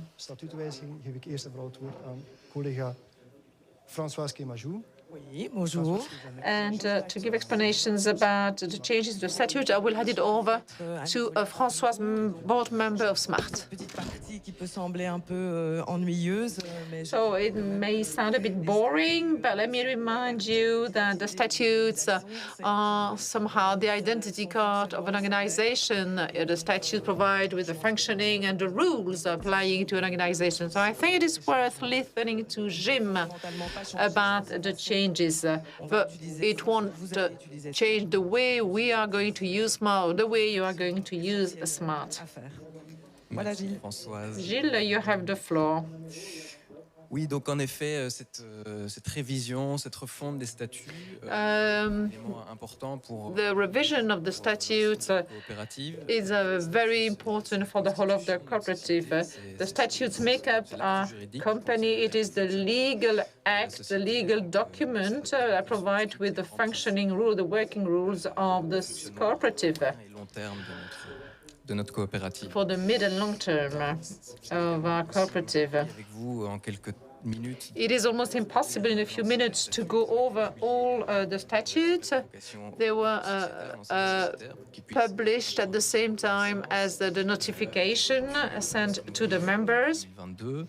So there is a reshuffling of the statute in 2022. So we sent the version of 2017 and 2022 with an explanatory note. Ici, donc, on va faire une présentation sommaire. With the reason why de manière transversale, we have proposed the changes in the statutes. Trois grands objectifs principaux. So there are three main objectives of the proposed changes. So we want to adapt, we want to clarify, and we want to simplify. Se retrouve dans quatre. These objectives are part of four main changes.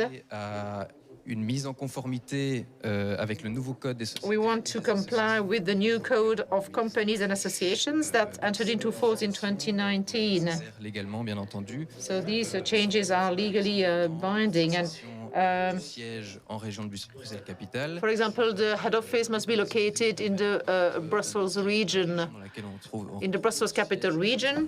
Inscrire l'adresse directement dans le statut afin de pouvoir. That way we don't have to put the address in the statute. That way we can we can change the address without having to amend the statutes afterwards. Légaux, on parle plus aujourd'hui de siège social, de capital. And then some changes about the legal concept. We're not talking about a head office or social capital or social aim or whatever. We just say the seat, equities. Un ensemble de jargon.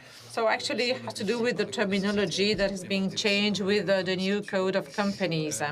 On adapte aussi applying to companies. And de convocation d'une assemblée générale extraordinaire. The conditions to convene an extraordinary general assembly have changed as well, where the members had to account for at least 1/5 of the stock capital. Or now it's just 1/10 of these aussi des adaptations des principes d'affectation des résultats de la société. Voilà, and some principles about the different tasks of the company, the different remits of the company. A second main change has to do with the accreditation. As a cooperative, we are accredited as a member cooperative of the CNC, the National Council of Cooperatives, and also as a social enterprise. So with these two accreditations, we have to comply with some specific legal obligations. There are already a few elements about this in the statutes, but we had to add others. For example, the fact that the remuneration of the board members cannot be based on profit sharing. We know that in any way our board members fulfill their mandate on a freely, on a free basis. And then part of the remuneration must be dedicated to the training of the members, the board members. And in some workshops today and throughout the year, you have realized that the cooperative is very much invests a lot in training the members, and this is now formally mentioned in the statutes.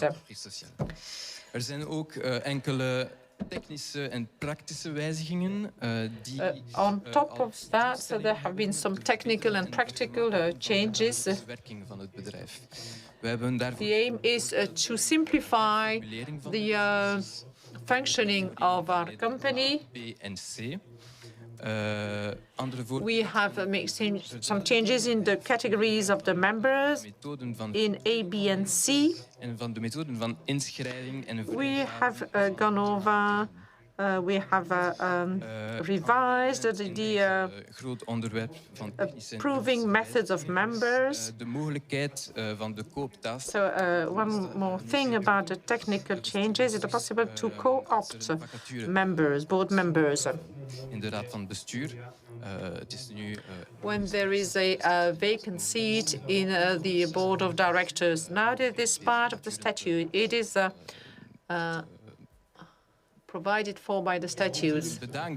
It is now possible to fill that vacancy, that vacant seat, filled with a new board member. And then the designation procedures have been clarified in the statute as well as in our internal rules. Another important thing about the amendments to the statutes are strategic changes and political changes that we have made to the statutes. These changes relate to the sustainability of the company and aim at improving the long-term functioning. For example, the time limits, the deadlines to pay back, to reimburse for some action will be shortened. It was between 1 year and 2 years, and it will be 1 month. There will be a yearly turnover of the board. This is also a new key change. Every year, 4 or 5 new board members will be added to the board of directors. And then the last thing relates to the registration of new members. En détail dans les textes qui sont à votre disposition. Et je laisse peut-être la parole maintenant à Maître Nerings pour nous lire l'acte. Mr. Nerings, I will now hand it over to you to read the authentic instrument. I'm not going to read it. Because if I start reading it, you will think that we are again part of the 17th century. So I'd rather not do that. I think everything's been said by Gilles. So 2 main lines of thoughts. Well, 2 main lines of thoughts when reading the statutes. And it's more a legislative reflection. It's important to set the background again, or to set the framework. Why are we holding an extraordinary General Assembly about the statute today? Well, it's because of the law. And as Gilles has explained, the Code of Companies entered into force a bit more than 2 years ago, and the legislators wanted to simplify the functioning of companies to make it more transparent. There were too many cooperatives that were false cooperatives, bogus cooperatives, and the legislators actually took the occasion of the renewal of the Code of Companies to make the function of companies more visible, more transparent. So now it is clearly explained into the statutes. This legal reform also aims at putting more stress on the approval by the members of the cooperatives. And so the new Articles of Association, the new statutes, is the outcome of an internal reflection within the company through the internal regulations, the internal rules. The articles of the associations are in two languages, in French and translated also into Dutch. I would also like to draw your attention to the flexibility that the Code of Companies gives to companies. So such companies like Smart and others can now integrate a series of principles. Among those that were mentioned by Gilles, I would like also to add one that was not mentioned by Gilles, the principle of one man, one vote. So the number of votes doesn't, so one person, one vote, politically correct. So I'm still in the 20th century. Apologies. I'm the good pater familias who disappeared in the law a couple of years ago. So I moved to the 21st century. So one person, one vote is also a basic principle. This is one of the options that were taken in the reflection of the company. It's an option because the number of votes doesn't depend on the number of shares you have, but it's one person, one vote. Thank you. So in the meantime, you've already noticed that we work in two languages.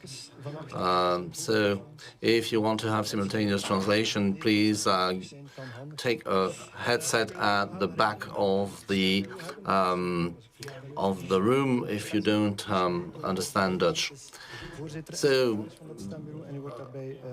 Gilles is the president and the secretary of the voting committee, so he will check the number of votes, make sure that everything is properly done, and will be helped by two people to check that the numbers are correctly registered. Yes, I would like simply to come back in French to say that if you need simultaneous translation, headsets are available at the back of the room. So we'll now have the first question time. We would like to thank Maître Nerings. Thank you very much. Gilles, you stay with me, and I will ask Maxime and Anne-Laure, our two CEOs.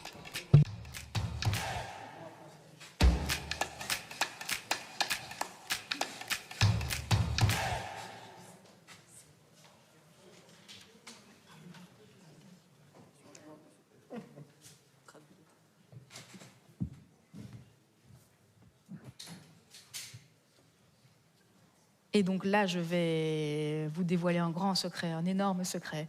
C'est que dans notre pays. So I will now reveal a big secret.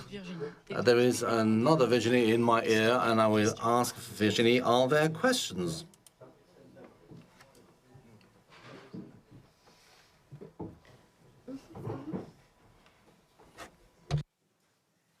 Apparemment, tout est clair. Oui, apparemment, tout est super clair. So it's crystal clear, apparently.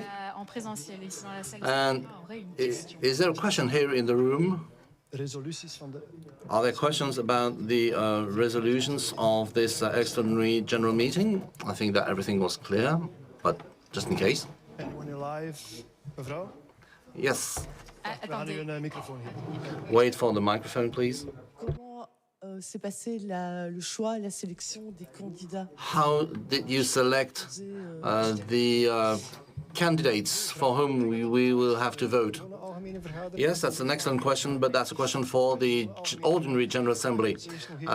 This is the Extraordinary General Assembly, where we are discussing the Articles of Association, or the statutes, if you prefer. But keep your questions for later for the General Assembly, the Ordinary one. Enfin, j'ai répondu dans votre tête. Pardon.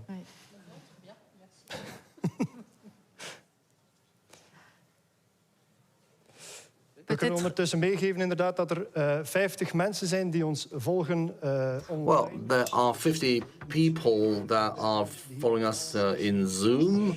Nothing to do with 5,000 people who are here in the room. No, I'm joking. 992 personen zitten die hun stem uitgebracht hebben. We were already told that 992 people casted their votes. So let's make an effort to reach 1,000 votes, or even more. Tout à fait. On va rejoindre. And so the time has come to listen to our local journalists. Well, indeed, we have journalists working live in the courtyard. Matthias, are you with us? Yes, I'm in the courtyard for a change with Stephanie, who is a member of SMART. Could you please introduce yourself? I'm an artist. I'm a comedian and dancer. And I also do workshops and traineeships. And do you appreciate today, the sunny day? Sunny? Well, it's not sunny. Well, I attend all general assemblies. I've been a member of SMART for many years now, so I come here to support this structure that in turn supports me a lot. So I think it's a time of celebration. Of course, there is the general assembly, but it's also an opportunity to meet people and to energize. Is it important for you to take part in the General Assembly, to take part in the life of SMART by voting and by attending the General Assembly? Yes, because without us, SMART wouldn't exist. And SMART is a tool that I constantly use, and that is taking most of the administrative burden out of my shoulders, something that I can barely manage as an artist. Thank you so much for answering the question, and enjoy the rest of the day. Thank you. That's it from me, but we'll be back in 30 minutes, if you agree.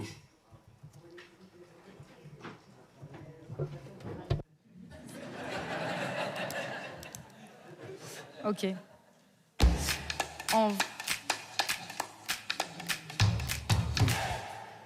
On nous... Attends.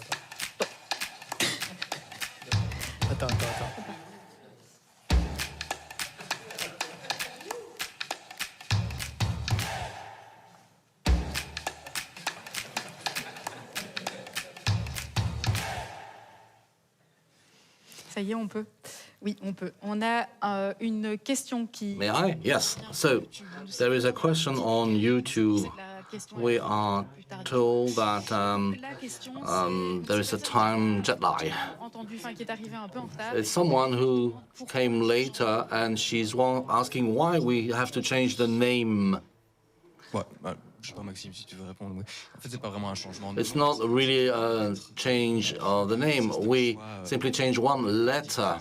It's a political strategic decision. Basically, it was Société Mutualiste pour l'Artiste. And SMART is no longer just for artists. It is there for artists, but also for other people. So we changed the design. It's also an ideological choice. So the uppercase M becomes a lowercase m. Anything to add? That's not the most important aspect in the changes made to the statutes. Well, it's just a development. And there's a practical aspect because very often people forgot to put the M, and you know that administrative people can be fussy. So all the proper names should start with a capital letter, and after that with lowercase letter. So that's part of life. Merci. So it's now SMART with a M in lowercase. Okay, so this means that SMART will now be written with only one letter in uppercase, the S. That was it for the extraordinary general meeting, so we can now open the ordinary general assembly. You know that the General Assembly is the highest entity, the highest body in the organization. The meeting of all the members, and all members have a voting right. So I would like to ask Marie-Françoise to join me here on the rostrum. She's a former colleague who is now a board member and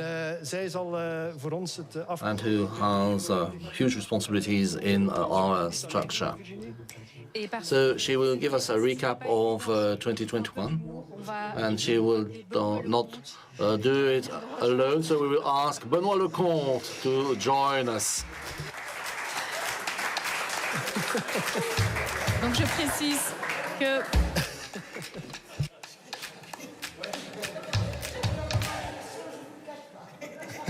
et donc juste pour la précision, Benoît Lecomte. In fact, Benoît Lecomte is the assistant finance manager.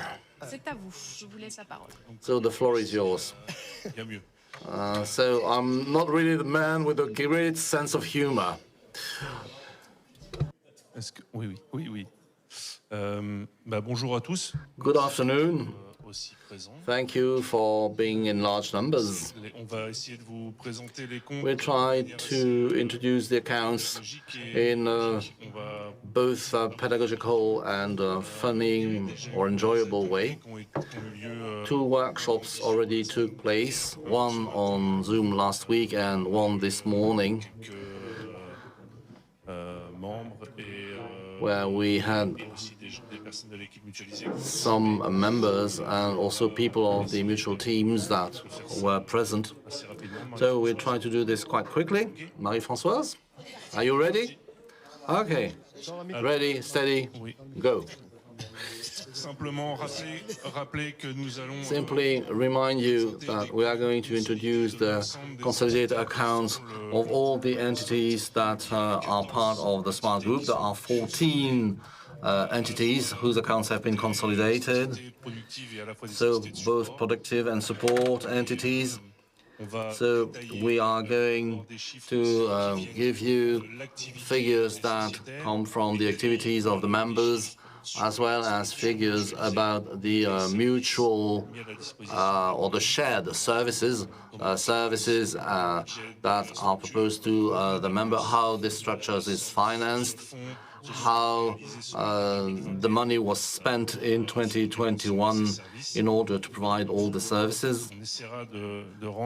So we will also try to give you the consolidated balance sheet of all those entities, more funny than it was the case last years. We will also give you the Coop figures. These are the figures that you are meant to vote upon and that you are meant to approve. So some key figures for SMART, and that's where Marie-Françoise has the floor. So these are the figures for 2021. Could we see the slide, please? So the figures for 2021, as I said, which are quite interesting. The global turnover, as Benoît said, we are talking about the 14 entities altogether. And so the turnover reaches 164 million, which is quite extraordinary. We have, these are up 24% versus the previous year. Of course, the comparison is made with versus 2020, which was a kind of a special year, but still, we see quite a huge improvement, a huge increase. These are accounts, so I will give you a lot of figures. Sorry about that, but that's the principle of accounts. Almost 19,000 employees, 172,000 labor contracts that were processed, So 2,111 full-time equivalent who can work through SMART. It's very important to say this because that's quite a huge number again.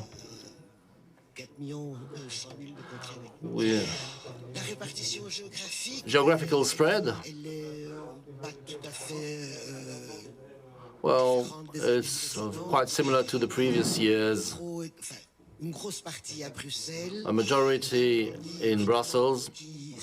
Wallonia, well, we see quite a remarkable development. And in Flanders, a slight development, but still there is a huge potential there. We could further develop, grow, and develop over there. On va vous parler des chiffres concernant nos sociétés. So, some figures about the members and the turnover. So there will be two parts. Your figures, the figures of your activity as members, and after that we will look at the figures of the structure and the services provided. 160 million for the members are broken down into two parts, two tools, two instruments. Activities account for 63% of this amount, so let's take the lion's share. 63% of the people think that the activity tool is the one that best meets their needs, generally speaking, in order to develop their professional project. And we have 37% for contracts. So these are the 3-in-1 contracts, whatever they are. On the next slides, you have the same turnover, but per entity this time. So these are the entities where the activities actually take place, activities by our members. Quite logically, since 60% of the people are using the activity tool, it is quite normal that most of the turnover is found in associate production. We are still interested in the other two entities, training on the one hand, which represents quite a substantial account, and also the interim palace that is not growing so much for the time being, if I'm not mistaken. Let me also remind you that our turnover has increased by 27%. So we are back to the 2020 levels, pre-COVID levels. We are above the 2019 turnover, which was the reference point. And this shows that SMART is in good health and that the SMART tools are pretty attractive for our members. So that's good news in view of the situation back in 2020. I still have the expenses of the members. So we've seen the invoices. So where does the money go once the bills are sent and paid for? Most of the spendings, and this is in line with the values of the house, most of the money goes to salaries, wages, also social fees. So you are all familiar with this.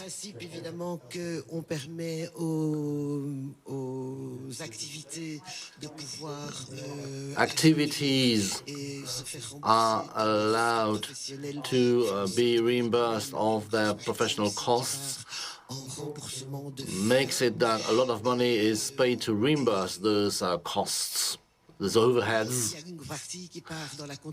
So part goes to the contribution to SMART, 6.5% on each invoice. This has to appear. Or then there is authoring rights. We have managed over 5 million in authoring rights.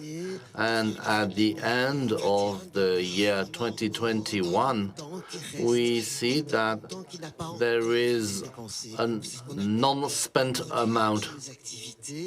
So this is the unspent that could be spent on January the 1st or on the 31st of December of the next year. So this is a question mark. It could be savings. It could be a contract that might be signed up the next day. But the figures there are as per December 31st, 2021. There is also 140,000 euros, which represent the writing off of all the purchases done as part of your activity to equip yourself with all kinds of equipment, material, music instruments, or, I don't know, desk chairs, whatever is needed for your activity. Let's have a look at the figures of the structure now. What about the outcomes of the structures? How the shared services are financed? Two items account for 80% of this running budget, the 6.5% contribution, and also the contracts we have with the National Social Service. Then you have the services given to members as part of third locations, hiring of co-working space, hiring of workshops, hiring of office space. Under the item services, we would also invoice some amounts to our French colleagues. There is also the ONSS premium, which is part of the Corona plan.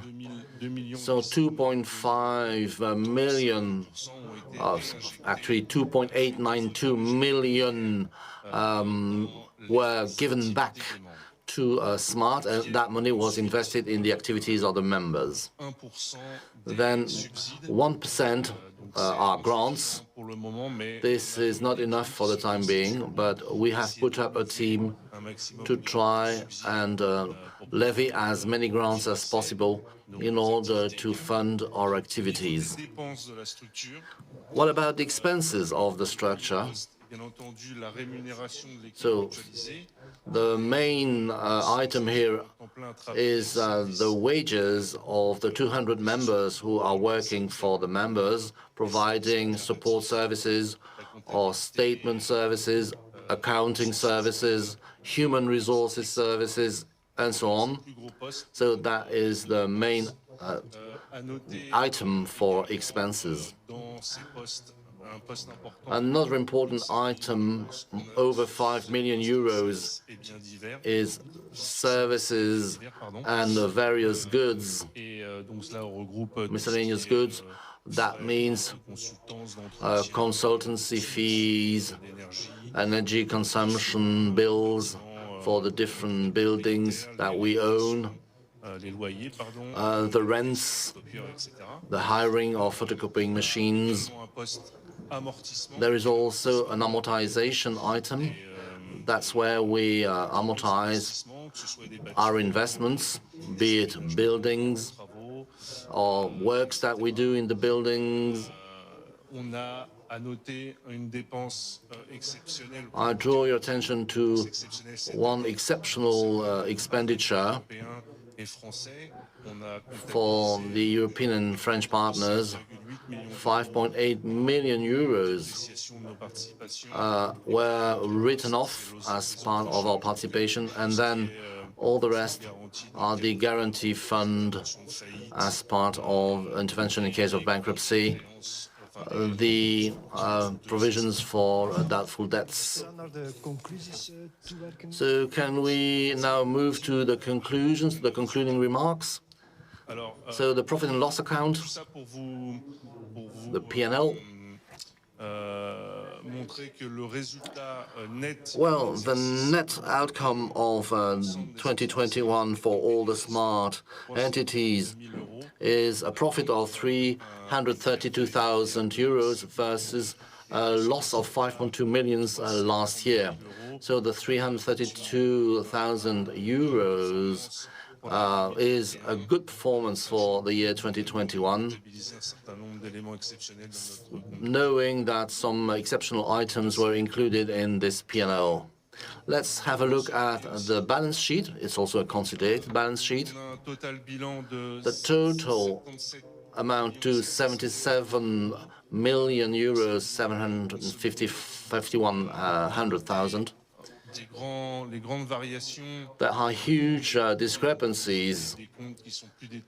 You will find more detailed accounts in the activity report. What is important to note here is that there is a 1 million decrease in our fixed assets. That is mainly due to the depreciation that we have included in our participation. For the liabilities, you will see that our equities have increased by 900,000 euros, 700,000 euros for the capital reserves, and 300,000 come from this year's results. The Smart Group has drastically reduced its debts. We have reduced them by 6 million euros because we have chosen to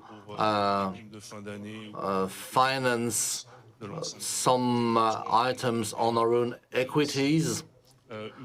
In the short term, there is also a strong decrease of fiscal, social, and wage debts that appeared after the negotiation of payments with several organizations like the UNSS. So this item was decreased by 7 million euros. And last but not least, we now have a cash flow that amounts to 19 million euros. So it's a lower figure than last year. Yet, this remains quite comfortable, at least comfortable enough to face the future. And if you look at two important financial indicators, we have a negative need for the working capital, and this shows, and there is a negative figure for the need for this working capital. Thank you, Bernard and Marie. No, it's not over yet. It's Benoit, not Bernard. Sorry. That was a joke.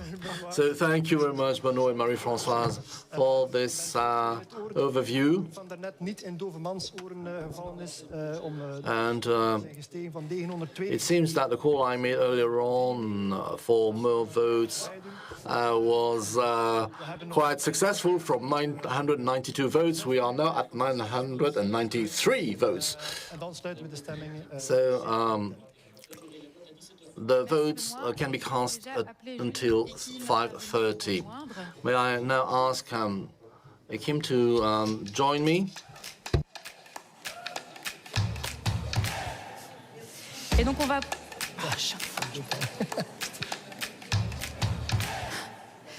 For the annual report. So we will now have the presentation of the activity report, and I have Jenny Leduc, Communication Officer, and Kim van der Plassen, who is advisor to the Ghent office. I hope that, and I'm sure that you all read the activity report. It's a huge piece of work that is coordinated by the communication department. So the floor is yours. Si vous n'avez pas lu le If you haven't read the activity report, well, it's a lot of pages that cover the significant activities of SMART in terms of a support, shared working space, 74 pages about the projects that have been led to improve our practices, our services, to extend the scope of our services. And it's also a document that highlights the highlights of the cooperative, of the life of the cooperative and of its governance. So the annual report cover a lot of figures, and these figures are the result of the work of a community of 19,000 employees. In the company, there are also 200 advisors, 200 workers that give advice in the accounting sector, in the customer service. The annual report also bears witness of a testimony of your work, of the reality, and our objective is to inform you about all the things that were achieved, implemented last year. So use that wonderful document. You can consult it online, and you can download it in French or in English. Now we are going to focus on specific highlights of the year 2021. So the six strategic axes. SMART has started a new strategic cycle for 2020-2025. It was validated at the General Assembly of June 2021. And actually, it is a result of the recommendations of relating to the Smart in Progress approach. So it is divided into six lines, six strategic lines. How is that strategy implemented? Well, actually, that strategy is applied for the daily work of the team, and 15 projects were launched in 2021. Some have been finalized, some are still work in progress. For example, the building of a knowledge basis to guide you in the use of the tools. The website with the information was subject of a workshop this morning. Another project was launched in 2021. It's the improvement of the support given to the long-term long-term employees. And another project relates to the implementation of a new contract that will be soon introduced to you. The objective is to secure your link to the shared company. So you can find details about all this in the activity report. Okay, now next item that we can address is the ONSS benefit or premium that we received in 2021. It was briefly referred to by Maxime earlier. Compared to the premium for this year, so the ONSS, the National Social Security Office, granted a premium to SMART and to the members that had activity, and through the reimbursement of the social employer's contribution. So the premium amounted to 3,000 euros to be earmarked to the sectors highly affected by the COVID crisis. So it's a good decision, means that we acknowledge as an organization. There are other examples of this that you can find in the annual report. The board of directors meeting have made a distribution model for these premiums depending on the members, on the size of members, etc.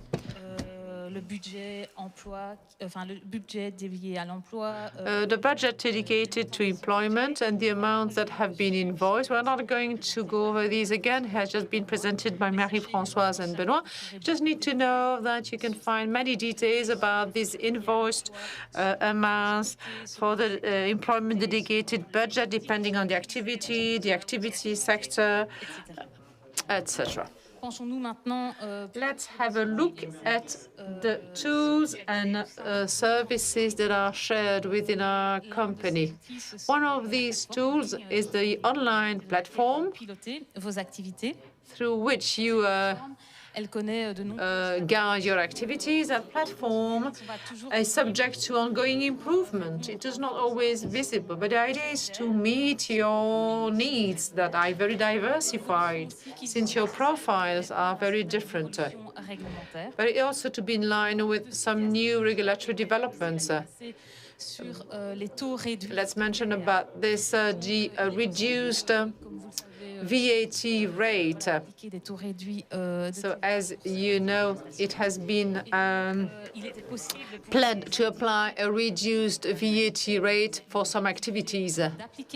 So it's been possible to apply a reduced VAT rate for some activities, and that possibility has been extended to the whole of the members of the company in 2021. So that required IT developments to better help you and to better inform you about the scope of application of those reduced VAT rates and to better justify the application of a reduced VAT rate.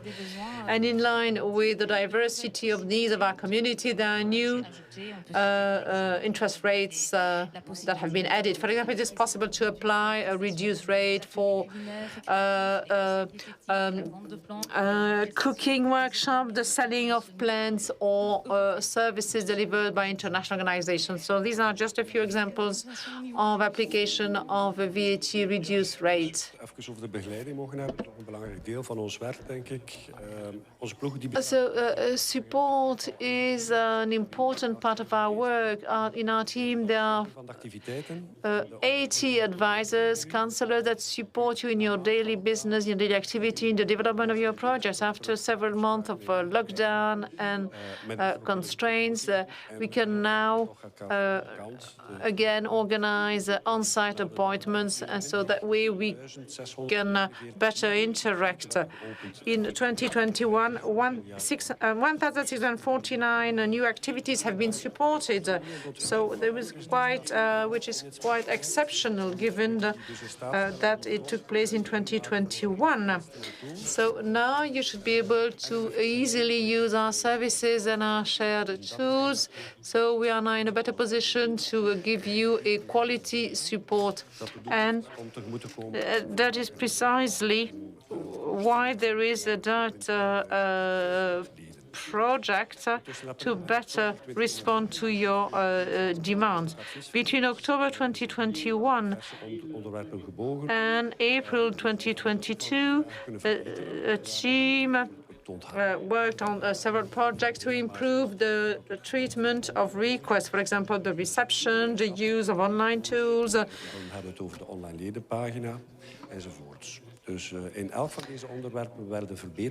And for each of these topics, improvements have been identified. And at the end of the year, the team focused on the information for members. And since then, we've been working on a centralized knowledge base or a guide, to say it differently. Now, about the accessibility of Teams, I wouldn't say that it has been an issue, but nonetheless, we went through some difficult times. During the summer 2021, we asked question members about the access to smart services, and we received 450 responses. After 1 year and a half of lockdown and telework, it appeared it was necessary to know whether the contacts were up to the expectations. Well, as a result, the telephone and email are the main communication means, and 50% of the people said it was difficult to reach the counselors on phone, and 40% of the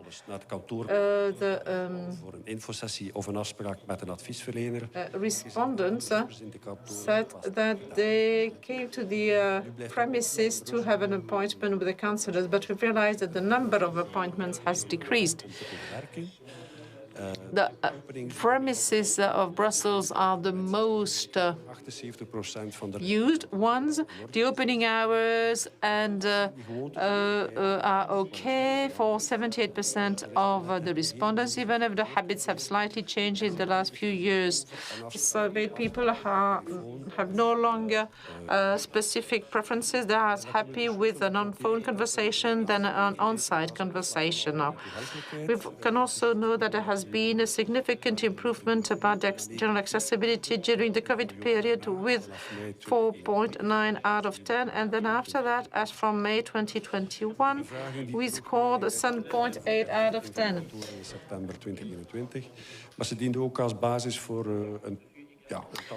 And this was the basis to undertake several projects. So one of them aimed at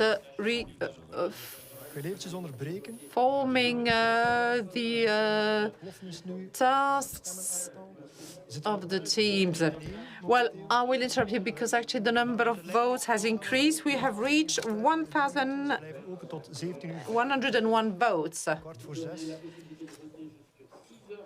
Actually, you have the possibility to vote until 5:45, so we have extended the time limit, the deadline. We really need to reach 2,000 votes. Des nouvelles formes d'accompagnement et en particulier l'accompagnement entrepreneurial chez Smart. As to the entrepreneurial support at Smart, the objective was to respond to specific needs in some specific activities and goes beyond. It exceeds actually the possibility to use the traditional tools. So that project aimed at tackling meeting several challenges, remaining innovative for mature activities or other développement challenges, au statut d'indépendant. And also to find alternative to the status of self-employed. Another challenge was to improve the practice of advisors. So a team of advisors has led that project. They have tested these new forms of support, for example, by supporting an activity that wanted to buy a utilitarian vehicle or another atypical activity. The advisors have also tested forms of support different from the typical relationship between a member and an advisor, bringing around the table other forms of expertise. That experience opens new grounds for the improvement of services and jobs. Now, another element in the annual report is the investments. You know that, probably know that Smart gives the possibility to members to lend money at 1% rate. So the borrowed amount is just a borrowed amount that is reimbursed. 72 projects have been subject to a support, 63 were funded, and 9 with advanced payments about the expenses.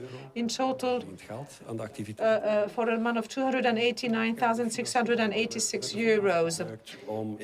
These earmarked fundings have been used to invest in professional material, the camera, computer, screen, and also for industrial equipment and or to pay for training courses. Thanks to these incentives, the activity in question have been able to advance in the recovery after the COVID period. As to the shared services, well, maybe you come sometimes to the Coop to work, or maybe you work in an office, in a workshop in Brussels, or in Aubelnieu in Mons, or in La Vallée, or maybe in the Tanner in Liège. So these shared working spaces have been developed for Smart for a few years to respond to a specific need, but also because it promotes the interactions, the peer-to-peer meeting, and allows it to be less isolated.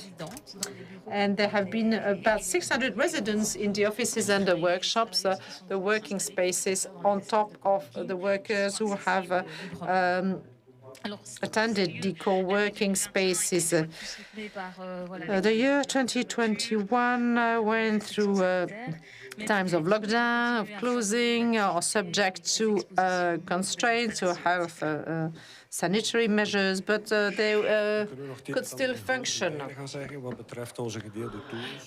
We can also go back to our services and shared services. And we can say the following. Thanks to the shared resources, the cooperative members can choose between a broad range of training. They could do that during the second year of crisis. 68 training courses were delivered online and in Brussels agencies. 700 people could achieve the required competencies to continue their activities or to do it differently. And another figure that would give you an idea of the tools and services is the recovery of debt. Our good friends of the customer service sent 30,000 reminders to the customers. Okay, sorry, there is no slide about this. Another interesting figure that thanks to these resources, shared resources, Smart has a very interesting insurance solution. Probably know about civil liability, accident insurance, or damage insurance. But every year, our broker will improve our insurance coverage to better match the needs of the different activities. In 2021, the coverage was extended by integrating the purchases of drones. So the purchases of drones are not covered by the interpreters. Sorry, but actually they are shifting from one language to the other too quickly, and I don't have time to change the channels on my computer. On nous donne aussi un aperçu des différents temps forts de la vie coopérative. Some highlights about the life of the cooperative. We will soon share some key figures. So here they are. Let's Coop, one general assembly. Dans un format un peu différent par rapport à aujourd'hui, puisqu'on a dû s'adapter une fois de plus. Was held in a slightly different setting than today because we had to adapt to the health situation. Then the life of the cooperative. La 5e édition, le 5e cycle de Smart in Progress. Also the 5th edition of Smart in Progress with a series of recommendations stemming from the working group that worked in 2020-2021. The decision to make a break and to launch, to make a break, to take stock of the situation and to develop the practices. We will come back to that later. The life of the cooperative also means that several workshops on the members' aspect about the economic model of Smart and workshops about participation for our spaces and workshops that need to be deployed with the members. For example, the initiative that has been developed in the teams in Hainaut with their monthly appointments with the members to share a breakfast or a lunch. The life of the cooperative is the Brigue rencontre, gathering 1 week of exchanges and training that takes place every year at the end of August near Montpellier in France. In the annual report, there is also a chapter on the project developed by our European partners and also about our collaborations in Italy, Spain, Portugal, Austria, and the Netherlands. And then an assessment of the very difficult situation of Smart in France. Voilà, donc avant de terminer ce tour d'horizon. So after this overview, we can also add that the balance sheet and the financial accounts are also included in the activity report. So that activity report is a big source of information, and you can find that activity report on the website in French and in Dutch. Thank you very much, Julie.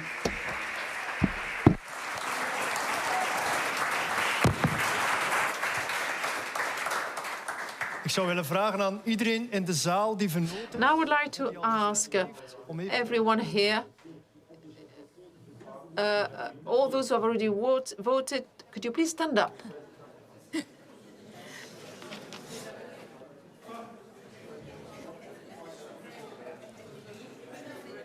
De lijnen zijn nog altijd open. Wie nu nog zit en vernoot is, stemt. So you still have time to vote. Those who are still seated, those who are members that are still seated can still vote. Faire bouger.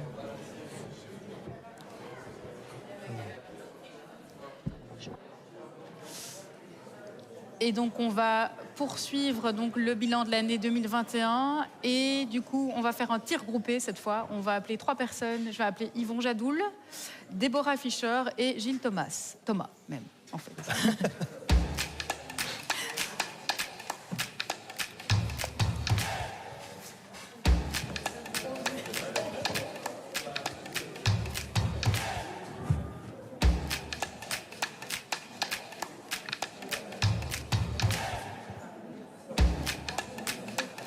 Les résolutions spéciaux. Alors, on en a parlé déjà au moment de l'Assemblée générale extraordinaire. Okay, we already referred to during the Extraordinary General Assembly. We mentioned the fact that the cooperative is managed as a social enterprise, also a member of the CNC, which is the National Council of Cooperatives, and as such, we have obligations to fulfill. We have to deliver special reports, and for that, I will hand it over to the General Secretary of SMART, who will deliver a brief overview of this report. This task is huge. I'm supposed to deliver 2 special reports. Each of them is more than 1,000 pages, and I'm supposed to do that in a few seconds. Okay, we have drawn up these reports. We have fulfilled our legal obligations. That is a commitment we have with regard to some principles imposed on us by the Belgian legislation. So, as I've said, there is a broad range of commitments that we have fulfilled. So I will just ask you to read these reports if you're interested. They're available on our website. I'm not going to repeat the figures that we have already mentioned this morning and also now when presenting the activity report and the accounts. All that information, all these data is available, but if you want to remember something, yes, we have made this special report. Et donc, du coup, on va passer au rapport. Okay, let's move to the reports of the auditors. Alors, j'y arriverai pas. Alors, on accueille du coup Deborah Fischer, qui est associée Deborah Fischer RSM en tant is a member to the RSM cabinet in charge of the revision of the accounts of cooperative. It is fearful, but I can reassure you she's very kind and she's going to explain what these reports are all about. Well, indeed, we made the audit of your accounts, of the accounts that are submitted to you today.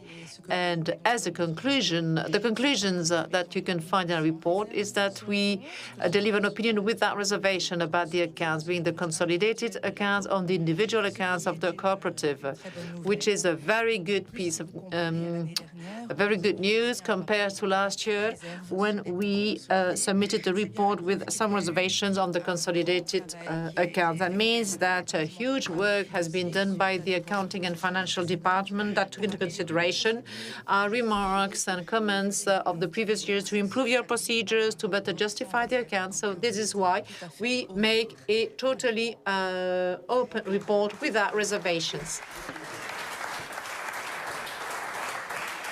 Je tiens à remercier le département comptable et financier pour tout. I would like to thank the accounting and financial department for their collaboration, because what is required from them is not easy, and being able to check all these different structures is not easy, but still things are improving year after year. So thank you very much for your collaboration.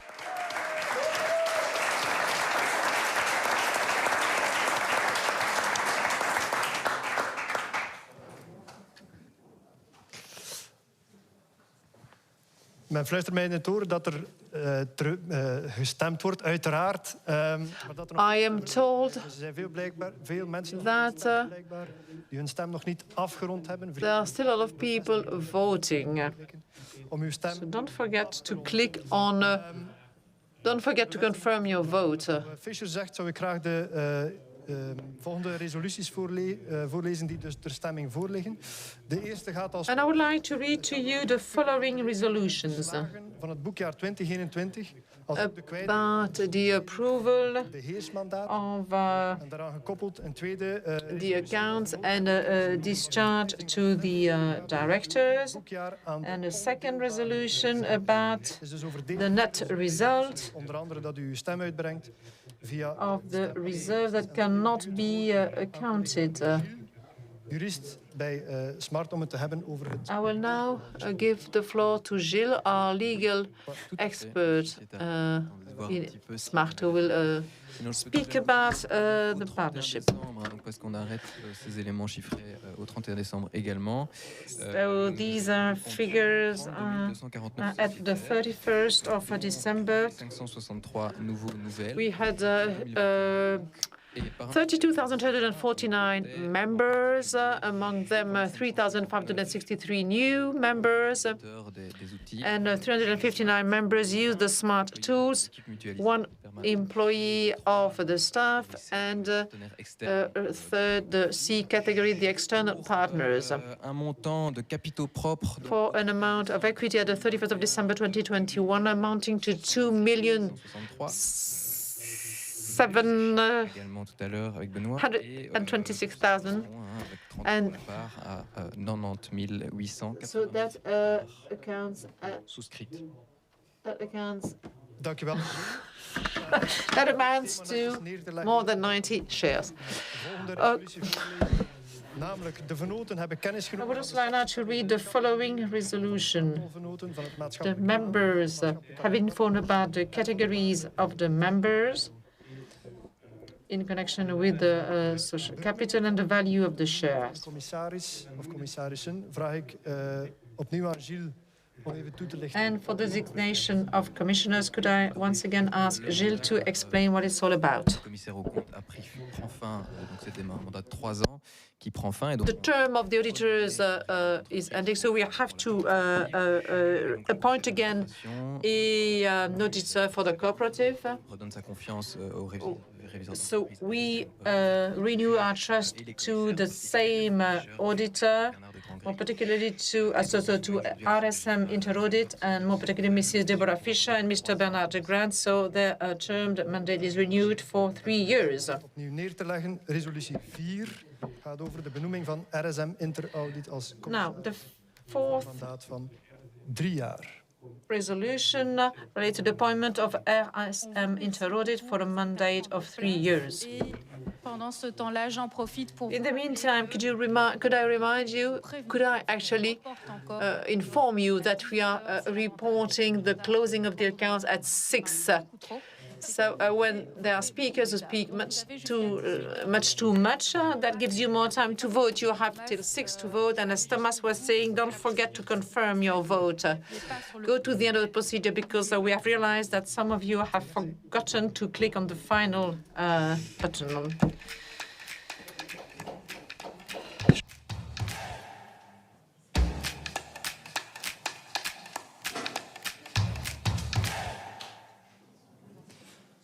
Zoals dat gaat in ongeveer elke coöperatie, is ook onze coöperatie democratisch. So, as usual in a cooperative, we have a democratic kind of governance, and Gerard Gert joined us on the rostrum today.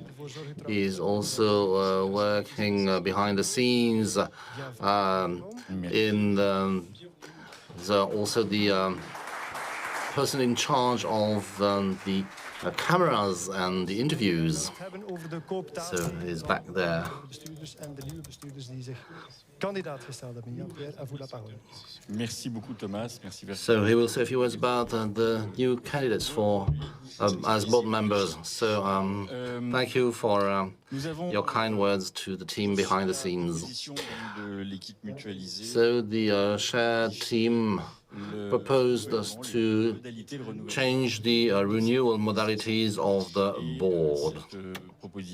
This proposal was reviewed by the board on several occasions lately. What came out of the discussion is that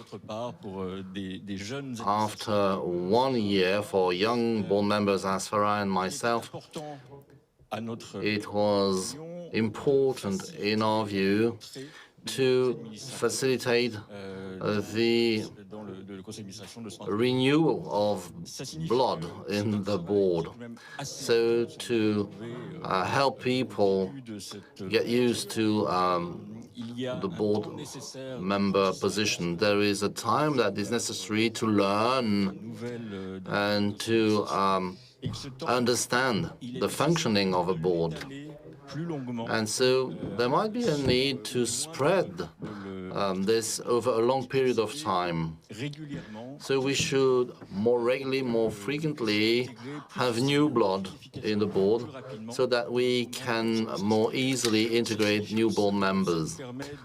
This means that each year we can issue a call for candidates and prompt members to apply for this position.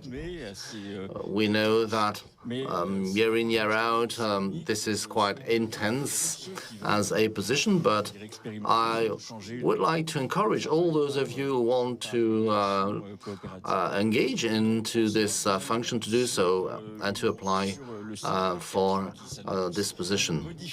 So over the next 4 years, we will little by little change the elections and the application for positions. So we will open new positions in the board.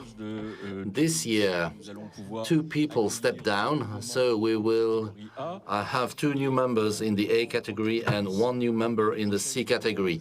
Next year, I will not give you any technical detail. You can find them in the documentation on the website.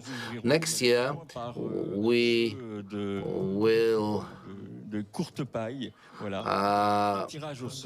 have kind of a ballot, and new positions will be open. And at the end of this term, we will be in a system where you will have the possibility to apply your candidacy as a board member every year for a 4-year term. And you will join us to reflect, to strategize on how to build the cooperatives of the future. So altogether, we will try and build a better smart for the next 5 to 10 years. Are there questions? Anne-Laure, Maxime?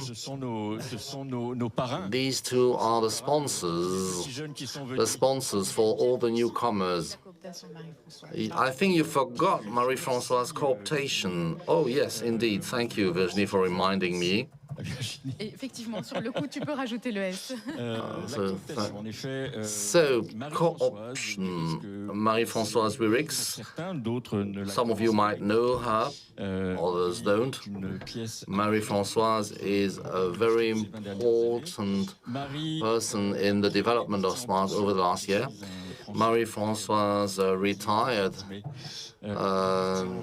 so she has lost her position as a member of the shared services team. So she is asking you to validate her option as a Category C member of the board.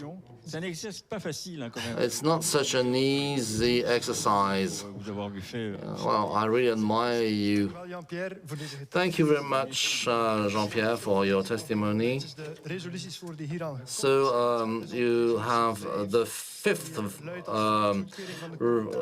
recommendations, which is the validation of the co-option of Marie-Françoise Rilix.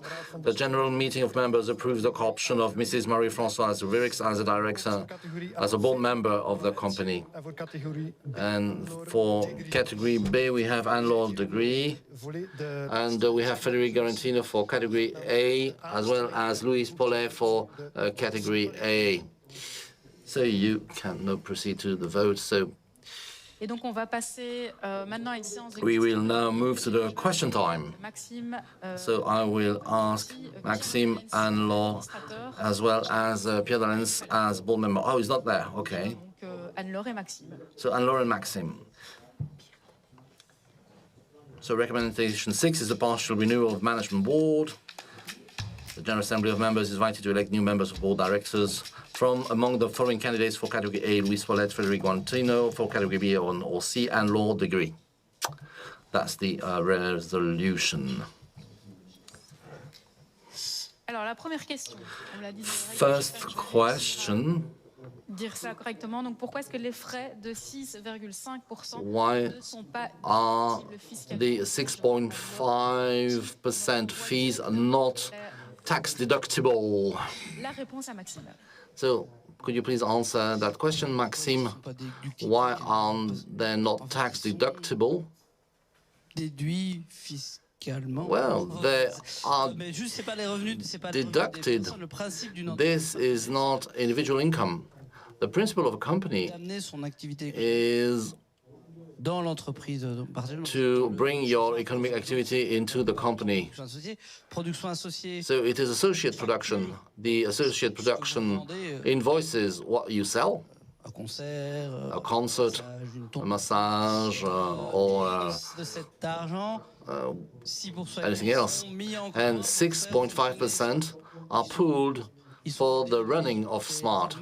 So it is deducted from your income. This is not an amount that belongs to the members, so the members cannot deduct them from their taxes. This amount is used to finance the activity of the SMART team and whatever it does for its members.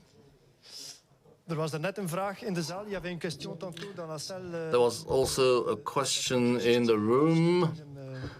The lady on the third row there, about the renewal of the board. So the time is right for this question. I just wanted to know how you did select the candidates. Was there a pre-selection? Was there a shortlist? Are these people shortlisted? No, there was no pre-selection. In fact, anybody is free to apply. So it's on a voluntary basis, and Pierre explained to you that there were different open positions for each category of members.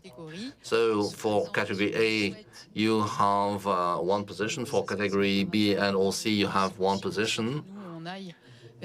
So we might, of course, try and approach some people to ask them if they would apply or not. And but it's really on a voluntary basis. As long as you're a member or member of the shared team, you have one share in the company, and so you may apply as a board member. And what if the skills of those candidates are not sufficient to fulfill the tasks? Is there a risk?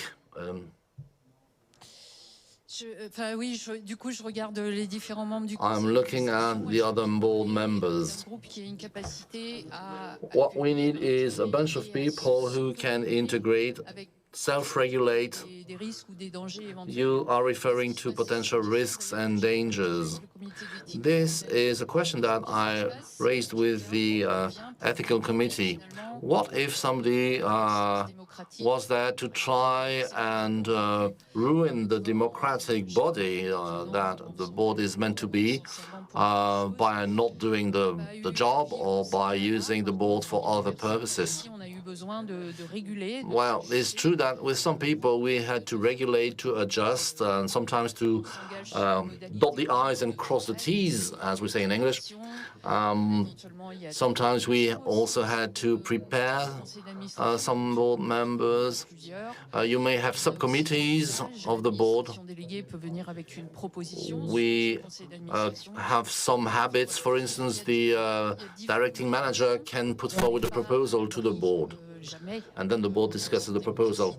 Of course, any democracy is never protected from someone who is ill-intended, but I believe that we have a robust enough team of members at board level, I mean, that could be resilient enough. Do you have a specific fear, or was it just a theoretical question? Yes, it's a general question because I looked at the three candidates that were proposed for the different categories. I noticed that you have some experience. I also know that the other candidate was also experienced. But there is quite a difference between category A, that is people who have a very local experience. And I think that it was meaningful to have the three together. It was quite consistent. But if we had different candidates that would wear similar hats, then we would not have enough heterogeneity within the board to have a proper management. It's true that the board is a team that relies on strategic advisors. We may also resort to external consultancies. If some skills are missing in order to come up with a technical proposal, well, we have legal advisors, we have external auditors, so we can resort to external people who have the necessary expertise and skills, and we have also 200 staff who also have an expertise, as well as members, the smart members who also have their own expertise. But thank you for the question. Thank you. Then, are there other questions in the room? I see at the back in the corner, somebody. If there are no further questions, then I suggest that we have again some contact with Matthias, our outdoor reporter. Matthias, do you read me? Do you copy? Matthias, wo bist du? It's now in German. Okay, Matthias is not responding, so I have to keep talking in the meantime. Matthias is ergens in de koer. Ja, ik zie hem stellingen nemen. Matthias, where are you? Oh, I see him in the courtyard. Matthias, de Vlamingen lachen met Bob Peertjes inderdaad. So he's running like it's a rat race. Matthias. Hello, Matthias. This is Houston. Do you copy? No? Okay. We've lost Matthias. There's a technical issue, technical hiccup. It is almost 6 p.m., almost time to go for dinner, so you can no longer vote. It's 6 o'clock, so... En ondertussen tonen we de tekeningen die Bode ondertussen gemaakt heeft als verslag van deze. And so in the meantime, I suggest that we have a look at the drawings from our graphist, which give you an overview of everything that was discussed today. Okay. Next. CA avec le bilan du CA. The next item on the agenda is the board.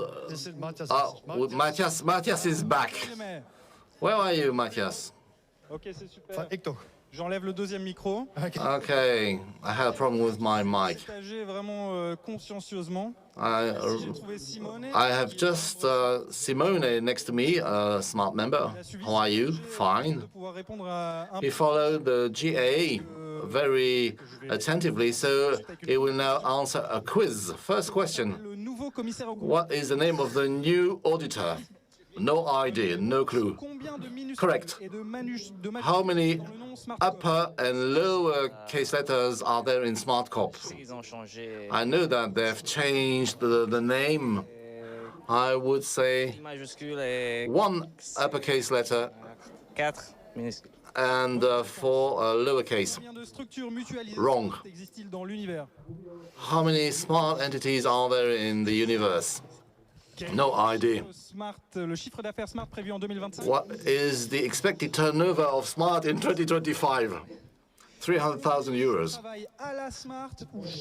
Do you say I'm working at Smart or in Smart? 26,150,000. Is it the number of members or is it the number of coffee that was drunk? Let's end with an easy question. What is the name of the group that is going to play at 6:30? Pedals Grass Band. Excellent. A last word? Thank you, Smart. And join us. Thank you. I hope you all knew the answers to this brilliant quiz. Enjoy the rest of the GA and enjoy the rest of the evening. See you next time. Thank you, Matthias. So, as I said, we are now moving to the board's report. And I will ask Amaury Hageman and Isabelle to join me on the rostrum. Mon collègue, notre collègue, puisque oui. Avoir en même temps tout le temps. Bonsoir tout le monde. Et donc je disais.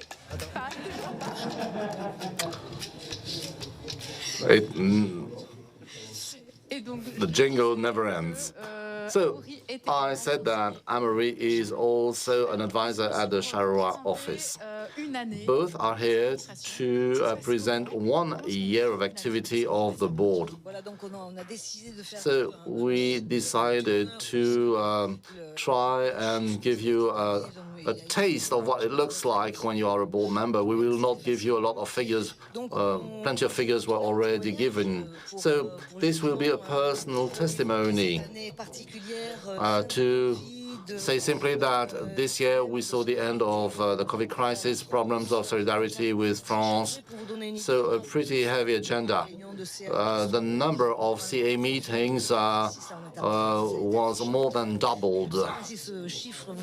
I don't know if you noticed the number of meetings of the board, but it means a lot of work, a lot of time devoted to those meetings.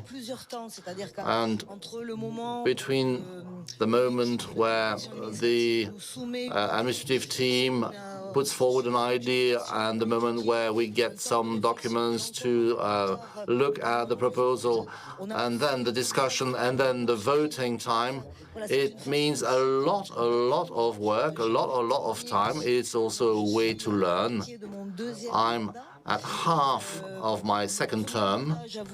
During the first term, I must confess that I was an observer because I was afraid not to be able to take decisions. And then the rest of the team told me that now, after 6 years, I'm better at understanding what is at stake. So the board is also a living experience, a space for learning. And what is interesting is that board members come from different backgrounds. They have quite different profiles. Some are highly technical, others are more on the emotional side. But when you have a a cohesive group, the outcome is quite interesting, and we have in-depth analysis. I will now give the floor to my colleague Amaury, who joined the board last year and will give you the testimony of a newcomer. Thank you, Isabelle. I'm quite intimidated. It reminds me when I was 7 or 8 and I had to deliver a poem on stage. I would cry. 30 years have passed. I'm old now. I won't cry. And I put forward my candidacy in June last year, and I became a member in August. I attended my first board meeting, and the first meeting, I almost cry. A lot of papers, you need to get updated. You wonder whether you have the necessary skills and expertise. You don't know all the other board members. I'm surrounded by managers. Not so obvious, but these are kind people at the end of the day. So you have to look and review issues that are sometimes complex, emotionally difficult to manage, and then you have a meeting and another meeting and another meeting. So the first meetings, I'm more in observer mode. Try to understand the issues, yet there are some big issues that are there on the table. When I joined the board, one of the first issue is the Smart France. Smart France is facing lots of difficulties, and so the French cooperative is in crisis. And so there is this idea that Smart Belgium is going to support Smart France, so we need to understand the historical background of Smart France, listen to the various stakeholders, to have a sympathetic ear, take into account the personal situation of the French users, of the French staff. Also, as a board member, I need to get a better understanding of how the system functions. I need to upgrade my own knowledge. Then there is the need to also maintain the trust that French users have in the smart model. For short, there's a lot of emergency, a lot of pressure, a lot of difficulties, and so that's the way it all started for me as a board member. Hopefully, with a lot of patience, active listening and work, slowly you manage to sort out the issues. Of course, all the problems are not solved, but we move ahead. Sometimes you have to make hard decisions, and I would say that this French case was high on the agenda of the Belgian board for many meetings. Then you have the new rotation system for the board membership, the idea being that rather than having 18 people who step down every 4th year, we would have a better rotation so that new board members would benefit from the experience of senior board members. Among the issues on the board agenda, there was this issue on social shares for the permanent B workers. Remember, in the figures, the B category accounts for 0.07%. Very few of my direct colleagues are cooperators of the smart cooperative. However, it could be a financial burden for my colleagues. So in our discussions, we suggested to reduce the B social share to 30 euros for the permanent staff, which was highly appreciated by the Works Council. I think that some colleagues shed a tear. I hope that in the coming years we will have lots of candidates. On a aussi tiré un bilan par les deux administrateurs délégués, Maxime et Anne-Laure. Maxime and Anne-Laure, the directing managers, gave you an overview of the 2 years in the board. There was the COVID crisis, then they took over from Sandrino and Anne-Laure. Then there were many issues that need to be diffused. So I would like to thank them for all their work. There was also some discussion around the remuneration of the directing manager, and so their remuneration was substantially decreased. It was as an act of solidarity, and also there was a decrease of responsibility. So we should really commend them for that. Maxime didn't cry a lot, but he is happy. Voilà, j'arrive à la fin. Tu veux enchaîner? That's it from me. Okay, we could draw up a very long list of issues. Your question was interesting. What about the future? Maybe you might want to become a board member. It's very instructive, very interesting, but there is a gap between the time when you put forward your candidature and the time when you are up to the task. So you might be disappointed because when you join the board, you would like to take part in certain debates, and it happens that those debates are not taking place at the board level, but elsewhere. And I think that many of us experience that. Some, well, stepped down, others resisted. So I think that we need to ensure the continuity of the board. Thank you for your attention.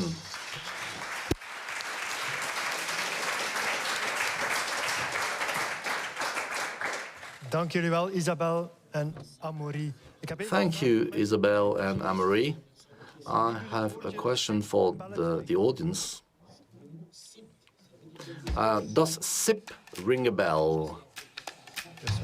That must be Smart in Progress, SIP.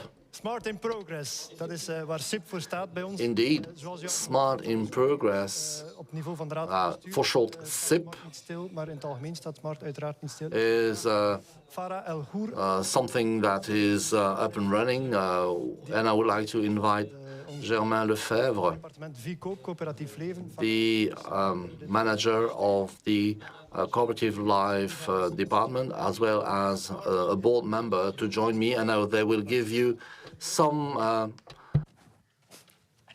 information about the Smart in Progress project. Yes. Some historic background about SIP. SIP is a participatory process that was initiated by Smart in 2015. Each year, new topics are proposed. Members could give their view, issue an opinion on those topics. At the end of those workshops, some recommendations were put forward and passed on to the board. Then the board would give either a positive or negative opinion. Most of the time it was positive opinion, because only 8 out of 226 opinions were negative. So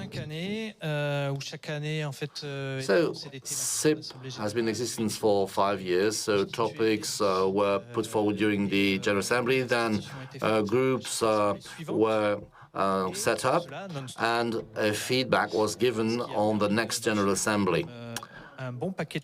So a lot of topics could be addressed. A lot of people were involved. I have 17 topics. Activities were led in 8 Belgian cities, as well as in France and in Spain and Italy. All in all, for 226 projects. And after 5 years, we thought it's time to sit back and relax for 1 year. So we will have a 1-year break to ask ourselves, what about all the recommendations, how to implement all of them without waiting for the board to put them in place. So we thought we might involve the members. But members themselves had already thought of that. Before being a board member myself, I already belonged to SIP groups, and some members already suggested to implement some of those recommendations, and that's how the members' comptoir was created. So we've noticed this year that the participation is curbing down. This will be reported in a couple of months. Up till now, we would always start from the 226 recommendations. Then we make a stock-taking exercise of all the recommendations to categorize them along activities and no longer according to different years. And so we also had some review of what had happened with those recommendations. And then the next step will be to do some pilots so that members can themselves take up some recommendations and implement them in full autonomy without waiting for the board to put in place any structure for that. So the members themselves should take up those recommendations and implement them. So these are the lessons that we drew from SIP, from Smart in Progress. That doesn't mean that they will never have a think tank anymore, but that's a step forward to move ahead and to undertake actions. And in order to do that, we are organizing groups, as we have done with Smart in Progress, with secretaries, participants. We are now organizing the same kind of device, proposing people to moderate groups, to move to action and to support them in that approach. That is also to document these experiences. So if something interesting is happening in Charleroi, it may be possible to make it more visible, to encourage others elsewhere to do something similar. So that is the objective, to make progress on several topics that we have targeted. So we're already going to start this summer. We will start by sending a form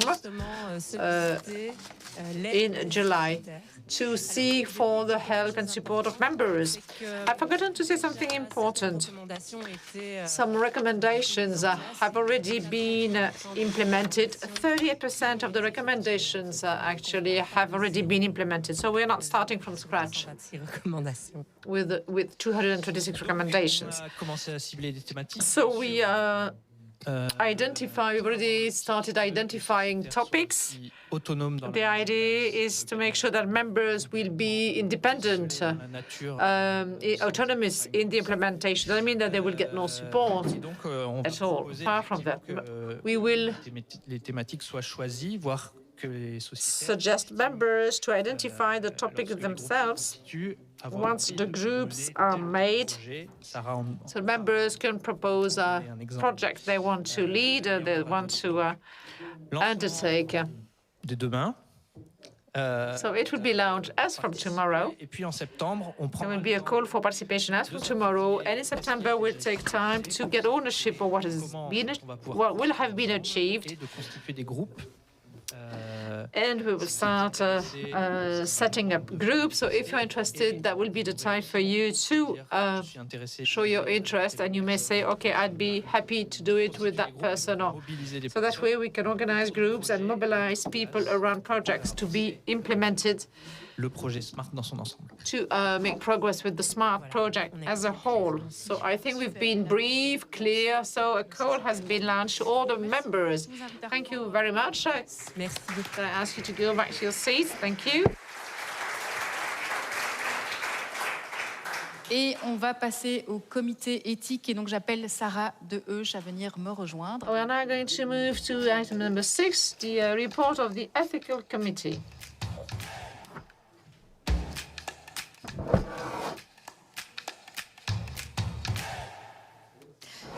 Alors, Sarah, bonjour, présidente du comité. Well, Sarah, you are the chairperson of the Ethical Committee, 11 members, 4 meetings. So that's a very brief summary of what you've been doing. So I will ask you to explain yourself what you have done together with that committee. Hello, everyone. So the Ethical Committee is a smart body that stems from Smart in Progress. It was set up in 2019, so it's quite a recent body. It's also a new body. And it was interesting to hear that we learn with time. Well, actually, it's a body that it's the first of its kind. So this year, some members of the Ethical Committee have been renewed. I would like to make a little reminder. 2 members come from staff, the advisors, the counselors, because they have field expertise. 2 members that have been drawn by lots, and 2 other persons, 2 assistants. In 2021, it was still a Belgian-French body that will be questioned this year. We had to deal with 15 cases in 2021. We've met 11 times, and we made a break together. So it was a way to consolidate the group. I'm not going to speak about all the cases that we had to deal with. Just mention the subjects, the topics. Actually, they can be brought together around 3 main topics. And as a reminder, so the topics that we've dealt with, either these are questions raised by members to the Ethical Committee, or it's a case directly referred to the Ethical Committee. So the first category of topics are related to the functioning of SMART, the workings of SMART. For example, between March 2020 and December 2020, we received 10 complaints of members with regard to the relationship with SMART. They were not happy. So it was not for us to respond to that, but actually we said, okay, the basic question is when there is a concern, what shall we do? So we have chosen to set up a mediation service. And then other topics were more about the cost policy, the remuneration of the staff. Tu l'as mentionné, Anne-Laure. And Anne-Laure, as you said it, what should we do with people who jeopardize the democratic processes? The second category of topics, of cases, related to the activities of members, with questions such as, can we accept the selling of human hair by a hairdresser? How can we improve the information about the remuneration of the members? So there are trainings, maybe other tools could be explored to help members in the setting of prices. And the third category of cases, of topics, had to do with the very functioning of the Ethical Committee. As I've said, we are quite a brand new body, so we didn't have feedback about recommendations that we had shared. So we have drawn up a form that we are going to share to know what has been implemented, why, what was the quality of the recommendation. What about the messages? Were they clear enough? Les recommandations ont un impact ou pas sur Smart et inversement pour améliorer notre travail là où the idea being to improve our work. We've also made a framework for the drawing of recommendations. And in 2020, we made a follow-up recommendations. We also set up a shared working place. We've been working with mails only, and it's not easy. We're also going to publish the recommendations that we deem important to be published, and we will deal with the cases that will reach us in 2022. So much so, very quickly about what happened in 2021. I don't know if you have questions. And there will be a question in 2022. How can we strengthen the bonds, the link between the Ethical Committee and the General Assembly? So it's on the agenda. Merci beaucoup, Sarah. Thank you very much, Sarah. Je dis dans l'oreillette qu'on a quand même 1013 votes enregistrés. Well, 1,013 votes have been registered against 752 last year, so that's quite a good result. Thank you to all. Thank you, Sarah.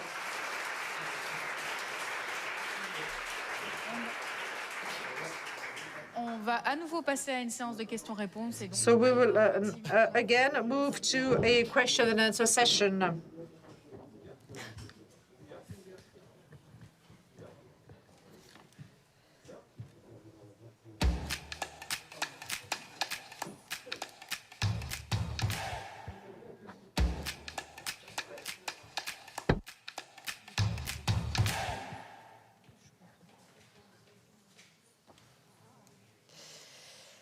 Alors, on a reçu une question. We received a question through the social media. It's for you, Maxime. It has to do with the renewal of the board of directors and has to do with training. Have you already contemplated launching training courses to help them facing up with the responsibilities or the taking up responsibilities? On a même été plus loin, même si c'est well, we've gone a bit further.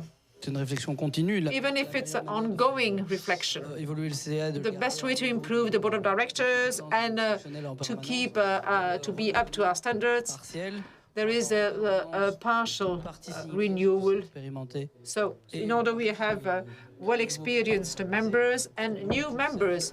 When we were renewing the whole of the board of directors, apart from those who would start a second term, we could have half the board of directors was totally new, was not very practical, so there was a partial renewal. There are several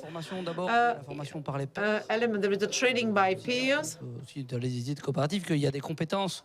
There are diverse competencies within the board of directors. Everyone joining the board of directors will be under the supervision of others, of all the members. On travaille avec cadastre des compétences, donc on peut lister toutes les compétences. We can also list all the competencies in the board of directors, and each member, each director may say, oh, I think I'm good at this or not at all good at that.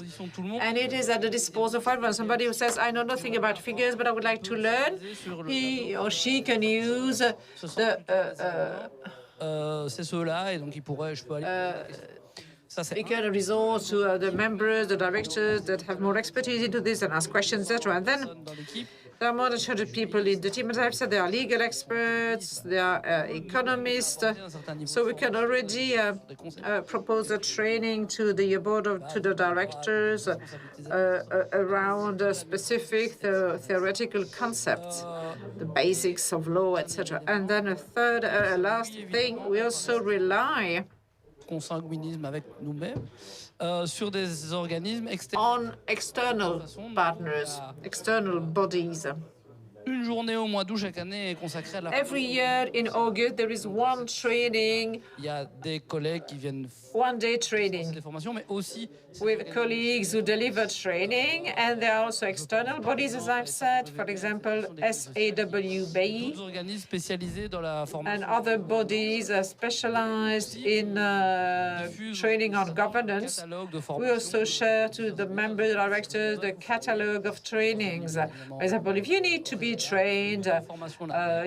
You're entitled to 1 or 2 training courses per year. So we already clarify things, but I mean, say, okay, this is a list of trainings that could be interesting for you, and then it is up to the directors to complement the competencies they need. So there are several ways for the directors to undergo trainings. So we help them, we allow them to achieve new competencies. Are there questions?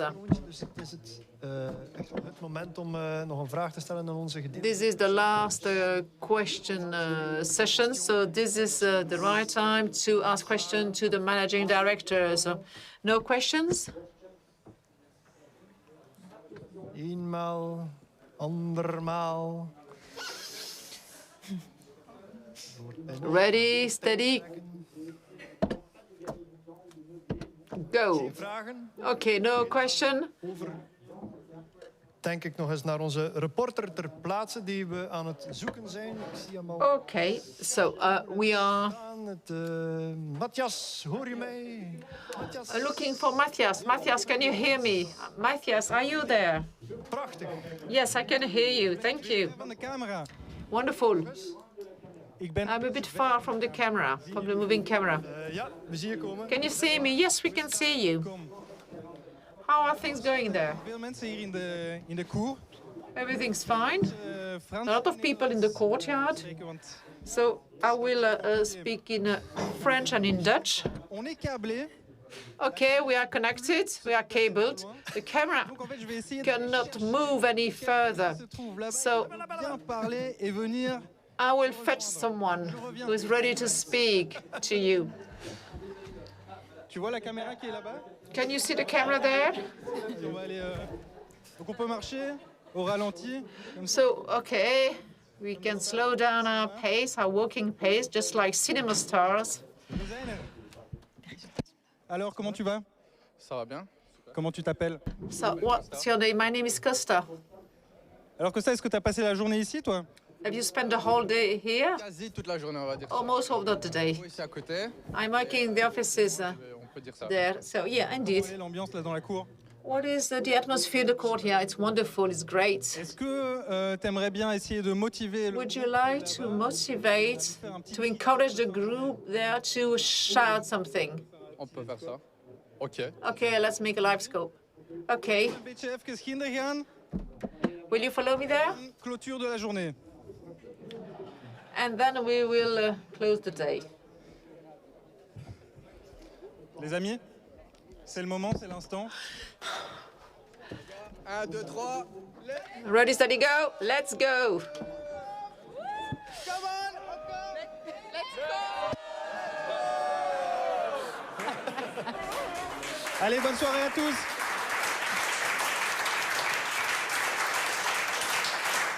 Dank u wel. Dank. Mieux dans la salle. À 3. 1, 2, 3. Ah, voilà. Comment on fait? Die kwam even binnen. Dankjewel, Maxime. That comes right from the bottom of the heart. That was very impressive, Maxime. I have seen well-known faces outside. In elk normaal jaar moeten we zeggen eigenlijk. Still have a video to watch. Van coöperaties die elkaar zien in het zuiden van. In a normal year, there are many cooperative members who meet in the south of France at Sète, the native city of Georges Brassens, and a sunny sky, and we meet in La Sète at the occasion of an event called Bigre. Anne-Laure is very familiar with the history of Bigre. Maybe she can give more detail. It's a gathering of cooperatives. At the beginning, it was only French cooperatives, but now it's also open to Belgian cooperatives and members. But for more than 10 years now, it has been existed. It was initiated by a cooperative called Oxalis, joined by Copanam and then Smart. It's a 1 week. It's a 1 week gathering organized by and for the entrepreneur members. members. Qui refuse d'y aller depuis 10 ans. There is someone who refuses to attend for 10 years. This year he's going. He will be attending. Well, good, great. Super. Wonderful. Je serais contente de t'y voir. Okay, I will be happy to see you there. Effectivement, c'est une semaine. It's a 1 week training facing the Mediterranean in a wonderful setting. Vacances sociales. What we call social holidays, solidarity holidays. So we work hard during the day, but we always spend playful times, partying times together. And this is why we were said not to do many things during this work, but this is not true. We are really making connections. We are re-energized. We are very energized after that to start the working year. And so I'm very happy to see that after 10 years, Florent will finally be attending. Excellent. Of course, you can register. I know you have just sent dreams to us. So it's not a dream. It is totally realistic. So you can register on our internet website, and we will show the smaller video about the Bigre event.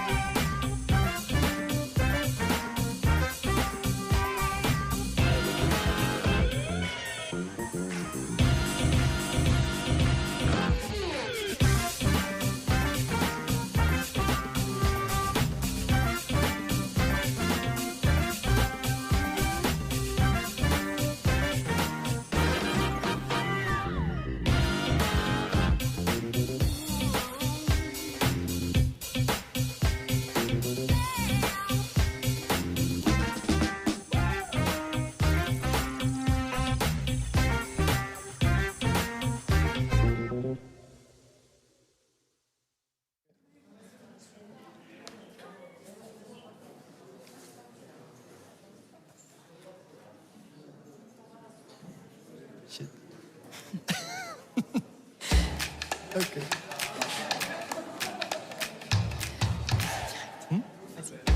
Okay.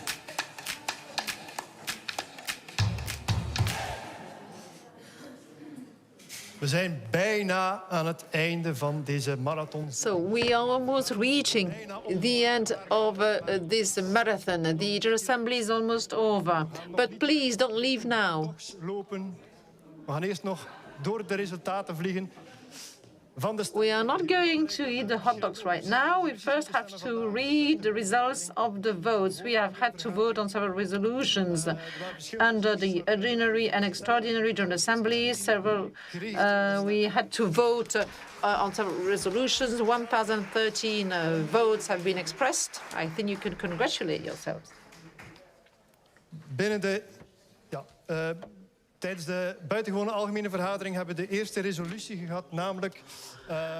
During the Extraordinary General Assembly, there was a first resolution about the change in the name, Smart Coop, by Smart Coop. There will only be one uppercase. 95% have accepted that resolution. So have accepted to change the name.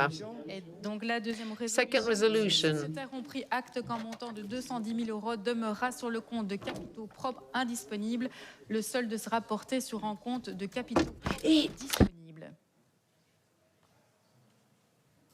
Geen resultaat? Maar Derde resolutie. So the third resolution, Nieuwe statuten in overeenstemming the third resolution about the amendments to the new status to be in line with the new code applying to companies. So it has been approved with 96% and 4% have voted against. So moving to the fourth resolution, the confirmation of the address of the seat and on the website. The members have taken good note of that resolution. And the last resolution of the Extraordinary Assembly about the powers of the notary to coordinate the statutes and to submit the statutes. Once again, we've got 96% in favor and 4% against. And then the resolutions of the Ordinary General Assembly, the approval of the accounts and reports for the 2021 year, and the discharge to the members. 3% have voted against and 97% in favor. Now, the second resolution, allocation of the results. So the members have taken good note of the allocation of the net result for the non-divisible reserves. Les sociétaires ont pris acte de la composition du sociétariat. The members have taken good note of the composition of the membership, the state of the share capital, and the value of the share. The fourth resolution is about the appointment of the auditor. So RSM Interaudit has been appointed for a term of 3 years. 93% have voted in favor, 7% against. And then the fifth resolution about the validation of the corruption of Marie-Françoise Rix. It has been validated with 97% and only 3% against. J'allais proposer de vous lever, Marie-Françoise, mais vous êtes déjà. I was going to ask you to stand up, but you've already stood up. The sixth resolution, partial renewal of the management board. Leden van de Raad van Bestuur, Louis Paulet, verkozen met So the election of Louis Paulet. Louis Paulet has been elected with 96% of the votes. Frédéric Guarencio, verkozen met. Frédéric Guarencio has been elected with 81% of the votes, but he's not here, unfortunately. We'll have to look for them on Facebook. And Anne-Laure de Gries have been elected with 95% of the votes. Et il y a donc encore une dernière résolution, la numéro 7, et qui and the seventh resolution about the designation and powers for formalities. So 2% have voted against and 98% in favor. Gefeliciteerd aan de nieuwe bestuurders. Congratulations to the new members, to the new directors. We are almost finished, but before doing so, we have to thank a few people. So as I was saying, we have to thank people first, the colleagues, who are always available for the members, days and nights. They do a great deal of work to help the members, and many colleagues today have also helped us organizing this day. So Vico and all these at the reception, all these people who received you this morning, so yeah, they deserve a big clap. And also the people who serve the food and drinks. Would also like to thank the speakers, the people who have made exhibitions, the people who have spoken in the workshops. I would also like to thank the technicians.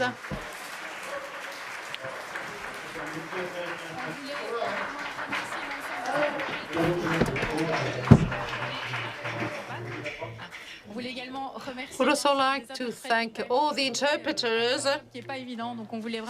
Their job hasn't been easy. We'd like to thank them as well. We'd like to thank all the directors, all the managing directors. We know how much it may be complicated sometimes. I would also like to thank you all, you, the members, because without you, the cooperative is meaningless. So thank you very much for taking part in this day. So after the day, we are proposing you to have a little drink at the